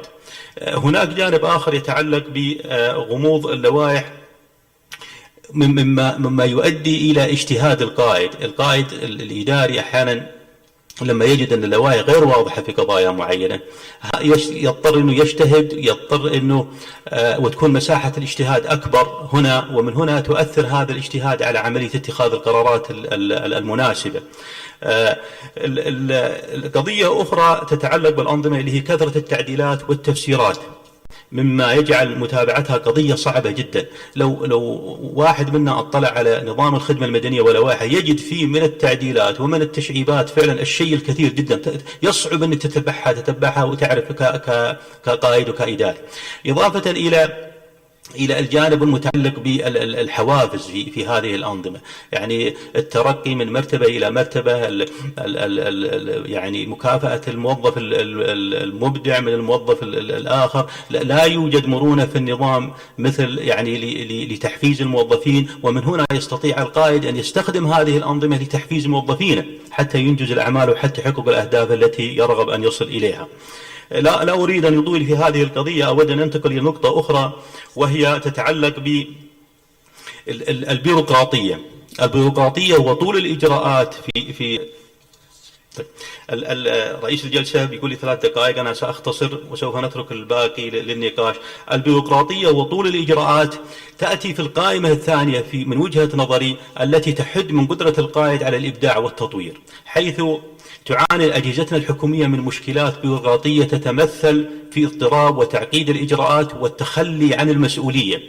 فالاضطرابات ناتجة من الرغبات المتصارعة، أما تعقيد الإجراءات فهو ناتج من الحاجة إلى تلبية الرغبات التي يصعب التخفيف منها، أما التخلي عن المسؤولية فناتج عن الرغبة في الاحتفاظ بالسلطة. وهناك سمعت هناك حديث عن المركزية واللامركزية في جلسة سابقة، وهي متعلقة بما أتحدث عنه هنا باحتفاظ السلطة. إخواني وأخواتي، إن من أهم مفاتيح النجاح لأي جهاز حكومي إداري هو وجود قادة أقوياء لديهم القدرة على كسب الولاء الشخصي وغرس شعور واضح وقوي بمهمة التنظيم وجذب العاملين الموهوبين وإعطاء توجيهات محددة للمرؤوسين. هذه المواصفات يجب أن يساندها نظام لتنظيم العمل وأيضا هياكل تنظيمية مناسبة.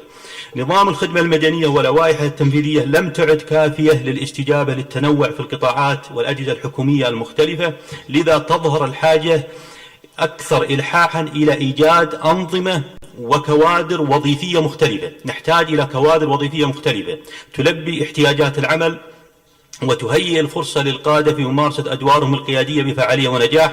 لدينا كادر المعلمين كما نعلم، وكادر أعضاء التدريس في الجامعات، وكادر القضاة، ولكن نحتاج إلى تطوير هذه الكوادر، لا تبقى جامدة، ونحتاج أكثر إلى بناء كوادر أخرى، كادر للمهندسين، كادر للمحامين، كادر للإداريين. إذا رأيت هذه الكوادر تخرجنا من النظام الخدمة المدنية الذي يعامل جميع الوظائف بشكل موحد.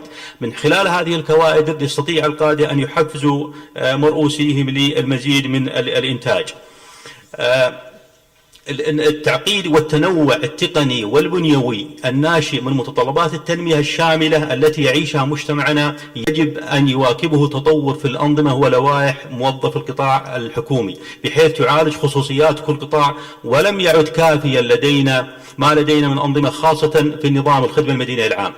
القوانين العتيقة تعمل كمعوق رئيسي لعمل القيادات الإدارية، وإضافة إلى ما يصاحبها من المركزية التي تكبل تفويض الصلاحيات وتهمش القيادات الإدارية وتحولها إلى أدوات تنفيذ وطاقات معطلة. إذا أردنا أن نأخذ أمثلة لبعض اللوائح ومواد نظام الخدمة المدنية التي تعيق الإبداع ويكبل الطاقات وأيضا يحجب الحوافز، خلونا بس نضام مثال معين مثلا حتى نلاحظ هذا الخلل. مثلا نظام أرامكو موجود لدينا، وخذ نظام مثلا سابق، وخذ نظام ما يطبق في هذا، وخذ مثلا ما يطبق مثلا في مثلا قطاع التعليم، مثلا التربية والتعليم، خذ كيف تدار مدرسة وكيف يدار بنك. حتى يعني نستوعب يعني مدى تكبيل هذه الأنظمة وهذه الهياكل التنظيمية للطاقات الإبداعية اللي يمكنها تطور العمل. أنا سوف أقف عند هذه النقطة، بس أود أن أقول نقطة واحدة. أنا أعرف بأن هناك أعمال كبيرة تعمل في وزارة الخدمة المدنية لتطوير الأنظمة من حكم عمل في مجلس الشورى، وأيضا لدينا في مجلس الشورى العديد من الاقتراحات التي نعمل عليها حاليا وتم رفعها لتطوير هذه الأنظمة، وربما يأتي الحديث عنها في مرحلة النقاش. شكرا لحسن استماعكم، والسلام عليكم ورحمة الله وبركاته. شكرا دكتور محمد. طرح رائع من الدكتور محمد، ويعني تطرق في إلى أهمية نقطتين. نقطة يعني تحدث فيها عن جانب السيدات، ورأى بأنه من الأهمية أن يكون هناك تنظيم أيضا يعطي، إذا ما رأينا كم تمثل السيدات نسبة من العاملين في قطاع الدولة. أنا في ظني، يمكن يصحوني بعض الأخوان في الخدمة المدنية، أعتقد أنهم يتجاوزون 50% يمكن مقارنة بالرجال، ولا لا يا دكتور صالح؟ ما أدري هل هي 50-50؟ أنا أعتقد أنهم قد يتجاوزون. عموما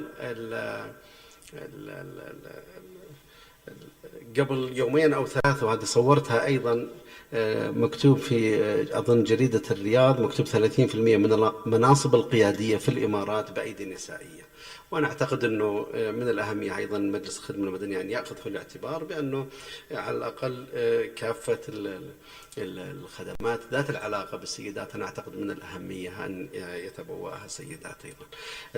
الدكتور محمد أيضا أشار إلى نقطة وهي تتعلق بجمود وغموض بعض الأنظمة واللوائح، وأنه قد حان الوقت أيضا يعني لغربلة أو لإيجاد تطوير جذري في هذه اللوائح. تحدث أيضا عن القيادات الإدارية، وذكر بأن القيادة ليست بالضرورة أن تكون يعني هم شاغلوا مراتب معينة، وإنما القائد هو من يؤثر في الإدارة، وهو من يقود الإدارة التي قد يكون في يعني سلم إداري قد يكون أقل، ولكنه يدير إدارة مهمة جدا، وبالتالي يعني يصنف من قبل القادة. فهل مصطلح القائد اللي الأخوان عندما يعني يعيدون النظر في بعض أنظمة ولوائح الخدمة المدنية المتعلقة بالقادة، هل المقصود هم فقط فئة معينة وهم شاغلي مراتب معينة ممتازة وما إلى ذلك، أم أنه هو القائد المؤثر في إدارته، وبالتالي مثل هذا القائد أنا أعتقد أنه يعني يجب، وبالتالي القادة أنا في ظني في كافة المستويات والإدارات أنا أعتقد أنه يجب أن يلتفت لهم. المتحدث التالي وهو سعادة الأستاذ الدكتور معدي بن محمد آل مذهب. الدكتور معدي يحمل الدكتوراه في تخصص الإدارة العامة من جامعة فرجينيا كومنولث ريتشموند من الولايات المتحدة الأمريكية، وهو يعمل حاليا عميدا لكلية إدارة الأعمال في جامعة الملك سعود. الدكتور سبقا شغل رئيسا لقسم الإدارة العامة في جامعة الملك سعود، وكذلك وكيل عمالة شؤون أعضاء التدريس للتطوير والجودة بجامعة الملك سعود، وأيضا عميدا لكلية العلوم الإدارية بجامعة المجمعة. والدكتور معدي عمل مستشارا لدى عدد من المنظمات العامة والخاصة، وأشرف على عدد من رسائل الماجستير والدكتوراه. تفضل يا دكتور. والدكتور سوف يعني يركز على الجوانب الإدارية، وخاصة بحكم تخصص الدكتور على الجوانب الإدارية التي من الأهمية أن تأخذ في الحسبان عند صياغة الأنظمة المتعلقة بالقيادات الإدارية. تفضل يا دكتور. بسم الله الرحمن الرحيم، الحمد لله والصلاة والسلام على رسول الله. شكرا دكتور محمد، والشكر أيضا موصول لمعهد الإدارة العامة على اختياره لموضوع المؤتمر. أعتقد بأنه فعلا بحاجة إليه في هذا الوقت. أعتذر أنا الحقيقة تعبان شوي، وكنت أنا أعتذر لكن ما سمح لي رئيس الجلسة.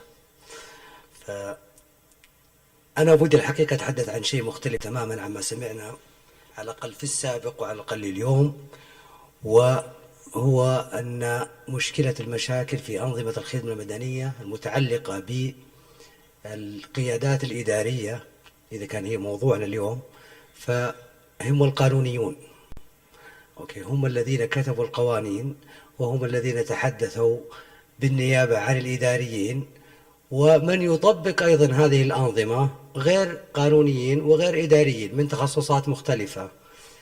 ومثل ما تفضل الدكتور محمد، المشكلة بأن القطاع العام ينمو ويكبر والأعداد تزيد، لا رجال ولا نساء، ولكن ليس هناك من يعلق الجرس ويعلم بأن هذه المشكلة التي نعاني منها بأنها هذه الأنظمة تخلو من الفلسفة الإدارية وروح الإدارة، لأن الإداريون لم يشاركوا في كتابتها. طبعا لا ندعي صراحة بأن الإداريين يجب أن يكتبونها، لكن على الأقل يجب أن يكون هناك تشاور فيما بينهم في السابق ومن خلال ورش عمل، أو على الأقل أنا أعطيك فكرة معينة. هذه مشكلة أزلية ليست موجودة لدينا، هي منذ كتابة أول يمكن قانون في نظام الخدمة المدنية عام 1794 في بروسيا، الدولة التي شكلت إحدى فيما بعد ألمانيا. ويبدو لي أن ماكس ويبر أيضا تأثر بهذه الفكرة عندما أتى بالنموذج المثالي في البيروقراطية. عندما نتحدث عن هذا الموضوع فنحن نتحدث عن الوظائف وليس الموظفين، لأنه من الصعب الحقيقة أن نطلق عليهم قادة. هذا موضوع علمي يعني يحتاج فعلا إلى دراسات، وهل أحكم عليه أنه قائد ولا ما هو بقائد. أنا شفت أحد الدراسات اليوم يسألهم يقول والله وش عندك من مهارات؟ إذا سألت عن مهارات أكيد بيقول والله عندي الدنيا كلها، لكن لو سألت الناس الذين يرأسهم ماذا لديهم من مهارات لو وجدت يمكن إجابات مختلفة، وعلى الأقل سويت مقارنة بين الاثنين. لدينا 15,000 وظيفة في المراتب العليا اللي هي من 11 حتى 15,000. 5,000 منها شاغرة، 104 منها نساء اللي هي مشغولة بنساء. يعني إذا كانت هذه 15,000 ويمكن تشكل 1% فقط من وظائف الدولة يعني في الهرم الإداري، أنا أعتقد أن نسبة 1 وشوية، يعني نسبة معقولة جدا أن تكون يعني في منصب القيادات. لكن المشكلة بأننا لا نعلم أين هم وماذا يحملون من مهارات وماذا يحملون من معارف وكيف وصلوا إلى هناك ومن يقيمهم وكيف يقيمون وما هي نتائج عملهم. كل هذه الأشياء الحقيقة ما نعرفها، فقط نعرف هذه الأرقام والإحصائيات، وهذه مهمة كبيرة جدا أعتقد لأي باحث أو أي دارس أو أي منظم أو كاتب نظام أنه فعلا يأخذها في الحسبان.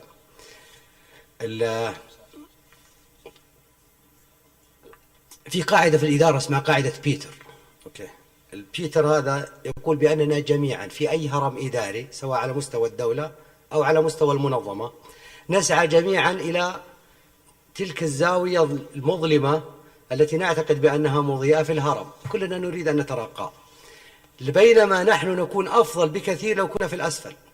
يعني قد تكون مدرس جيد لكن ما تكون يعني مدير مدرسة مميز، وهكذا دواليك في على أي وظيفة. والمشكلة الكبيرة صراحة بأن هناك هجين من الأساليب التي يستخدمها البيروقراطيون، وأنا أقول بيروقراطيون بمعناهم الإيجابي وليس السلبي، للوصول إلى القمة هذه، للوصول إلى الزاوية العليا من الهرم. منها أولا زيادة عدد المرؤوسين. الأمر الثاني أخذ الدورات التدريبية التي يعلمون بأنها تساعدهم في الحصول على نقاط. الأمر الثالث واحد اسمه جون آدمز قال بأن البيروقراطيين أحدهم هم المتسلقون، أحد الأنواع، وهؤلاء المتسلقون يصلون بسرعة إلى أعلى الهرم. وفي بحث اليوم ذكر بأنه إحدى نتائجه بأن أولئك الذين يترقون هم أولئك الذين يخفضون الجناح لرؤسائهم، والذين يعني يتعاونون معهم بطريقة يعني حتى أحيانا في مجال غير العمل. هذه المشكلة كبيرة جدا. أنا أقول بأن القانونيين يجب أن يعني يفهموا الفكر الإداري، لأني أنا إذا عرفت بأن الكل لديه هذه السلوكيات أستطيع أن أكتب النظام الذي يساعدني في تطبيق هذه الأشياء أو على الأقل الحد منها.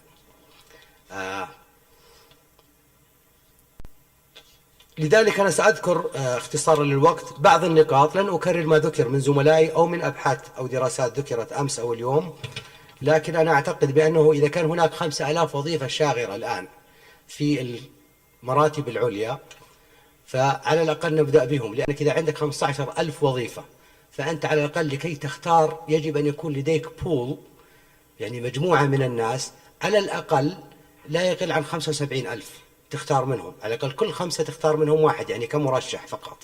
وهذول يحتاجون فعلا إلى إعداد. جامعة الملك سعود ممثلة في كلية إدارة الأعمال تقدمت بمشروع ووافق عليه مجلس الجامعة، وهو إعداد مركز قيادات.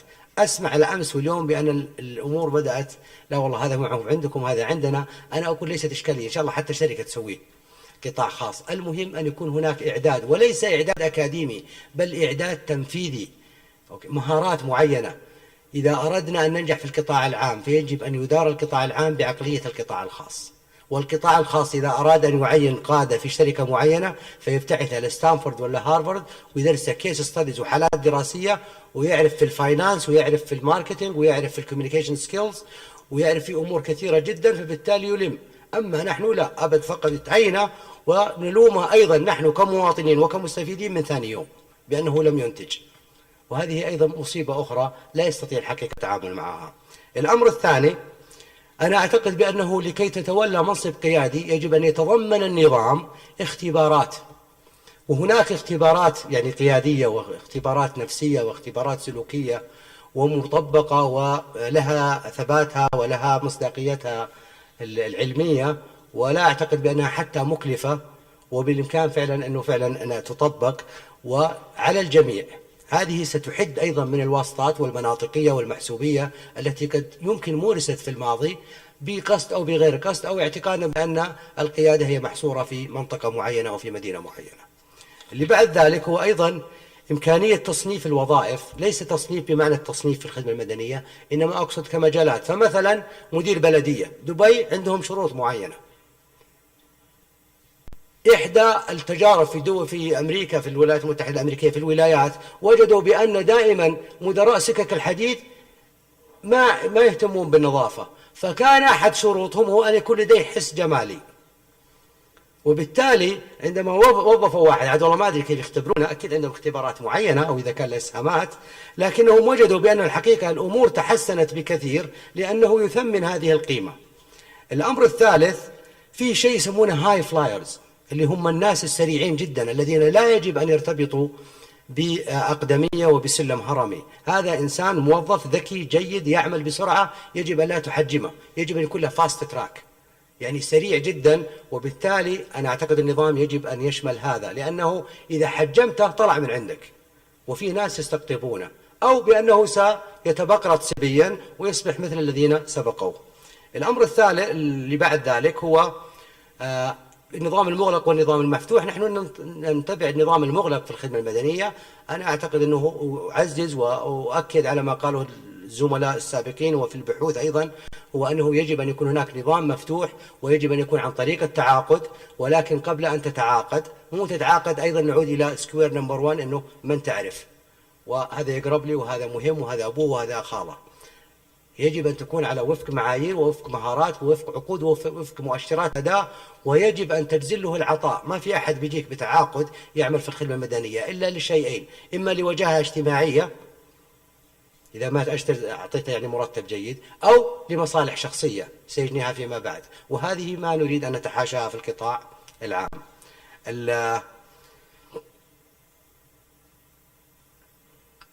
أنا أوافق مع الشيخ أنه فيما يتعلق بالعمر، أنا أعتقد العمر مهم جدا ويجب أن يؤخذ في الحسبان عند سن الأنظمة، لكنه ليس كحد أدنى يا شيخ، إنما ودي سقف أعلى. أنا أعتقد بأن الشعب السعودي كشعب شاب، يمكن 50 أو 60% منه، ما أدري والله كم الإحصائية، يجب فعلا أن يحدد عمر معين على الأقل لا يزيد عنه لكي يتولى منصب إداري، إذا أردنا للقطاع العام أن يكون شاب وفيه إبداع وفيه ابتكار وفيه مبادئة، وإلا هرمنا في الهرم الإداري. شكرا دكتور.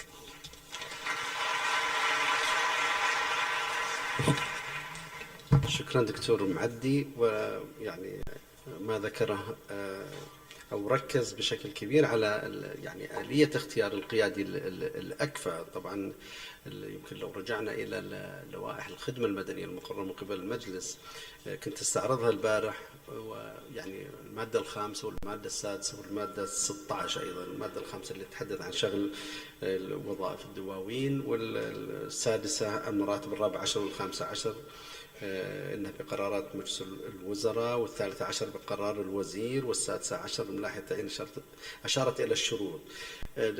ما نجد فيها يعني هذه المواد كلها أوضحت الصلاحيات، لكنها لم تتطرق لا من بعيد أو من قريب إلى موضوع من هو الأكفأ، من هو الشخص الذي بالفعل هذا الوزير أو هذا المجلس أو هذه القيادة أو يكون من يكون أن يختار. وبالتالي لا المعايير ولا الشروط اللي تضمنتها، بالذات تكلم عن شروط المسابقات الوظيفية اللي تضمنتها المادة السادسة عشر في لائحة التعيين، إلى حد ما تعتبر أنا في ظني شروط روتينية ولا يمكن معها أن نؤهل القيادات المتميزة التي بالفعل نتطلع أن تقود سوق العمل الحكومي.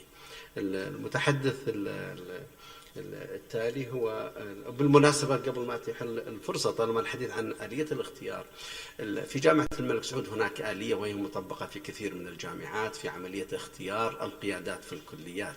الآن هناك لجنة، وأعتقد أن هذا مطبق في أكثر من جامعة، هناك لجنة لاختيار القيادات في جامعة الملك سعود. في إذا تصححني الدكتور هي تنص على اختيار العمدة في الكليات، بمعنى أنه من يرى في نفسه الكفاءة من الفاكولتيز أن يكون عميد يقدم المشروع كامل إلى هذه اللجنة، يوضح ما هو الفيجن، ما هي الأهداف التي يعني يرغب في تحقيقها، كم يحتاج من التمويل، ماذا سيحقق لهذه الكلية خلال الفترة التي سيتولى عمادة الكلية فيها، والأمر متاح لجميع ضهيئة التدريس في الكلية. تعرض على اللجنة أيضا أعتقد أنها من يمكن 10 من الكفاءات العالية جدا، ويتم مقابلة الشخص الذي سيتولى، يتم مناقشته في كل صغيرة وكبيرة من البروجكت اللي قدمه. وبالتالي عندما يعني يقدم عضو هيئة التدريس هذا المشروع ويتم يعني مساءلته أو يتم الالتقاء به من قبل هذه اللجنة، ويعني والدخول بعمق في معظم جوانب المشروع الذي قدمه، فأنا أعتقد أن هذا قد يكون مؤشر جيد على أنه الاختيار إلى حد ما سيكون سليم. على الأقل أنا لا أعتقد أن 10 سيتفقون، لن يتفقون إلا على اختيار الأفضل من المتقدمين، وهذا أنا أعتقد مؤشر. هذا اللي أنا فهمته ليس موجود عندنا. أنا كأني سمعت يصحوني إذا أحد عنده خلفية في مملكة المغرب، اختيار مدراء الجامعات عندما تقرب نهاية اختيار مدير جامعة معينة يطرح في الصحف للجميع من لديه الرغبة في تولي هذه المؤسسة وهذه الجامعة ليتقدم بالمشروع، ويعرض على اللجنة مربوطة بملك المغرب، وبالتالي يتم التأكد من أن اختيار هذا الشخص هو الأكفأ لهذه الجامعة. وبالتالي يعني نكون يعني قطعنا أعتقد مشوار كبير جدا في تحديد القائد المتميز الذي يقود هذه المؤسسة. الحديث التالي الآن هو لسعادة الدكتور محمد بن علي الحداوي. الدكتور هو متخصص في القانون من جامعة بواتيه في فرنسا، وهو يعمل الآن أمينا عاما لمجلس الخدمة المدنية. شكلنا قسينا عليك دكتور محمد اليوم شوي، لكن يعني احنا على ثقة ما دام وجود مثلك في المجلس ان شاء الله، ووجود القيادات مثل الدكتور صالح وكل شيء، انا على يقين بانهم يبي ياخذون كل ما طرح في هذه الجلسة ان شاء الله في الاعتبار. الدكتور محمد من اهم الخبرات العلمية والعملية لديه، هو مدير إدارة البرامج القانونية والمستشار القانوني لمعهد الإدارة العامة، وأمين عام مجلس إدارة معهد الإدارة العامة، وأمين عام المجلس العلمي في معهد الإدارة العامة، والعضو النائب في محكمة التحكيم الدولية في غرفة التجارة الدولية بباريس. أشرف على عدد من رسائل الماجستير داخل وخارج المملكة. تفضل يا دكتور. بسم الله الرحمن الرحيم. الحمد لله رب العالمين، وبعد يسعدني جدا ما سمعت من ملاحظات، ومثل ما ذكر سعادة الدكتور قد يكون بعض الملاحظات تؤخذ على أنها نقد سواء للخدمة المدنية أو مجلس الخدمة المدنية. بالعكس، دور مجلس الخدمة المدنية هو الجهاز التشريعي لأنظمة الخدمة المدنية في المملكة. تأسس مجلس الخدمة المدنية من حوالي 37 سنة الآن. صدر عن طريق المجلس كل لوائح الخدمة المدنية بما فيها لائحة العمل الداخلي للمجلس. نظام الخدمة المدنية له الآن صحيح حوالي 37 سنة، يعني تزامن مع صدور نظام المجلس، ولكن والنظام جاء بقواعد عامة في حدود 40 مادة.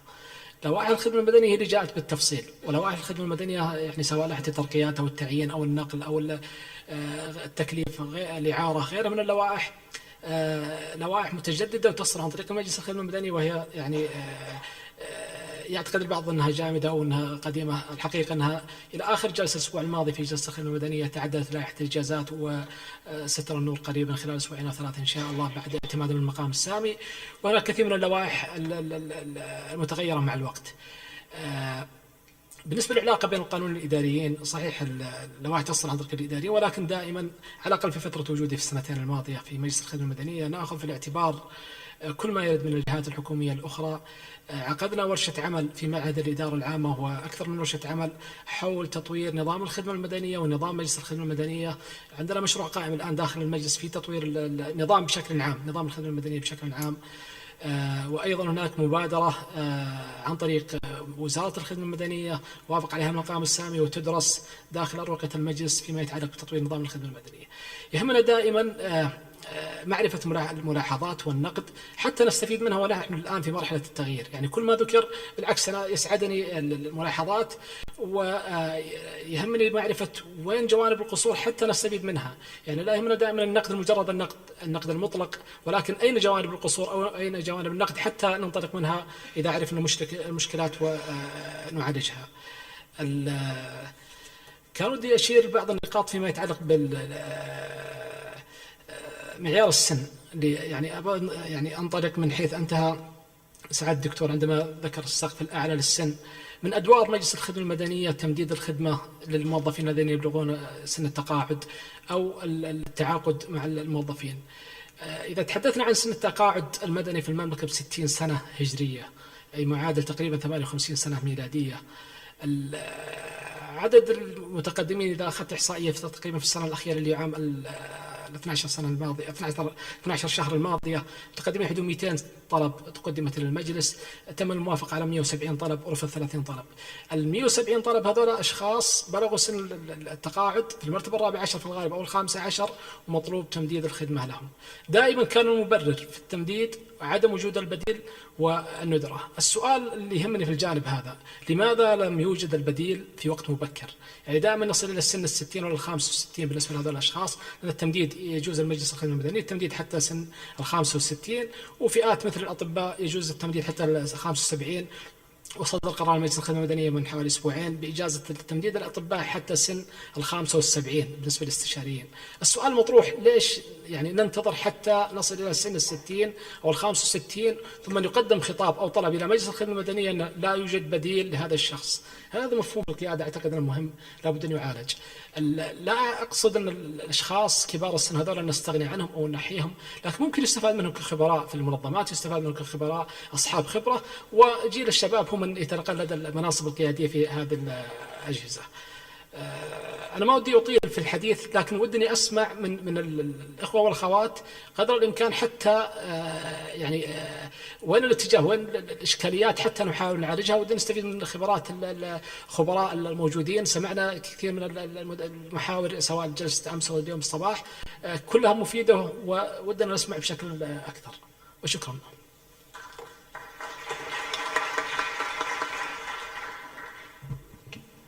شكرا دكتور محمد.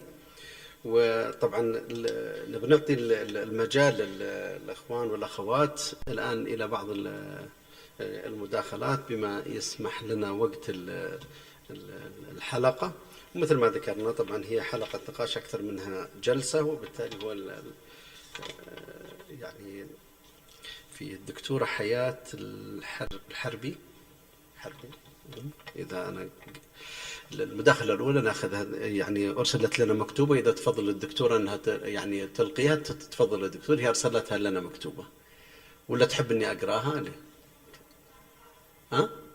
قاع ثاني. طيب الدكتورة حياة أظن الحربي جامعة أم القرى تقول: تحدثنا عن محاور الاختيار والبقاء والبناء والتدريب والتحفيز. ماذا عن المحور الهام وهو مساءلة وحوكمة هذه القيادات؟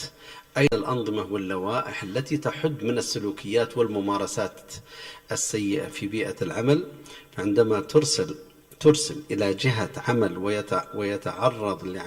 ويعرض لعميد كلية شكوى عن رئيس قسم أو كيفما يكون مسماه، يتم إرجاع الشكوى إلى جهة الظلم نفسها، بمعنى أنه العميد يحول الموضوع مرة أخرى إلى رئيس القسم أو رئيس القسم اللي الشكوى ضده. يعني يمكن عاد الدكتور محمد فيما بعد يتطرق إلى موضوع اللي هو مساءلة وحوكمة يعني عمل القيادات، وإن هل له يعني من وجود في لوائح الخدمة المدنية. طيب إذا نفتح المجال الآن للأسئلة. نعم تفضل يا دكتور.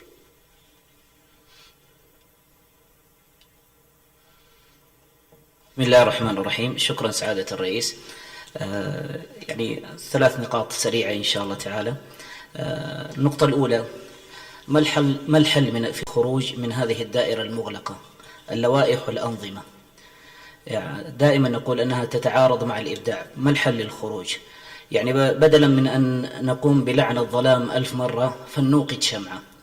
نريد أن نعرف الطريق، كيف يكون هناك موائمة ما بين هذه اللوائح والأنظمة وما بين الإبداع والتطوير، خاصة لو أتينا بمعظم المبدعين ووضعته في بيئة مقيدة لن ينتج ولن يخرج بنتاج كبير كما نأمل. أرجو الإجابة على هذا السؤال. النقطة الثانية، منظومة القيادات وتعاقبها هو مفهوم، ولكن هل نظرتنا إلى هذه القيادات في التعاقب هل هي نظرة سباق تتابع أم نظرة سباق تنافس؟ سباق تتابع هو سيكون مرحلي، فكل منا يكمل مرحلة ثم يأتي من بعده ليكمل المرحلة الثانية. أما إذا نظرنا إليها إلا أنها سباق تنافس فهنا سوف نراوح في مكاننا. فبالتالي نستطيع أن نقول أن القيادات الإدارية الناجحة هي قيادات مرحلية وليست قيادات أزلية. ثالثا، لا أعتقد أن أزمتنا الآن والله أعلم هي أزمة مؤتمرات ودورات قيادات إدارية رغم أهميتها، ولكن الأزمة الحقيقية في ظني والله أعلم أنها أزمة ثقافة قيادية غائبة لدى بعض القيادات الإدارية. النقطة الرابعة والأخيرة، قبل يومين بدأت وكانت البداية الرسمية للمؤتمر. أتوقع والله أعلم، وهذا الأمر وجهه لكافة المشاركين على هذه المنصة المحترمة، أتوقع أن البداية الحقيقية للمؤتمر ستكون غدا بعد نهاية المؤتمر، فهل سنشهد هذه البداية أم لا؟ شكرا. يعني أذنتوني أنا باخذ المداخلة الأولى للدكتور. الدكتور يقول ما هو الحل للخروج من هذه الأنظمة واللوائح والتي إلى حد ما تعيق، كأني إذا أنا فاهم النقطة صح كيف أنها لا تدعم المبدعين. يعني لا نقسو على الأنظمة واللوائح، ترى الأنظمة واللوائح حتى الدكتور معدي يمكن هذا قد يكون تعليق على اللي تفضل فيه. الأنظمة واللوائح هي عبارة عن أدوات قانونية تترجم وتنظم ما اتفق عليه من قبل أصحاب الشأن أيا كان، يعني بمعنى أنه ليس القانونيين وليس أمين مجلس يعني خلينا أعطيك على سبيل، أنا أمين مجلس التعليم العالي، أنا أعرف بأن هناك مطالبات كثيرة بتعديل بعض الجوانب التي لا نستطيع أن احنا نعملها ما لم يكن هناك تجاوب من كافة الأجهزة ذات العلاقة كلهم فيما يخصه، بمعنى أنه ليس النظام أو اللائحة هو الخلل بقدر ما هو التوجه العام الذي تشترك فيه كافة الجهات التي تدعم، بمعنى ولا أريد أن أخصص يعني جهازا عن غيره شيء، ولكن يعني تعليقا لأنه كأني فهمت من الدكتور أنه إلى متى تستمر هذه، يعني لو تحدثنا مثلا عن موضوع أنظمة ولوائح الخدمة المدنية، أنظمة ولوائح الخدمة ما يتفق عليه أعضاء مجلس الخدمة المدنية كلهم فيما يخصه، هناك وزير للمالية، هناك وزير للتخطيط، هناك وزير للعمل أو أيا كان، ما يتفق عليه من قبلهم وهو يترجم التوجه العام للدولة سوف يترجمون الأخوان إلى مواد قانونية تنظم، يعني أنا هذه فيه، وبالتالي قد لا يكون اللوم كله على المادة أو لا بقدر ما هو على التوجه الذي يعني يصاغ من قبل القانونيين على هيئة يعني لوائح وأنظمة وقوانين.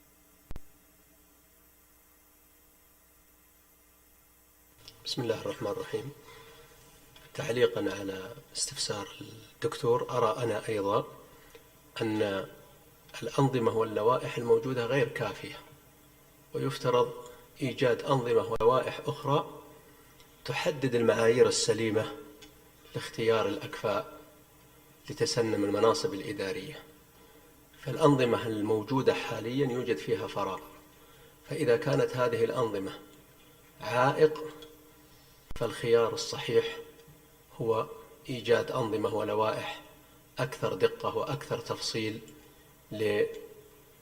لاختيار القيادات الإدارية بمعايير صحيحة. شكرا. يمكن ترى ما هو بالضرورة، تفضل دكتور، بس ترى ما هو بالضرورة أنه يتم. وبالمناسبة يا أخوان، ترى إحنا نبغى نستفيد منكم. نحن لسنا خبراء في أنظمة ولوائح الخدمة المدنية، صحيح كل يعني في مجالها يعني كل له الحد الأدنى خلينا نقول بالخبر، لكن إحنا نرغب بأن إحنا يعني تفيدونا بمقترحاتكم، برؤاكم، بملاحظاتكم، بهذا قد تستفيد أكثر من يمكن قد يكون الدكتور محمد الحداوي هو أكثر واحد متخصص في هذه الأنظمة واللوائح اللي قد يصير، لكن مثل ما ذكرت ودنا نسمع منكم مقترحات ورؤى أكثر منها عملية سؤال يوجه إلى يعني. تفضل دكتور. أود أن أعلق على ما أشارت إليه الدكتورة حياة من لأهمية وجود نظام حوكمة في القطاع الحكومي.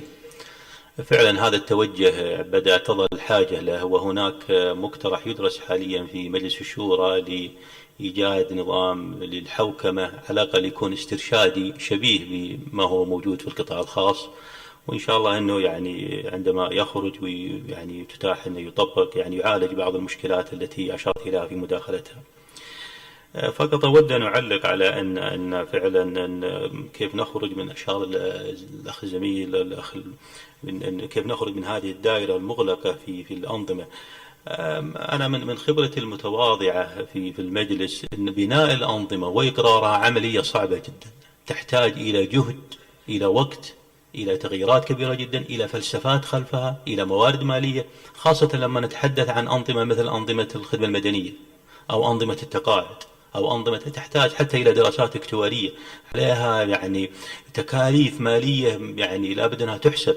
لذلك يعني بناء مثل هذه الأنظمة أو التعديل فيها نجد أنه يأخذ وقت طويل، وأيضا يمر بحلقات طويلة جدا حتى أنه يخرج. ولكن يعني مثل ما أشار الدكتور محمد الحداوي يعني العملية مستمرة في التطوير وفي التغيير، وأيضا يعني في يعني أكثر من جهة تعمل. كما أعرف أنا لدينا في المجلس عدد من المقترحات لتعديل بعض مواد نظام الخدمة المدنية وبعض لوائحه، وهذه تسهم في الأنظمة اللي موجودة حاليا ليست سيئة يعني جدا، لذلك هي جيدة لنرى بأن لدينا قفزات تنموية. المملكة هي يعني تخطو تحتل مراكز أعلى سنة تلو الأخرى. لو نتابع خطط التنمية نجد فعلا نتقدم كل سنة أحسن من السنة الماضية، ولكن طموحاتنا عالية، والطموحات هذه يعني مقدرة لنا، وإن شاء الله أنه يعني تأخذ حقها من التطور. شكرا دكتور. بالنسبة للأخوات، تفضل يا دكتور. السلام عليكم ورحمة الله وبركاته. هند الشيخ المدير العام للفرع النسائي بمعهد الإدارة العامة. دكتور محمد مشكور أشار إلى نقطة هامة جدا، وهي أهمية تمكين النساء من شغل وظائف قيادية. ونعرف احنا محور التشريعات الآن والأنظمة، وسؤالي للأخوة المحاورين: ما هي الأنظمة بالتحديد التي قد تكون حقيقة يعني من التوصيات الهامة التي تخرج من هذا المنتدى، والتي قد يعني تمكن النساء من هذه الوصول إلى هذه المناصب القيادية؟ نعلم في الدولة أن الوظائف تكون للرجال والنساء، لكن من يصل إليها حقيقة الغالبية والرجال. ومن 104 العدد اللي أشار ذكرها الدكتور معدي، قد يكون 4 نساء فقط حقيقة، اللي 2 يمكن منهم معالي و2 اللي تعدوا المرتبة ال15. فما هي التشريعات اللي قد نستفيد من التجارب الدولية؟ نعلم مثلا أنه في نظام الكوتاز، واللي حتى الشركات في دول كثيرة حددت نسبة 30% مثلا في البوردز يكون نساء، وهذه طبعا تخدم ليس فقط وصول يعني نسبة مهيئة من النساء لهذه المناصب، لكن أيضا الدايمنشن الدايفرسيتي اللي سمعنا عنه في التجارب الدولية. أيضا فيه نظام الافيرماتيف اكشن اللي نفذ في الستينات في الولايات المتحدة الأمريكية، واللي تضمن للفئات منهم النساء للوصول إلى مناصب قيادية. فياريت نسمع من المحاورين، وقد يكون يعني أتمنى أن يكون توصية لهذا المؤتمر بحيث يكون عندنا مثل الافيرماتيف اكشن موجودة في الدول الأخرى. شكرا.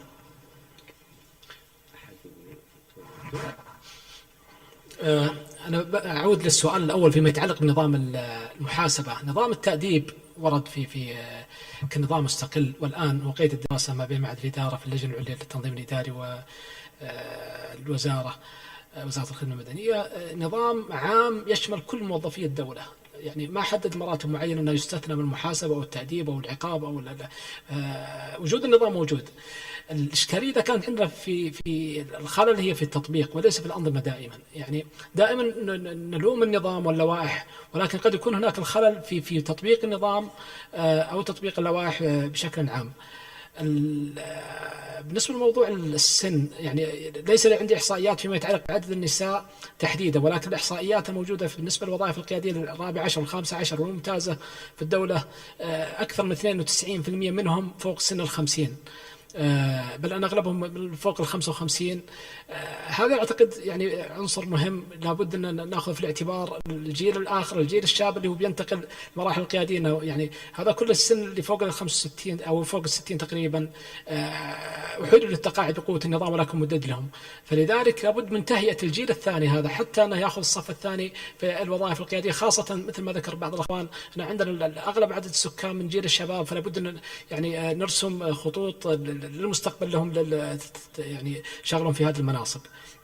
الموضوع اللي ذكر فيما يتعلق بأساليب التعاقد، هناك فعلا مشروع قائم للتحول، إما بالنسبة للوظائف القيادية للتكليف عليها أسوة ما هو معمول في الجامعات، أو التعاقد ويكون منافسة مفتوحة، وهذه كلها يعني حلول مطروحة وممكنة في المستقبل لشغل الوظائف العليا أو شغل الوظائف القيادية. شكرا. شكرا سعادة الرئيس، شكرا للأخوان المشاركين. أنا أعتقد الحقيقة مساعد الفريان مع هذه الإدارة، أعتقد الحقيقة أن الأنظمة واللوائح ما زالت مشكلة بالإضافة للعوامل الأخرى. يكفي أن نعرف أن زي ما تفضل الدكتور نظام الخدمة المدنية عمره 37 سنة، وأيضا كثير من اللوائح تقادمت، ونقدر جدا الحقيقة الجهود الكبيرة اللي تبذل الآن في وزارة الخدمة المدنية وفي مجلس الخدمة المدنية لتطوير هذه الأنظمة واللوائح. نعرف أيضا أن من المراتب الآن من 11 إلى 13 لها قواعد وإجراءات محددة، وأيضا المراتب 14 وال15، ولكنها ما زالت تتحدث عن الحد الأدنى من المؤهلات، وليس الحقيقة معايير دقيقة للاختيار بين مجموعة من المرشحين. أنا الحقيقة أقترح اقتراحين. الاقتراح الأول، أرى الحقيقة أن المراتب من 14 إلى 15، وهي مراتب وكلاء الوزارات والوكلاء المساعدين وما يعادلها في المؤسسات العامة والأجهزة الحكومية الأخرى، أن يحدد لها فترة تيرم معين على غرار المراتب الممتازة ومراتب معالي الوزراء، وهذه أكيد أثرها جيد على الأداء. الآن هي متروكة لرؤساء الأجهزة والوزراء، وبالتالي عامل الولاء يعمل دور كبير في الاختيار والترشيح، فإذا وضع لها تيرم أو فترة محددة أعتقد أن الأداء بيتحسن. المقترح الثاني الحقيقة والمطبق في كثير من دول العالم أن التعيينات الكبرى تعرض على البرلمانات، وحنا عندنا مجلس الشورى في حدود معينة يمارس دور البرلمانات الأخرى. فأرى الحقيقة أن التعيينات الكبرى أو التعيينات الكبيرة تعرض على مجلس الشورى ويناقش المعين على غرار ما يتم في الدول الأخرى، وبالتالي نضمن بالإضافة إلى دور الأجهزة التنفيذية وزارة الخدمة المدنية ومجلس الوزراء نضمن أيضا رأي آخر ممثل لمجلس الشورى. شكرا. بالنسبة للدكتورة حياة من جامعة أم القرى، أنا أعتقد أنه تحدثنا عن الكي بي آيز وإذا في مؤشرات أداء، بالإضافة إلى أن هناك عقد.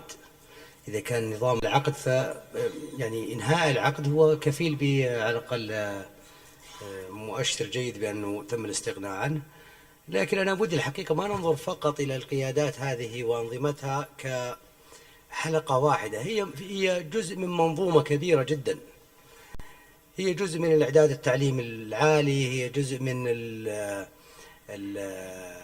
تقييم الأداء، هي جزء من الموظفين أنفسهم، هي جزء من السياسات، يعني هي فقط في النهاية يكتب هذا النظام ولا يعقبه فقط إلا التنفيذ، هو يأتي بالحلقة الأخيرة. فمهما كتبنا من الأنظمة ومهما وضعنا من الشروط ومهما وضعنا من الأشياء، إذا لم تكن هناك مدعمات أخرى تساعدها في الخدمة المدنية، وهذا اللي تركز على الخدمة المدنية، أنا أعرف أن عندها عدة مشاريع كلها تصب في النهاية إلى وجود فلسفة واستراتيجية معينة، وإلا في النهاية فنحن نعمل فقط ترقيعات بسيطة لا تؤدي إلى غرض. بالنسبة للدكتورة الشيخ، أنا حقيقة ماني مع لو تسأليني شخصيا مع الافيرماتيف اكشن بالنسبة للنساء، لأني أنا أعتقد أنه عندما تفرض على كوتا معينة سواء على المجالس أو على لجان أو على أماكن، فهي تصبح يعني كأنها عالة عليهم أكثر مما هي فعلا أثبتت نفسها. وكما هو حاصل الآن في المجتمع أنه فعلا أثبتوا كثير من الأخوات، يعني أكبر دليل على ذلك هي الجامعات، كل عميد يقابله وكيله، وكل رئيسة قسم، هذه كلها إعداد قيادات. لكن عندما تفرض عليك فأنت في النهاية الرياكشن راح تهمشها. الشيء الثاني ترى مو بس النساء اللي يطلبون affirmative action، في مناطق وفي مدن وفي أماكن كثيرة. شكرا. واحدة من الأخوات في الأخير كانت رافعة يدها من البداية، الصف الأخير. يتفضل. نعم. بسم الله الرحمن الرحيم، الحمد لله والصلاة والسلام على سيدنا محمد بن عبد الله. دكتورة تغريد جليدان، وكيلة شؤون أعضاء هيئة التدريس والموظفين بجامعة طيبة. في ظل المنافسة الشديدة طبعا بين منظمات اليوم لضمان نجاحها، نسعد كثيرا بما يحدث الآن في المملكة من حراك حقيقي ومهم في مسألة بناء القادة، ولكن نحن بحاجة إلى قرارات حقيقية تنفيذية ولوائح محددة واضحة توضع قيد التطبيق عمليا من اليوم.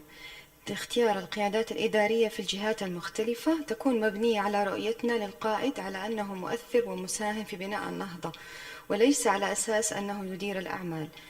أيضا رقم 2، نحن بحاجة إلى تشكيل لجان فاعلة ودائمة في جامعاتنا تتكفل ببناء وتحديد وقياس منظومة كاملة للمواصفات والمهارات والقدرات النفسية والاجتماعية التي تؤهل الشخص لأن يكون قائد إداري. ليس هذا فقط، بل بحاجة إلى متابعة هؤلاء القادة لكي ندربهم ونؤهلهم للنجاح والإبداع والعطاء، ليس فقط شغل المناصب وحسب. ذلك يبدأ قبل التعيين وقبل التكليف بفترة كافية قد تمتد إلى سنة. نحن بحاجة أيضا إلى إعادة النظر في فكرنا الإداري، حيث يظن الكثير من رجال الإدارة أن العلاقات الإنسانية فصل في كتاب تنظيم العمل، وهم في هذا مخطئون، فالعلاقات الإنسانية هي كل الكتاب. وعليه فبناء العلاقات الشخصية والإنسانية الناجحة مع الموظفين والاهتمام بهم من أهم سمات القائد الناجح. وللأسف هذا الجانب بحاجة إلى مزيد من إلقاء الضوء اللي يتحدث عن الذكاء العاطفي لدى القائد، وخاصة أنه ليس مرتبط بنجاح الأفراد إنما أيضا بنجاح المنظمات والجهات الخاصة والحكومية. وأخيرا، نحن بحاجة إلى تسريع تعاقب القادة. للأسف يظل القائد على رأس القيادة لسنوات قد تصل إلى عقد أو عقدين أو لحين إحالته للتقاعد، وكأن الوطن لم ينجب غيره، لدرجة يأمن فيها ذلك القائد من البديل والمنافس، ويقل عطاؤه وتحول عمله إلى روتين. طبعا الأدهى من ذلك أنه يظن أنه يمتلك المؤسسة. يجب أن يتم التدوير والإعداد للقادة من الصف الثاني والثالث مباشرة بعد تعيين القائد من الصف الأول. أخيرا، أقترح إدراج مواد في المدارس تهتم بإعداد الشخصية الناجحة ومهارات التفكير الناجح والعملي والمنطقي وبناء الثقة في النفس ومهارات الاتصال تمهيدا لبناء القادة. وشكرا لكم. دكتورة معالي الدكتور، شكرا دكتور، يعطيك العافية. معالي الدكتور صالح الشهيب، نائب وزير الخدمة المدنية. بسم الله الرحمن الرحيم. الشكر الجزيل لسعادة الدكتور محمد. الحقيقة الحديث عن القيادة الإدارية الحقيقة حديث ذو شجون الحقيقة، واعتقد يعني من حصيلة يعني هالمؤتمر الرائع جدا على انه فعلا اعطانا فرصة رائعة جدا يعني لتناول كل الجوانب القضايا ذات العلاقة الحقيقية في هالجانب. القضية لابد أن ندرك على أن القيادة الإدارية هي قضية مركبة، بمعنى صح على أنها لا تقتصر على بعد واحد فقط. هناك تقريبا أنظمة ولوائح، هناك تقريبا كيانات، هناك بشر، وكلها الحقيقة يعني تصب في قالب متكامل الحقيقة تساعد في عملية إعادة النظر مرة أخرى في هالناحية. لكن عندي تعليق على بعض الجوانب الحقيقة، ويمكن أحد الأخوات الكريمات تكلمت عن تمثيل المرأة في المراتب القيادية العليا. طبيعي ما في شك يجب أن نعرف تقريبا على أنه في المملكة الحقيقة أخذنا فترة طويلة جدا على أنه عمل المرأة كان مقتصر الحقيقة على قطاعين أساسيين، هو قطاع التعليم سواء كان تعليم عام أو تعليم عالي، وأيضا قضية في المجال الصحي. غالبا تقريبا يعني تمثيل المرأة واللي يبلغ تقريبا حوالي 39% الآن من قوة العمل في الحكومة حاليا الآن موجهة في هذين القطاعين. هناك بوادر رائعة جدا الحقيقة في هالجانب، وكثير من الجهات الحكومية بدأت في إدخال الحقيقة العنصر النسائي في عملية شغل الوظائف. طبعا الوزارة تبنت الحقيقة هذا الجانب، وهناك مبادرة حاليا الآن في قضية دراسة فتح مجالات جديدة للمرأة. نتمنى تماما على أنه من ضمن هذه المبادرة على أن يكون هناك فرصة كبيرة جدا في قضية الدخول في عملية التمثيل في المراتب القيادية العليا. طبعا يعني اتفق مع الدكتور معدي على أنه يعني عملية الفرض في قضية التمثيل قد يكون يعني فيها صعوبة جدا، لكن لماذا لا يكون هناك تغيير في المفاهيم والأفكار الموجودة لنا كرجال الحقيقة على أنه فعلا يعني قضية المشاركة بالإمكان على أنها تكون من قبل الرجل والمرأة، وبالتالي يكون في فرصة كبيرة جدا الحقيقة في هذا الجانب في بعض يعني في شغل الوظائف القيادية.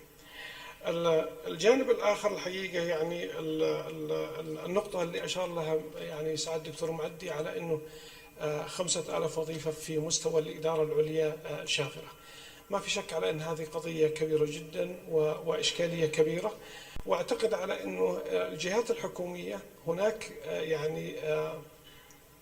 يعني تنظيم معين في وجود لجان معينة تتولى عملية فحص كل المتقدمين للوظائف القيادية الموجودة، بحيث أن يكون هناك فرصة كبيرة جدا في عملية يعني نوع من المفاضلة بين المتقدمين واختيار الأفضل يعني في هالناحية.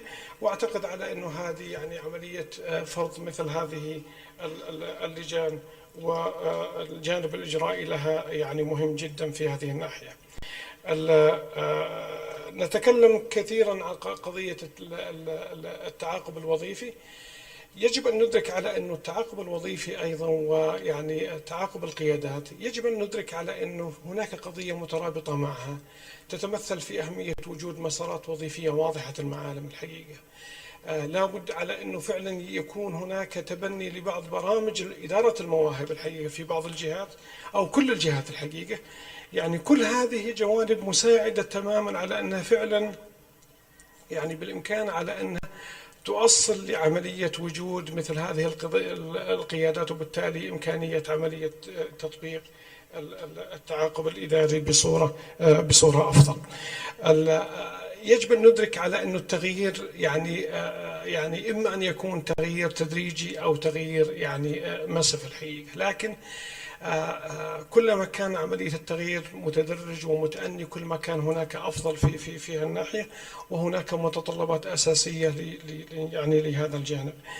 أنا أعتقد على أنه هذا المؤتمر فرصة كبيرة جدا لنا في هذه القاعة، على أنه فعلا طالما أن الفترة الحالية الآن فترة تغيير لهذه الأنظمة واللوائح، يعني كل من لديه فكرة معينة تتعلق بهذا الجانب نحن سعيدين جدا بتقبل كل الأفكار وكل الآراء التي بالإمكان على أنها تؤدي إلى قيمة مضافة في عملية إعادة النظر في هذه اللوائح والتشريعات والأنظمة. شكرا.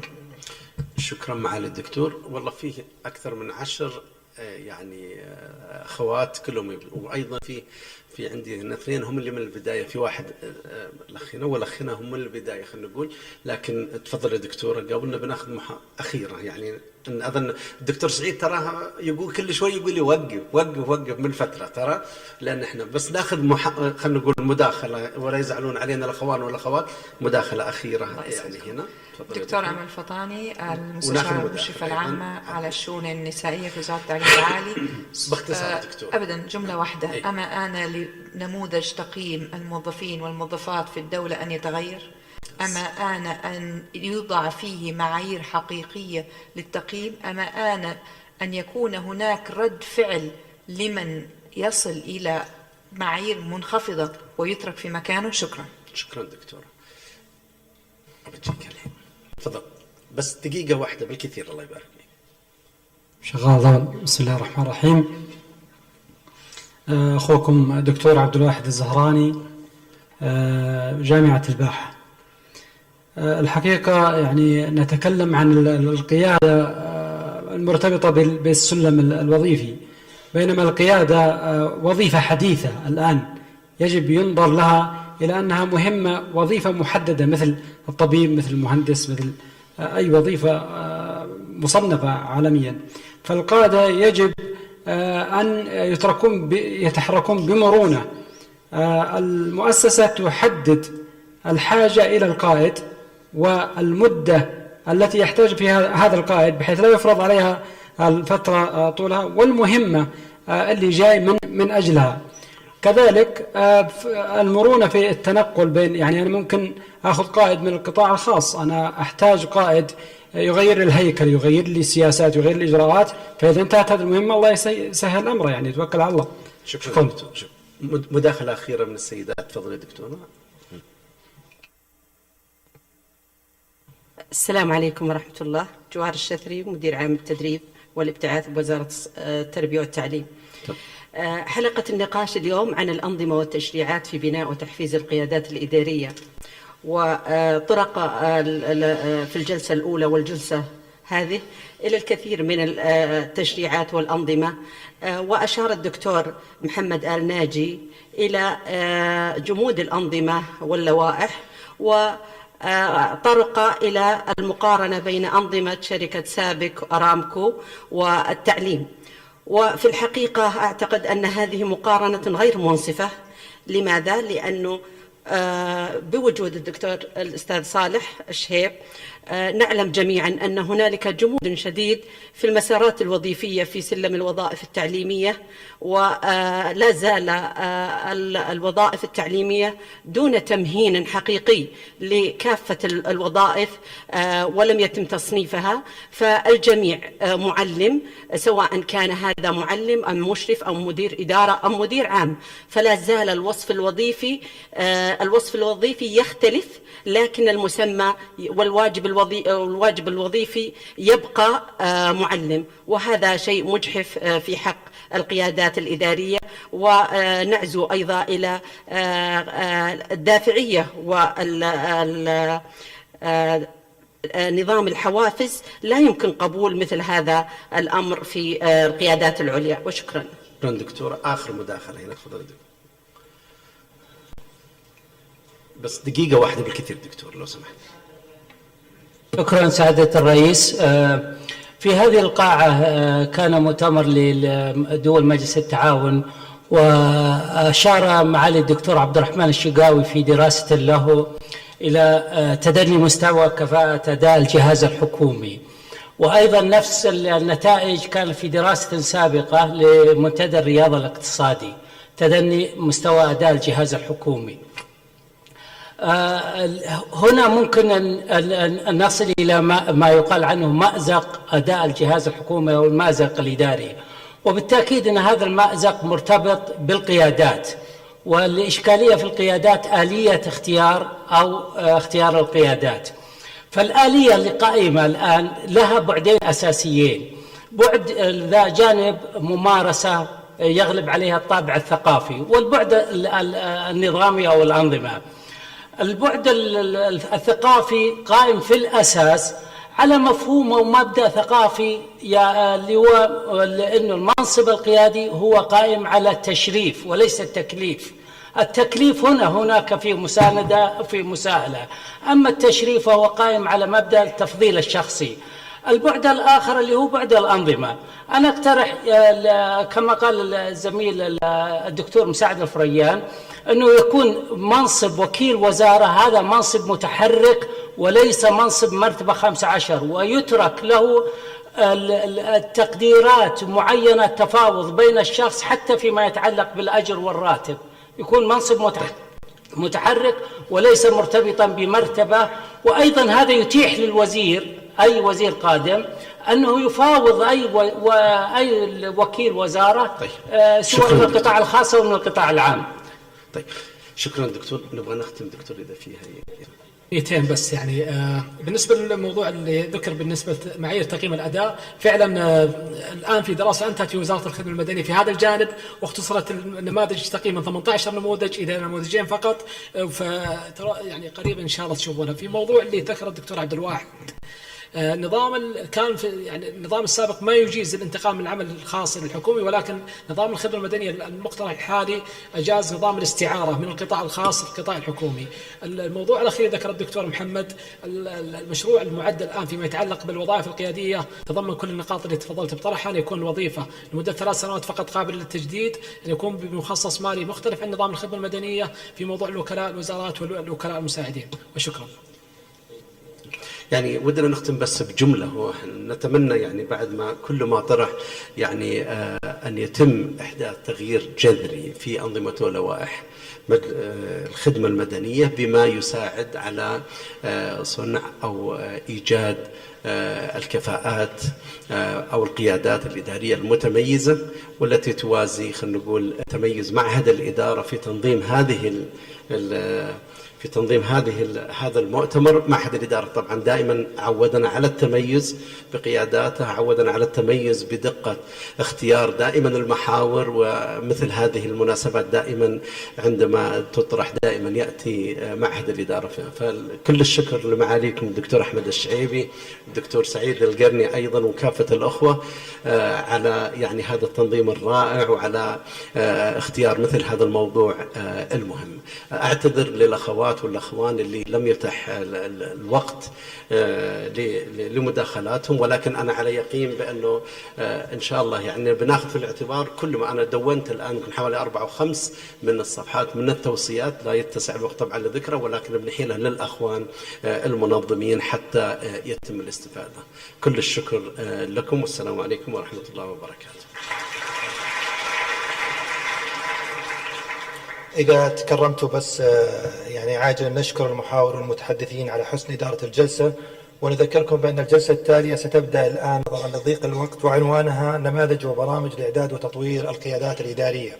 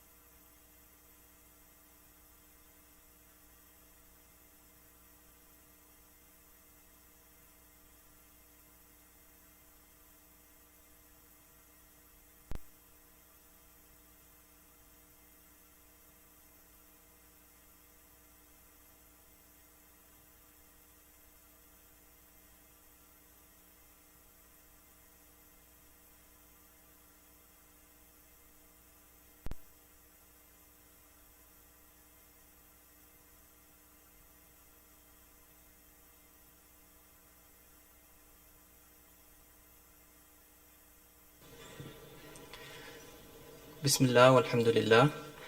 أيها الأخوة الكرام والأخوات الكريمات، السلام عليكم ورحمة الله وبركاته.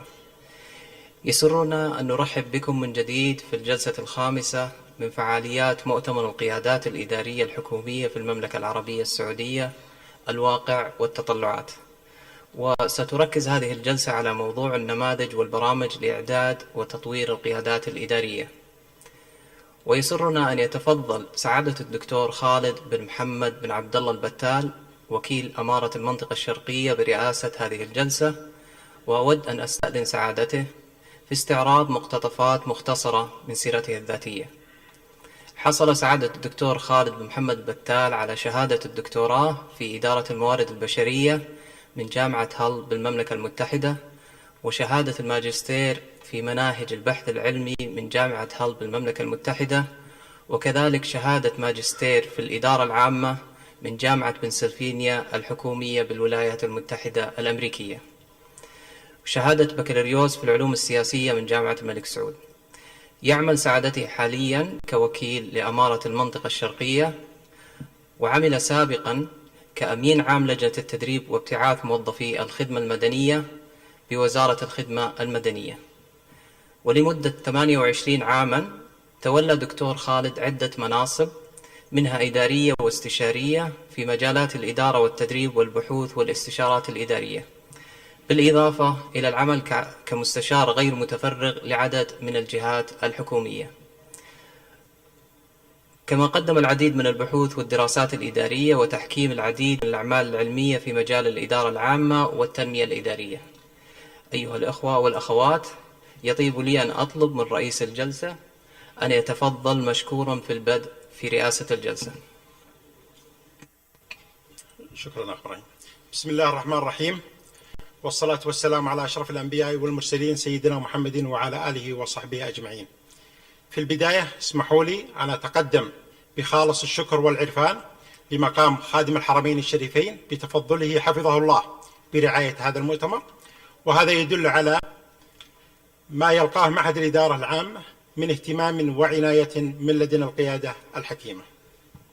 كذلك أتقدم بخالص الشكر والتقدير لمعالي رئيس مجلس إدارة معهد الإدارة العامة الدكتور عبد الرحمن البراك وزير الخدمة المدنية، وكذلك لمعالي الدكتور الأخ الزميل أحمد بن عبد الله الشعيبي مدير عام معهد الإدارة العامة، ولجميع زملائي وزميلاتي منسوبات معهد الإدارة العامة على تنظيم هذا المؤتمر بهذه الجودة، والتي ليست مستغربة على معهد الإدارة العامة نتيجة لما كسبه من مهارات وفي هذا المجال في عقد الندوات والمؤتمرات. إن انعقاد هذا المؤتمر يجسد استشعار معهد الإدارة العامة لدوره في التنمية الإدارية. فمعهد الإدارة العامة كان وما زال الأداة الرئيسية في تحقيق أهداف الدولة في مجال بناء القدرات الإدارية للقيادات الحكومية من خلال أنشطته المتنوعة، وانعقاد هذا المؤتمر هو أحد هذه الأنشطة.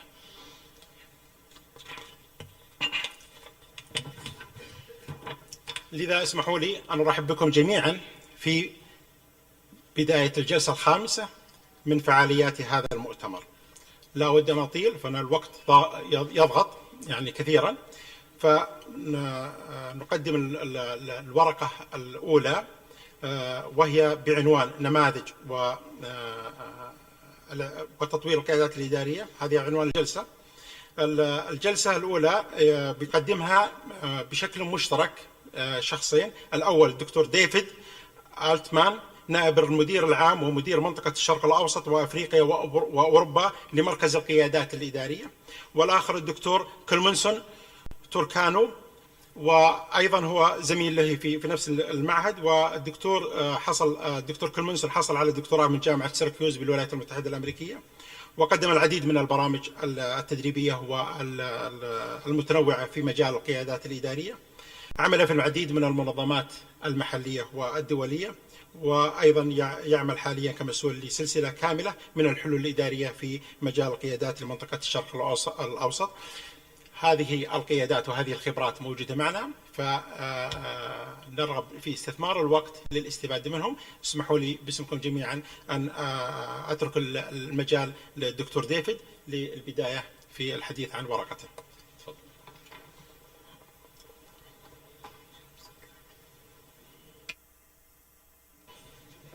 Assalamu alaikum.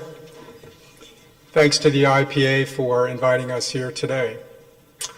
Ineffective leadership is at the core of every challenge that we face in our teams, in our organizations, in our communities, and in society overall. And effective leadership is at the core to the solutions to the problems that we face. We subscribe to the work of Carol Dweck at Stanford University, who talks about growth mindset, that every human being, whether you're 8 years old, 80 years old, or 108 years old, has unlimited potential, unknown and unlimited potential.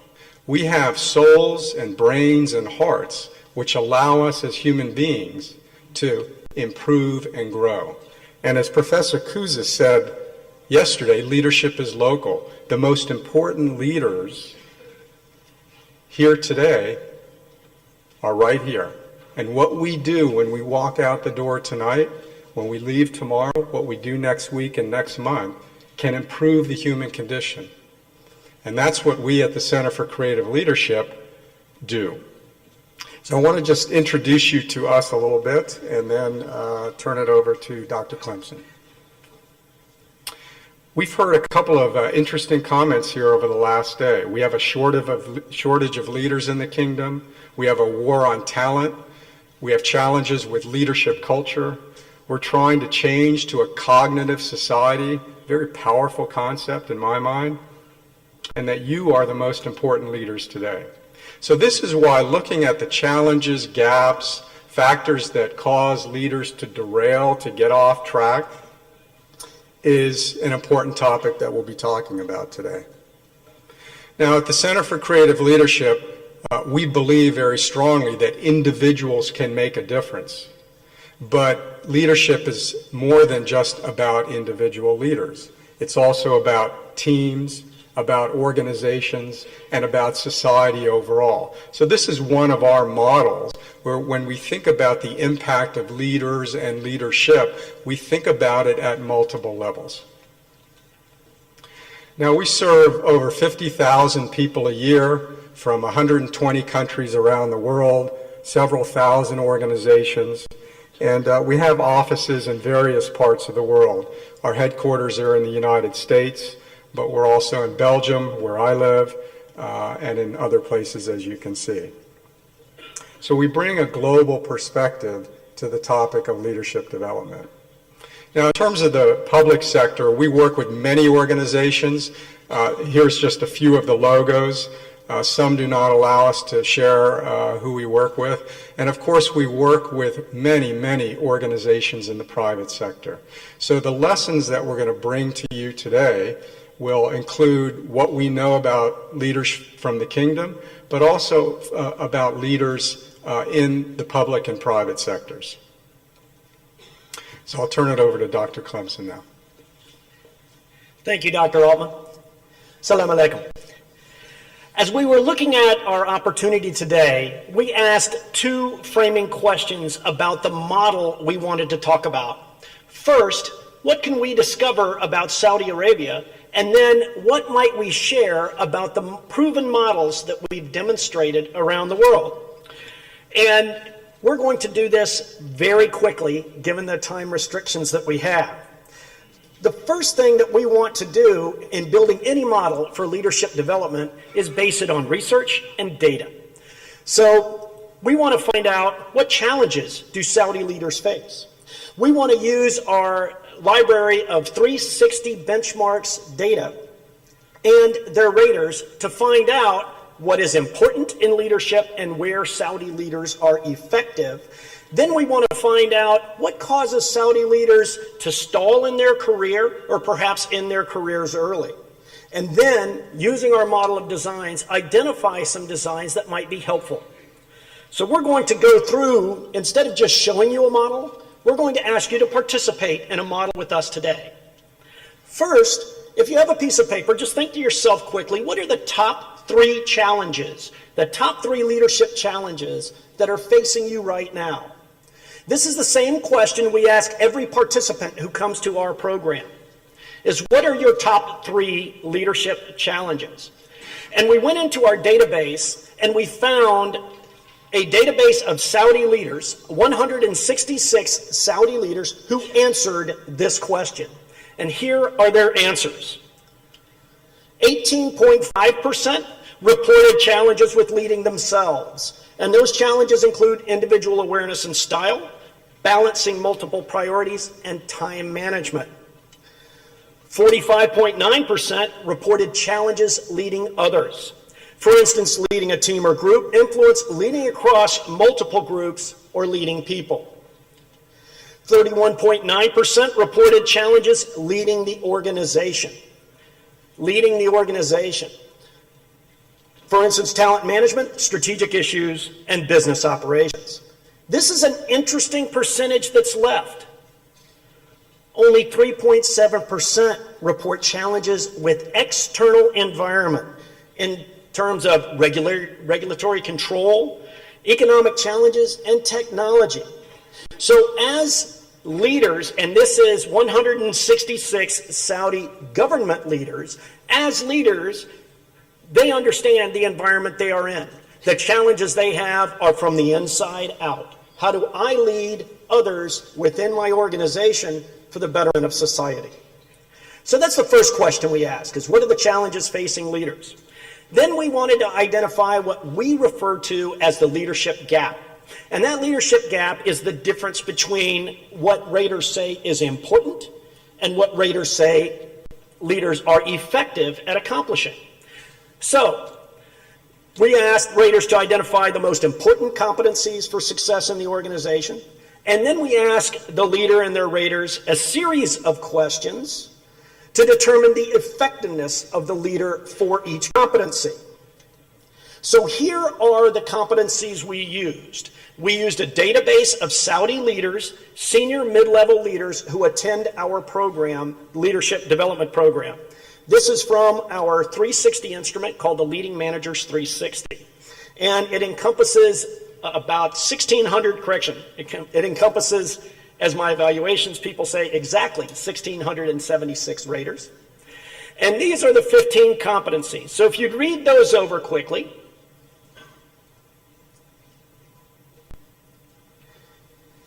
And ask yourself the same question that we asked the raters. Please identify the top 5 competencies for success for Saudi leaders. The top 5 for success for Saudi leaders. And this was the answers that we received in our database. The top 5, communication, influencing higher management, influencing across the organization, implementing change, selecting and developing others. Those are the top 5 most important for success that the raters said. I would ask you to also look at the bottom 5, and the bottom 5 being acting systemically, resiliency, taking risks, balance between personal life and work, managing globally dispersed teams. Not considered as important, still critical, but not as important as the top 5. Then we go to the second question. So what are we effective at? We know what's important. Where are Saudi leaders most effective? And we went down, here are the ranking, here are the competencies again. And ask yourself, what do you think are the top 5 competencies for effectiveness for Saudi leaders? Top 5. This is what our raters said were the top 5. Influencing higher management, broad organizational perspective, learning agility, communication, and acting systemically. And then the others fall out for effectiveness. So now we know importance and effectiveness. What we want to do is identify what the gaps are and design a program to meet those gaps. And in identifying those gaps, we break it down to a simple typology of a green, yellow, red, and gray. So let's break this down to green. where we have high importance, high effectiveness, communication, influencing higher management, learning agility, influence across organizations, and implementing change. These are clear strengths of Saudi leaders. These are strengths we want to build on, but as we know, any strength is a weakness if we depend on it too much. So we want Saudi leaders to know this. We want leaders of programs to know this. Our yellow band. This is a band where you have lower importance but high effectiveness, acting systemically. Remember, that was low on importance, but Saudi leaders are very effective at it. Broad organizational perspective, respond to complexity. These are areas that as we develop the program, we might want to review for development. Then the red band. In our red band, higher importance but lower effectiveness, where we see these as important, but leaders are not as effective in that competency. Selecting and developing others, self-awareness,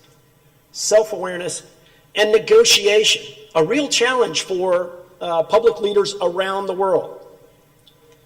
These are areas that require further research and probably further development as well. Then we have the gray areas. The gray areas are those of low importance and low effectiveness, of resiliency, taking risks, balance between life and work, and managing globally dispersed teams.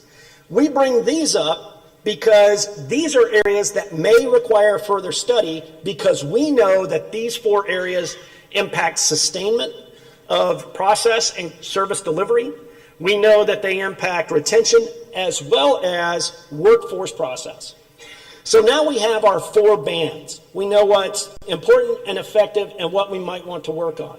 But there's one more question we want to ask, and that is, in our benchmarks data, we ask raters to identify what might cause a leader's career to stall or end early, derailment.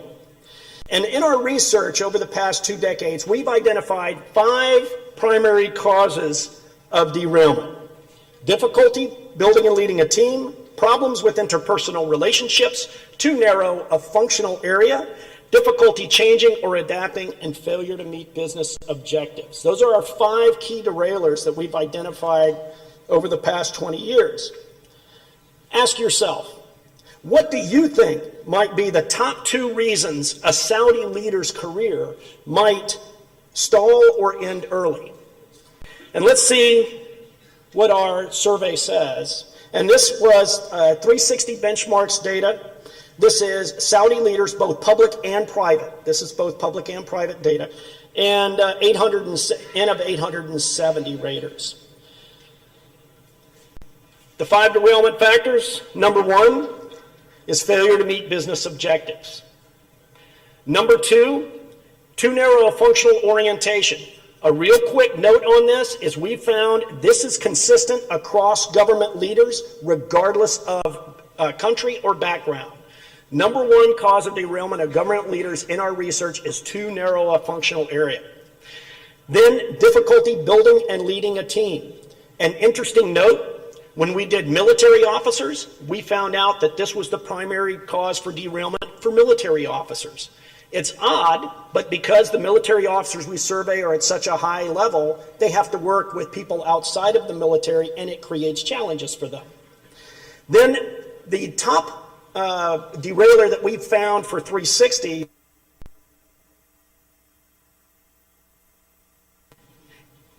is difficulty changing or adapting. I'm going to make sure I don't derail, so I'm going to speed up just a little bit. So, what to do? We understand those things. We put this into the CCL design generator. These are some of the frameworks that we use. And I'd like to give you an example of what comes out using 2 real-world examples. One large, one small, one a financial group, and the other one a large service agency, both applying leadership development across different levels. And this is a leadership journey that we developed for the Export-Import Bank of the United States, using our 3 primary areas of apply, engage, prepare, engage, and apply. 20%, our friends mentioned the 70-20-10 model, 20% before getting people raising their conscious awareness of leadership. Then in the engage, less than 10% of the time of the journey. and then 70% taking it back into the organization with coaching, learning to coach, and sharing a language of leadership throughout their agency. This is a larger government agency where we developed a program that had 7 different programs, but what their learning outcome was a shared language of leadership. So we had a number of programs that went all the way across every level. Key to these were leadership, feedback, and coaching. So how do we know these work? Very simple. 30. When we started with the large organization, this was the average net promoter score for each one of their programs. When we talked to them, they wanted us to score a 40 on our programs for the net promoter score in order to sustain our relationship with that government agency. This was our average net promoter score for the first year of the programs. Because of that, they originally wanted 45 programs, and now we do an average of 62 a day. Why? Because we based it on research, we worked with the organization, we built their learning outcomes into the program, and we were able to more than satisfy their needs. We have much more that's on the internet, and you'll have all of this information. And what we wanted to do is address what we've heard in the first couple of days and follow the advice of our founder, H. Smith Richardson, and take bold risk and develop leaders based on research. Thank you very much.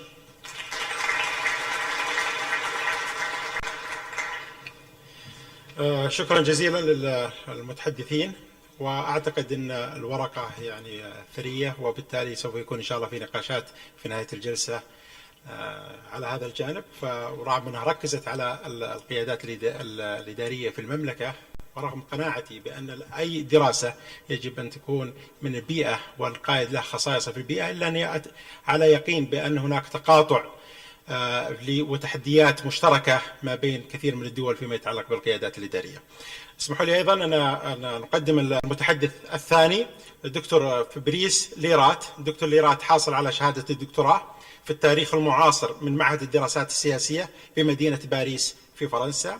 أهم مؤلفاته كتاب الثقافة الإدارية العابرة للحدود في أوروبا، الواقع والآفاق، كتاب الإصلاح الإداري في أوروبا ما بعد نموذج الإدارة العامة الجديدة، وله مقالات ومؤلفات أخرى. يعمل حاليا مدير معهد البحوث للعلوم الإدارية بالمدرسة الوطنية الفرنسية للإدارة. ورقة عمله بعنوان كيف تحدد وتختار وتدرب القيادات الإدارية الحكومية الواعدة في القطاع العام. اسمحوا لي الآن أن يتفضل مشكورا بتقديم ورقته. شكرا. Thank you very much, Mr. Chairman. Good afternoon, everybody. It's my great pleasure and honor to be here today, and I would like to thank IPA for the kind invitation and also for organizing this very interesting conference. I will talk to you about a pretty different case about the situation in a country called France, which is a model very much different from the US or the British model, much more related to the situation on continental Europe. And I will try to explain to you how we in France try to identify, select, and train potential leaders for and in the public sector. And this is a challenge. We have a strategy developed by the French government over, let's say, the last 10 years with several objectives. The first idea basically was that if we want to have good leaders in the public sector, we have to identify and to select them today for the future, that in order to be sure that we will have tomorrow the leaders we need.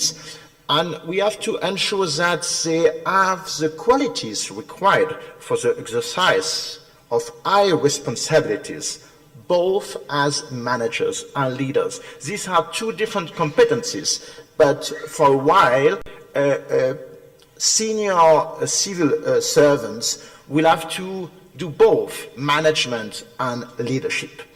And the third point is we have to provide them with the knowledge and the skills they will need to do their job properly, because we cannot improvise. We need to teach, we need to train. And for this, in order to do this, we have to develop practical tools to chart leadership developments. Well, how is the division of labor between the different actors, the different stakeholders within the French administration in order to prepare and to implement this strategy? It depends on the level and the level of responsibility. At the level of decision making, the objectives are defined by the Prime Minister and the office of the Prime Minister, also the priorities, with the support of the Ministry of Public Administration. He supports the choice of priorities and he advises the Prime Minister. At the level of strategic coordination, there is an office within the department of the Prime Minister called Secrétariat Général du Gouvernement, in charge of coordinating the action of the government. So it's a transversal organ, and this SGG identifies the needs and defines the criteria and procedure for training the leaders of the public service. Here again, he can rely on the support of a functional department, the Director General of Administration and Public Service, which is part of the Ministry of Public Administration. Then, at the level of policy implementation, we need the participation, the active participation of all Secretary Generals and Directors of human resources departments in the different ministries and key agencies in France, because they will look after possible candidates and they will select the candidates, the people that will be selected to become the future public sector leaders. And last but not least, at the operational level, then we need organization in charge of organizing the program and conducting, especially at pedagogical level, the different programs and training activities. And this is the role of the organization I work for, the French National School of Public Administration. And as you will see, ENA is in charge of the different stages of training, selection, and identifying the leaders in France for the whole chain of leadership training. This is what I've called the integrated scheme for public administration management and leadership training in France. Just to help you to understand this graph, on the left side you have the lowest level of senior civil servants. On the right side you have the highest level of civil servants, senior civil servants, people like director generals of ministries, for instance. And the darker the arrow, it means the more or the higher is the degree, the share of leadership courses in the content of the training programs, and the lower the content of management courses. So at the beginning we have a lot of management courses, at the end a lot of leadership courses. Well, the first level consists in the recruitment of students for the pre-service training. Before they enter ENA, they have to be recruited and selected. And you have to know that people who enter ENA already have a higher education diploma. So we are not a university. We are after university on higher education. In order to prepare for the competitive examinations, very tough competitive examinations, if they want to prepare successfully, they have to acquire a wide range of relevant knowledge, not only in public law, in politics, in economics, in very different fields.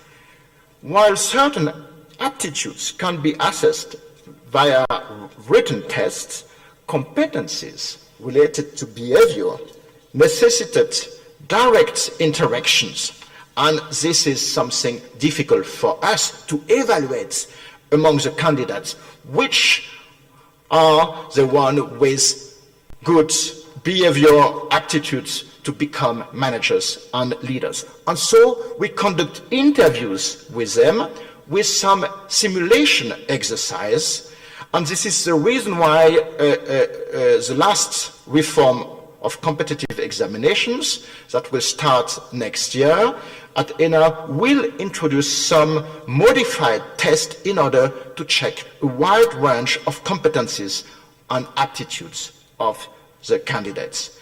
The rationale behind this reform was in connection with the other reform dealing with the content of the pre-service training period, to make sure that not only the required pre-existing knowledge is available among entering students, but also the required basic competencies and aptitudes needed to become a manager and maybe to become one day a good public sector leader.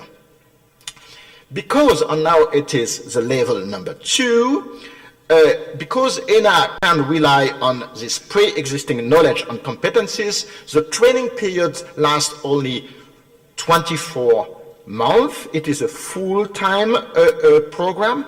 We do not have a permanent faculty. We always ask practitioners and high-level scholars to come and to teach only in the field they are competent and they know best, in the field where they are experts.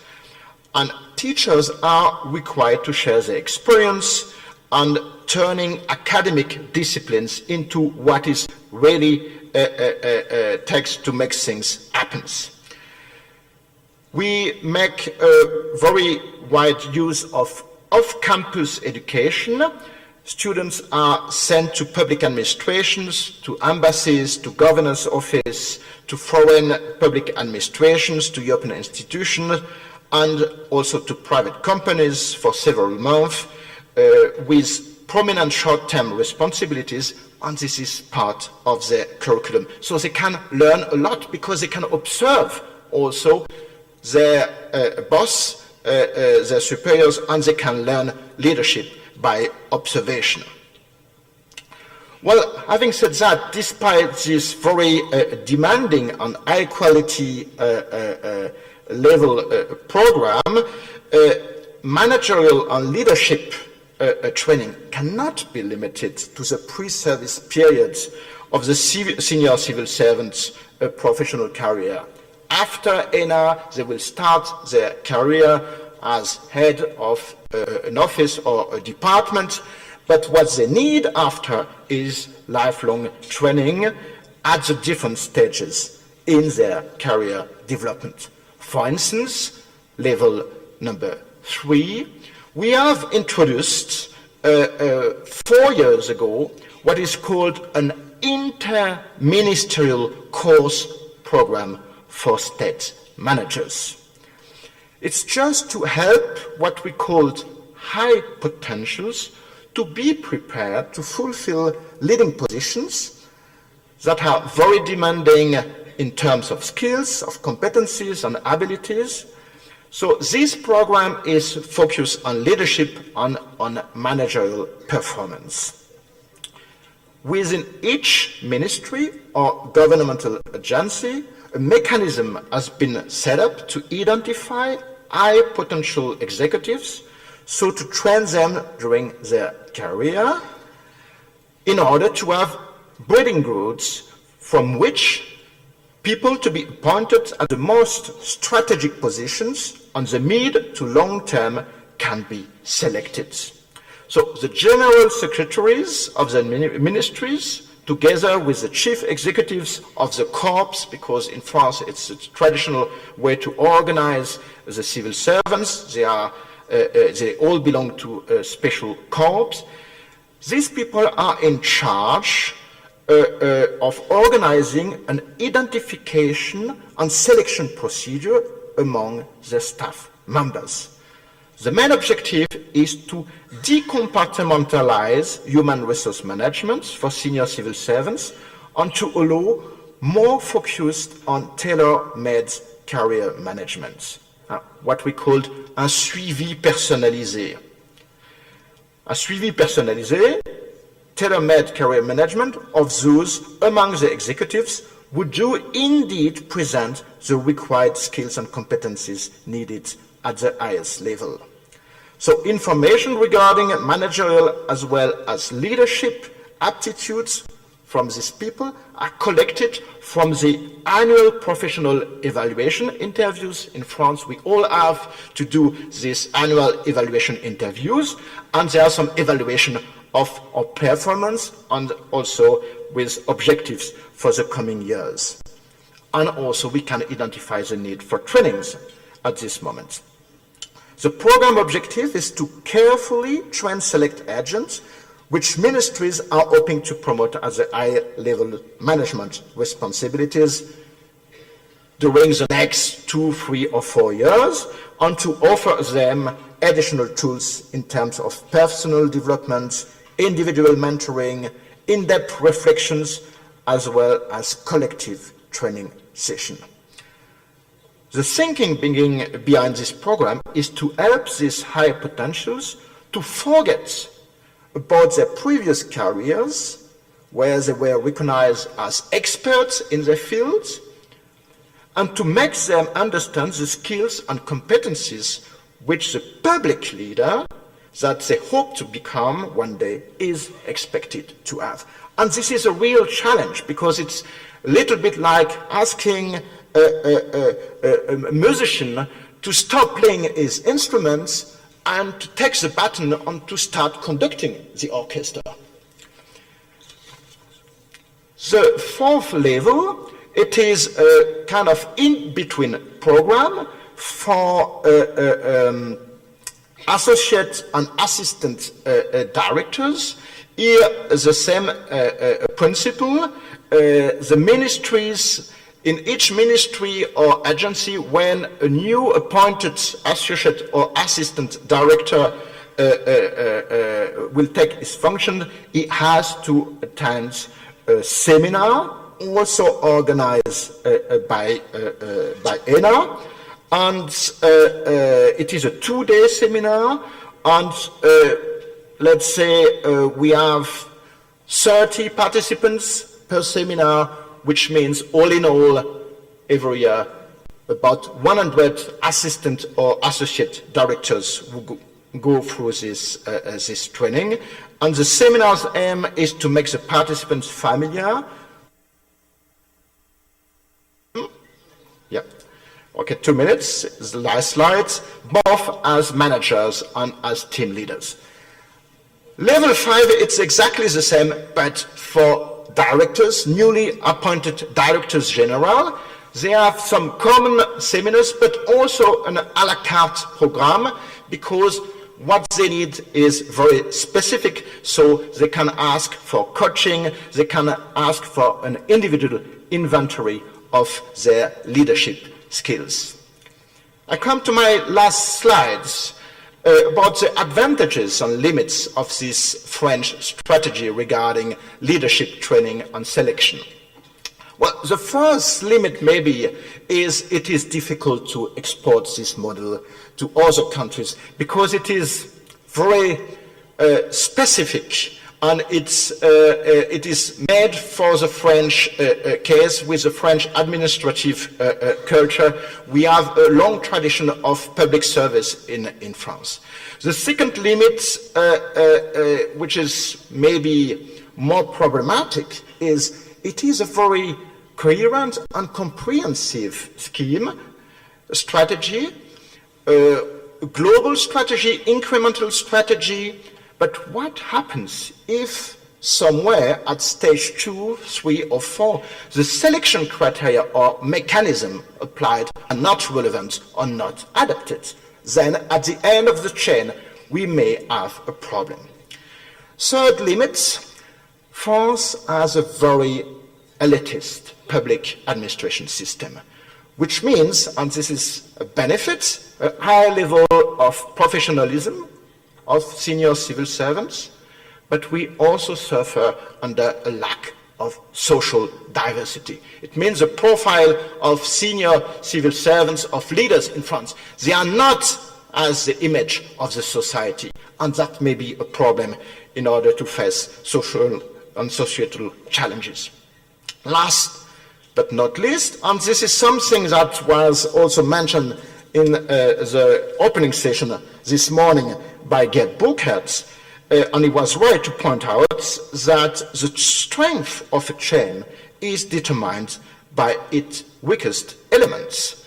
It also applies here for leaders, because you can have very well selected and trained leaders, but what happens when the rest of the staff, the mid-management, or the lowest level, if they are not well trained and motivated? So this is the reason why this is only part of the general strategy of the French government in order to train not only leaders, but at all levels of the French public service.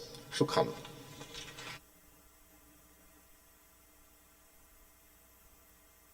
شكرا جزيلا للمتحدث. والتجربة الفرنسية في إعداد القيادات وبالذات المدرسة الفرنسية للإدارة لها تجربة ثرية، وقد استفاد منها الكثير من الدول وخاصة المغرب العربي. ومعهد الإدارة العامة أحد الأجهزة التي حاولت تستفيد وتستفيد من تجربتها في هذا الجانب. وأنا لي تجربة أيضا مع المدرسة الفرنسية، يمكن بقولها في نقاش على أيضا بعض المقترحات اللي اقترحوها في بعض البرامج التدريبية للقيادات اللي تم عرضها عليهم. المتحدث الأخير اسمحوا لي أن أقدمه السيد هانس أوندبيك. عنوان مشاركته أيضا هي امتدادا لعرض التجارب، وهي تطوير القيادات الإدارية الحكومية، تجربة الجمعية الأمريكية للإدارة بالولايات المتحدة الأمريكية.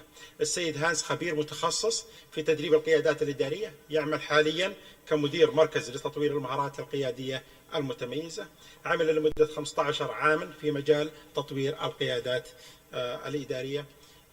فليتفضل الآن مشكورا بالبدء في عرض ورقته.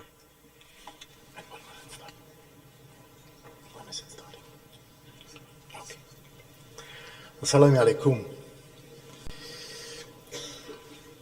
Your Excellency, Your Highness, Directors of IPA, Mr. Chairman of this session, ladies and gentlemen, on behalf of the American Management Association, I would like to thank you for the invite in order to share our experiences of developing leaders in the public sector.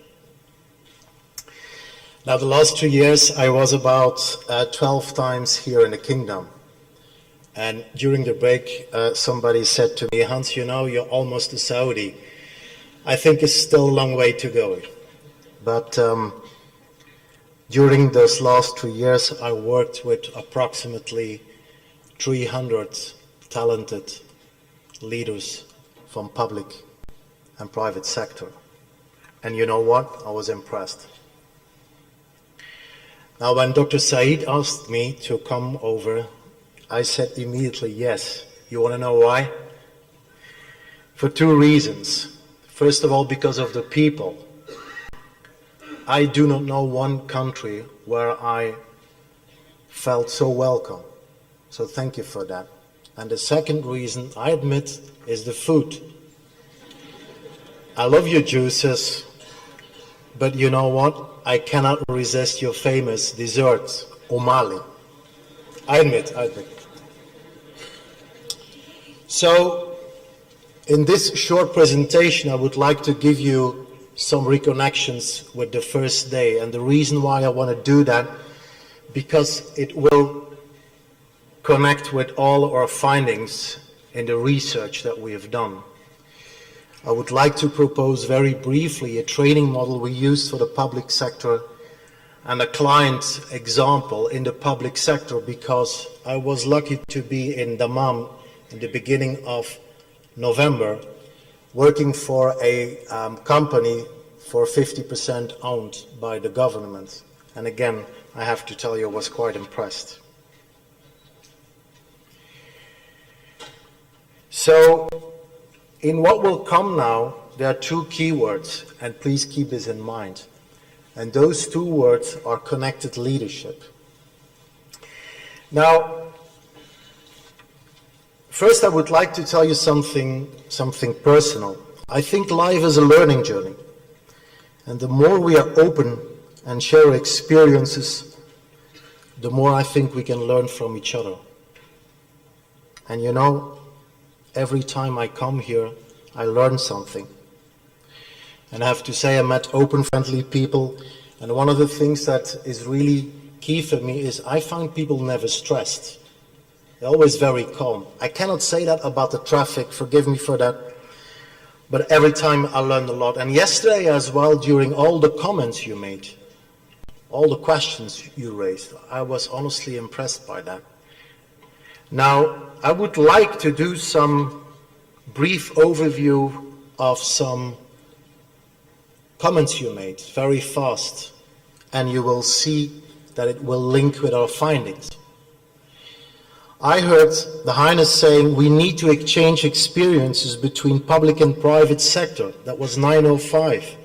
9:27, sometimes people are mixing up strategic, medium, and operational leadership. I heard at 9:45 somebody saying there is a war of talent. There's a lack of development, a lack of role modeling. There's a lack of strategic planning. There is a lack of vision. We should go for a model that is more integrated for developing our leaders, but we need to polish knowledge and behaviors. A lady talked about identifying ways of developing leaders with honesty, integrity, and taking right decisions. I hope you will all remember the lady who presented the 4 C's. There was a gentleman from defense who said at 10:25, we need clear recommendations for the leadership. We are eager for a holistic approach, not only academic papers. An important comment yesterday a lady made was, there is a lack of trust. There are lots of training courses, the outcomes are not aligned, and there is no follow-up. Another lady talked about values, transparency, accountability, credibility. They're all there, but they need to be applied. During the presentation of Jim, he said, leadership by example is more effective than leading by command. And then he received a question, can we apply ethical management when leaders are derailing? At 1 o'clock, there was a lady who said there is a huge gap between investments the kingdom is doing in training versus the society that is expecting to achieve these objectives. And there is a gap between developing and the deficiency of the public administration. Now, if you look at this morning, what Professor Dr. Buchert said, there are a lot of hospitals, but that does not mean that you have a good health system. Now, it requires coordination, leadership across all those hospitals. Now, my question to you is, do you think this is the same in the private sector? The answer is yes. The last thing I want to say, what I heard this morning was, aren't all organizations public? We should stop blaming, and we should become proud to work for the kingdom. Wow. If we want to move forward, we need to admit our problems. And the real crisis is a leadership culture. Well, From my side, congratulations for all of this, dear audience. Now, think about our findings what you see now on the screen. And when you talk about cultural awareness, the question is, who are your key stakeholders? Yes, it is true, they are much more in the public sector than in the private sector. If you think about decision making, the number that Professor Bugart also presented this morning, it's quite top down. If you think about the leadership culture in this country, let's be honest, do you hire people because of the same national interests, same political party, or do you hire people where you are convinced these are the right people to move the organization, agency, moving forward in the right way? We talked about leadership at every level. Do you think it is important? There was a gentleman yesterday who said 20% is working, the rest is not working. Imagine we would install in the kingdom leadership at every level. The change of leadership, please let me quote Gandhi here. Be the change you want to see in others. How many times did I hear the word role modeling during all presentation? Well, my question to you is, who will stand up?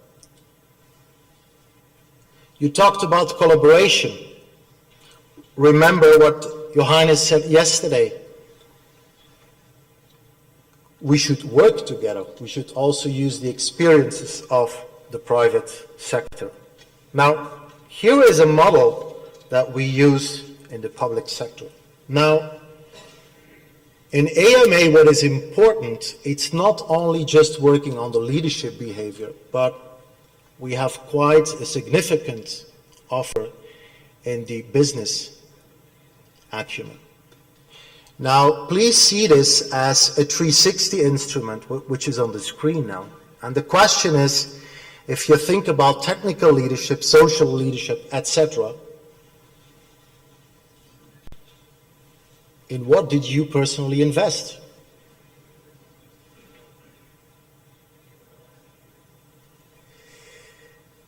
Now, let me give you one very concise example. This morning I had a conversation with Michiel, and he is famous in public administration. And he said to me with regard to political leadership, but what is the essence of public administration? Now, dear colleagues, my question to you is, if you know what the essence is, how do you communicate it? How do you communicate the essence of public administration to all your stakeholders? I would like to refer to the presentation of Dr. Torregano, who said communication is the number one of challenges.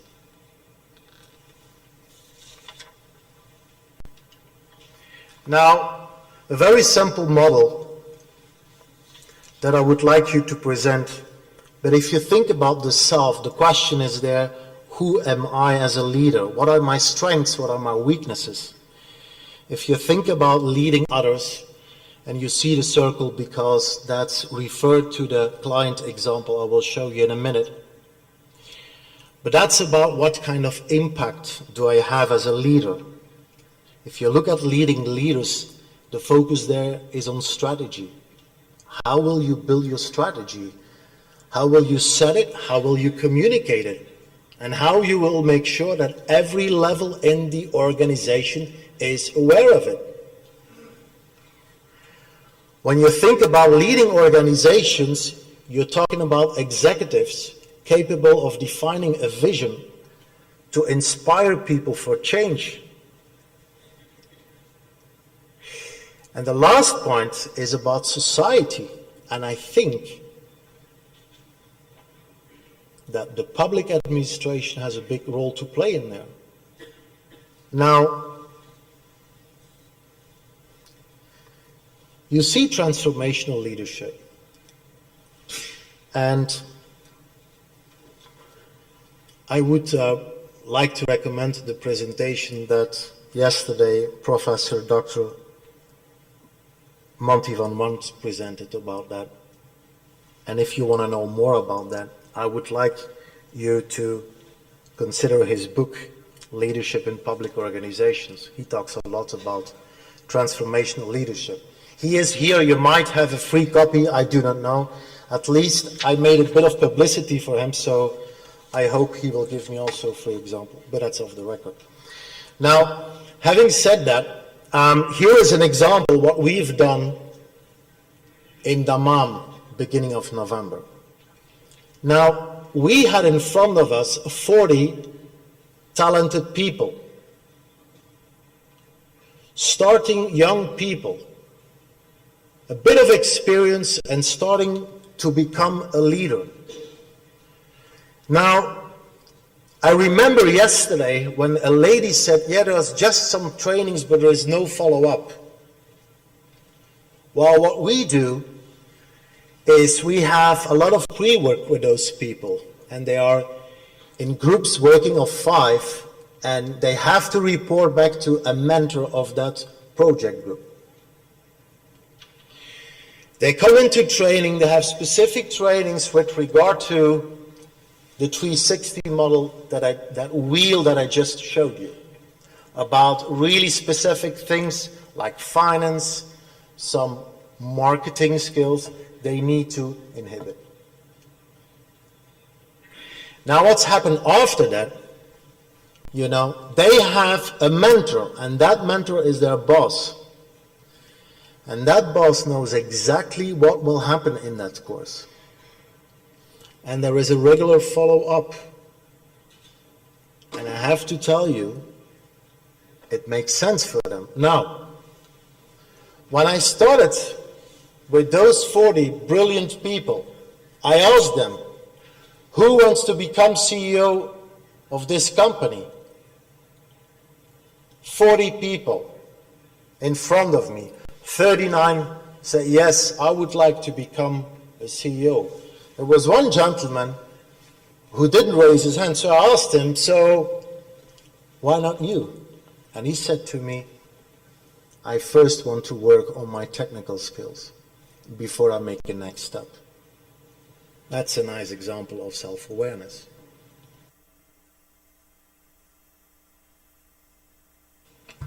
To finalize here, what I find really important is that at the end of this session, the CEO of the company asked us, please, I want to know what these young people are thinking. And I want to know their ideas to improve our company. Now, let me ask you, what do you think? 40 people, more than 400 ideas came out. What do you think was their number one idea? Support employees to complete higher education. Second best idea, of course, they want to have a higher salary and also join social events to share the program. I think this tells a lot. It's not in the first place about salary, it's about help me in my future education. Now, do I still have 1 minute? Thank you. So here are some conclusions. And after this conference, my question to you, dear audience, is what will you do as a leader? How will you motivate your colleagues, your direct reports when you go back to your office? And after all, aren't we all here to improve as leaders? Isn't that our main goal? Now I wish you all good luck, and I hope you will all benefit from this conference. because I think it was worth. I learned a lot, and I thank you all. And I hope, as a whole group, we will improve in our leadership journey. And let's not only serve the kingdom, but let's all serve for a better world. Inshallah. Shukran.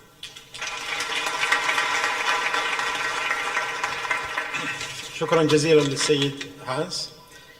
الآن سوف نفتح باب النقاش، لكن أود أن أشير إلى أن خسرنا أيضا زميلنا الدكتور فبريس ليرات نظرا لأنه لارتباطه برحلة ونظرا لتداخل الجلسات مع بعضها ولبدايتنا متأخرا، وإن كانت التجربة التي عرضها تجربة ثرية، وأنا متأكد أنها سوف تثير كثيرا من الأسئلة. لا بنفتح باب النقاش ومعروف لديكم الآن، وكل واحد يقدم نفسه، وأيضا للشخص الذي يرغب أن يسأل يوجه سؤال له. هم طرحوا كثير من المواضيع وكثير من التجارب. أنا أعتقد أنهم تتكلموا عن المهارات التي يفترض والقدرات التي يفترض أن يكتسبها القائد الإداري، إلا أن هناك شيء مهم وهو الاستعداد للقيادة. لا يمكن أن تجيب شخص لديه المهارات والقدرات والمعارف وتصنع منه قائد. لا بد أن يكون لديه الاستعداد في البداية، ومن ثم تأتي المهارات والمعارف والقدرات تأتي في لاحقة. أفتح المجال للنقاش، فنبدأ بالسيدات إذا في أحد من تفضلي. Mr. President, and thank you for the distinguished speakers. This morning we've heard something about the U.S. Experience in developing the leaders, and now we heard about the French experience, and lastly Dr. Hans had some light on the training for the leaders. I was just worried about I think we need some specialized training-like programs. All the programs being discussed are general leadership programs. The U.S. experience, they get the leader to have 4 months of complete training in some other areas. The leaders are leading some different organizations which needs different programs. I think like health organizations are different from the industrial organizations. Do you think there is a specialized program for the leadership is important? The other thing which was very interesting to me, the presentation by Dr. Clemson, he mentioned 165 Saudi has answered the questions. I wonder how many of them are females. As the gap of difficulty in balancing between personal life and work came very down in the list, which was very surprising. It reflects maybe the less number of females in this questionnaires. The other thing which links 3 presentations together, one of the addressed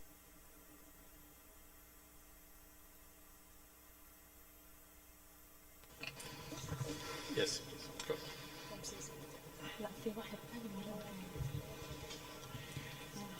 So, thank you for the question.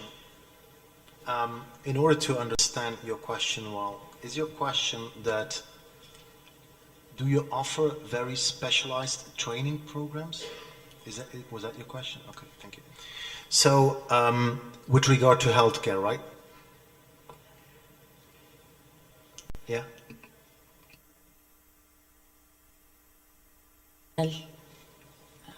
Institutions like the leadership for health is different from leadership for industry, different from the business. So the answer is yes. One of the things that we do is that we will always first go in depth into understand what are the needs.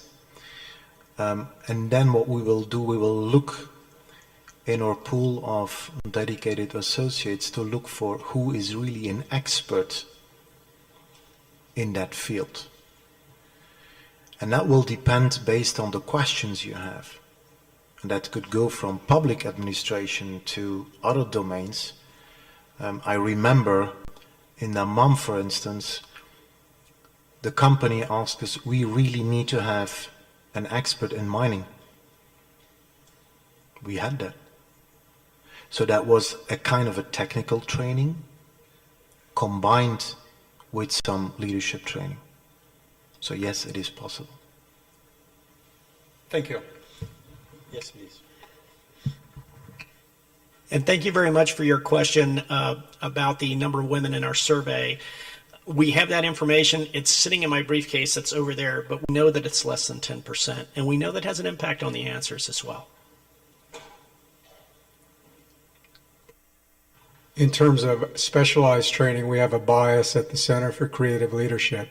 You don't want Europeans or Americans coming in here and teaching you specialized skills that you know better than we do. What we do is create an environment for collaborative learning. So we can bring in subject matter expertise, but we want to create an environment in the classroom where what you know and what we know, because we both have expertise, is put in the center of the room.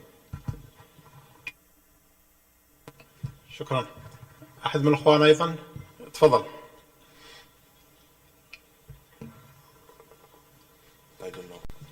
الدكتور محمد مسعود العبد الله، عميد شؤون أعضاء التدريس والموظفين جامعة الدمام. أنا أعتقد واحدة من الإشكاليات أنه غياب المفهوم أو الرسالة المرتبطة بالتخطيط الاستراتيجي للمؤسسة، والتي تنعكس على جميع مستويات القيادة. المنهجية التي تحقق وجود قائد أو وجود العنصر القادر على تطبيق تلك التخطيط للاستراتيجية أو تحقيق أهدافها يكمن في وضوح الهدف والرسالة، وأيضا التعامل بمنطق الشراكة وليس المشاركة، يعني partnership not participation، لأنه في النهاية أنت تحتاج القائد لمجموعة عمل، فإذا غابت عنه الرؤية والرسالة والأهداف كل حسب مستواه ستغيب الإمكانية في تطبيق القيادة الصحيحة أو إيجاد من يستطيع أن يقود بالطريقة صحيحة. شكرا. شكرا. ديفيد.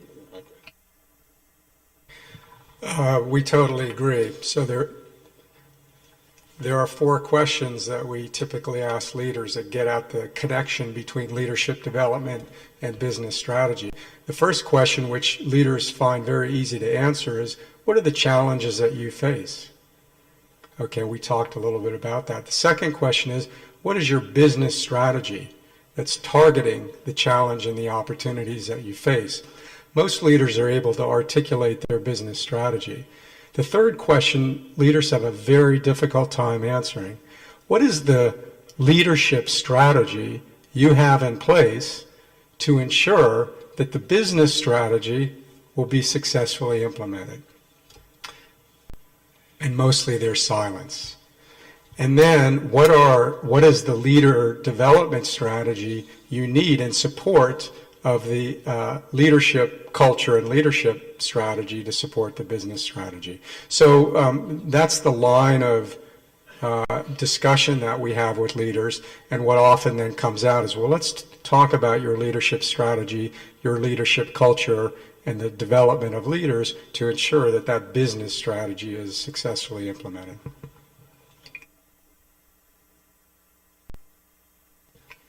Just a short note. In the slide that I showed with the 7 programs, you saw that there were a number of topics that went across every level. The reason those topics went across every level of leadership, feedback, and coaching is because the leaders in that organization identified those as priorities, that they wanted to build their leadership strategy on those 3 pillars. And we were able to integrate those into their programs and make sure that the people who were coming up in those programs were familiar with those items. Thank you. في أحد أيضا؟ تفضل. السلام عليكم. طبعا الدكتور عبد الله العنزي معهد الإدارة العامة، باحث في شؤون التوطين وطبعا توطين الموارد البشرية والمعرفة. طبعا أنا تساؤلي يعني يمكن هناك عامل مشترك بين فرنسا، الولايات المتحدة الأمريكية وأيضا بريطانيا في أنهم يعانون من ظاهرة الaging workforce، وهي أنه في شريحة كبيرة من الموظفين هم طبعا أعمارهم عالية.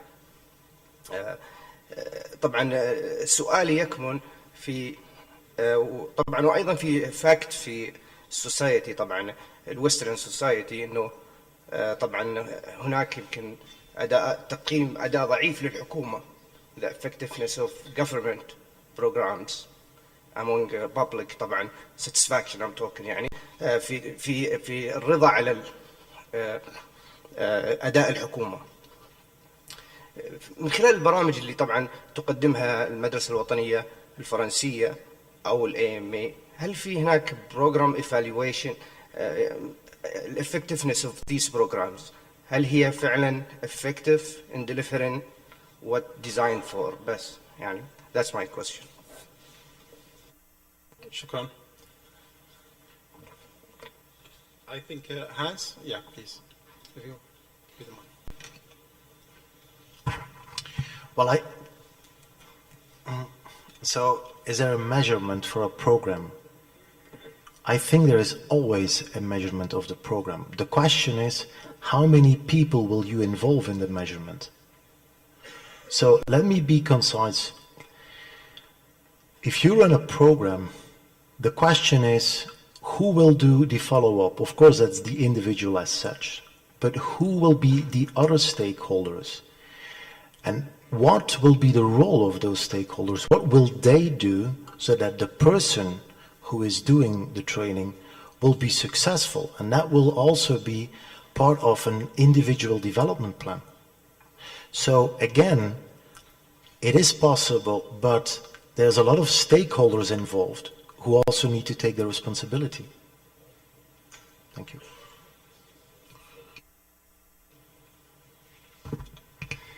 I think that's a critically important question.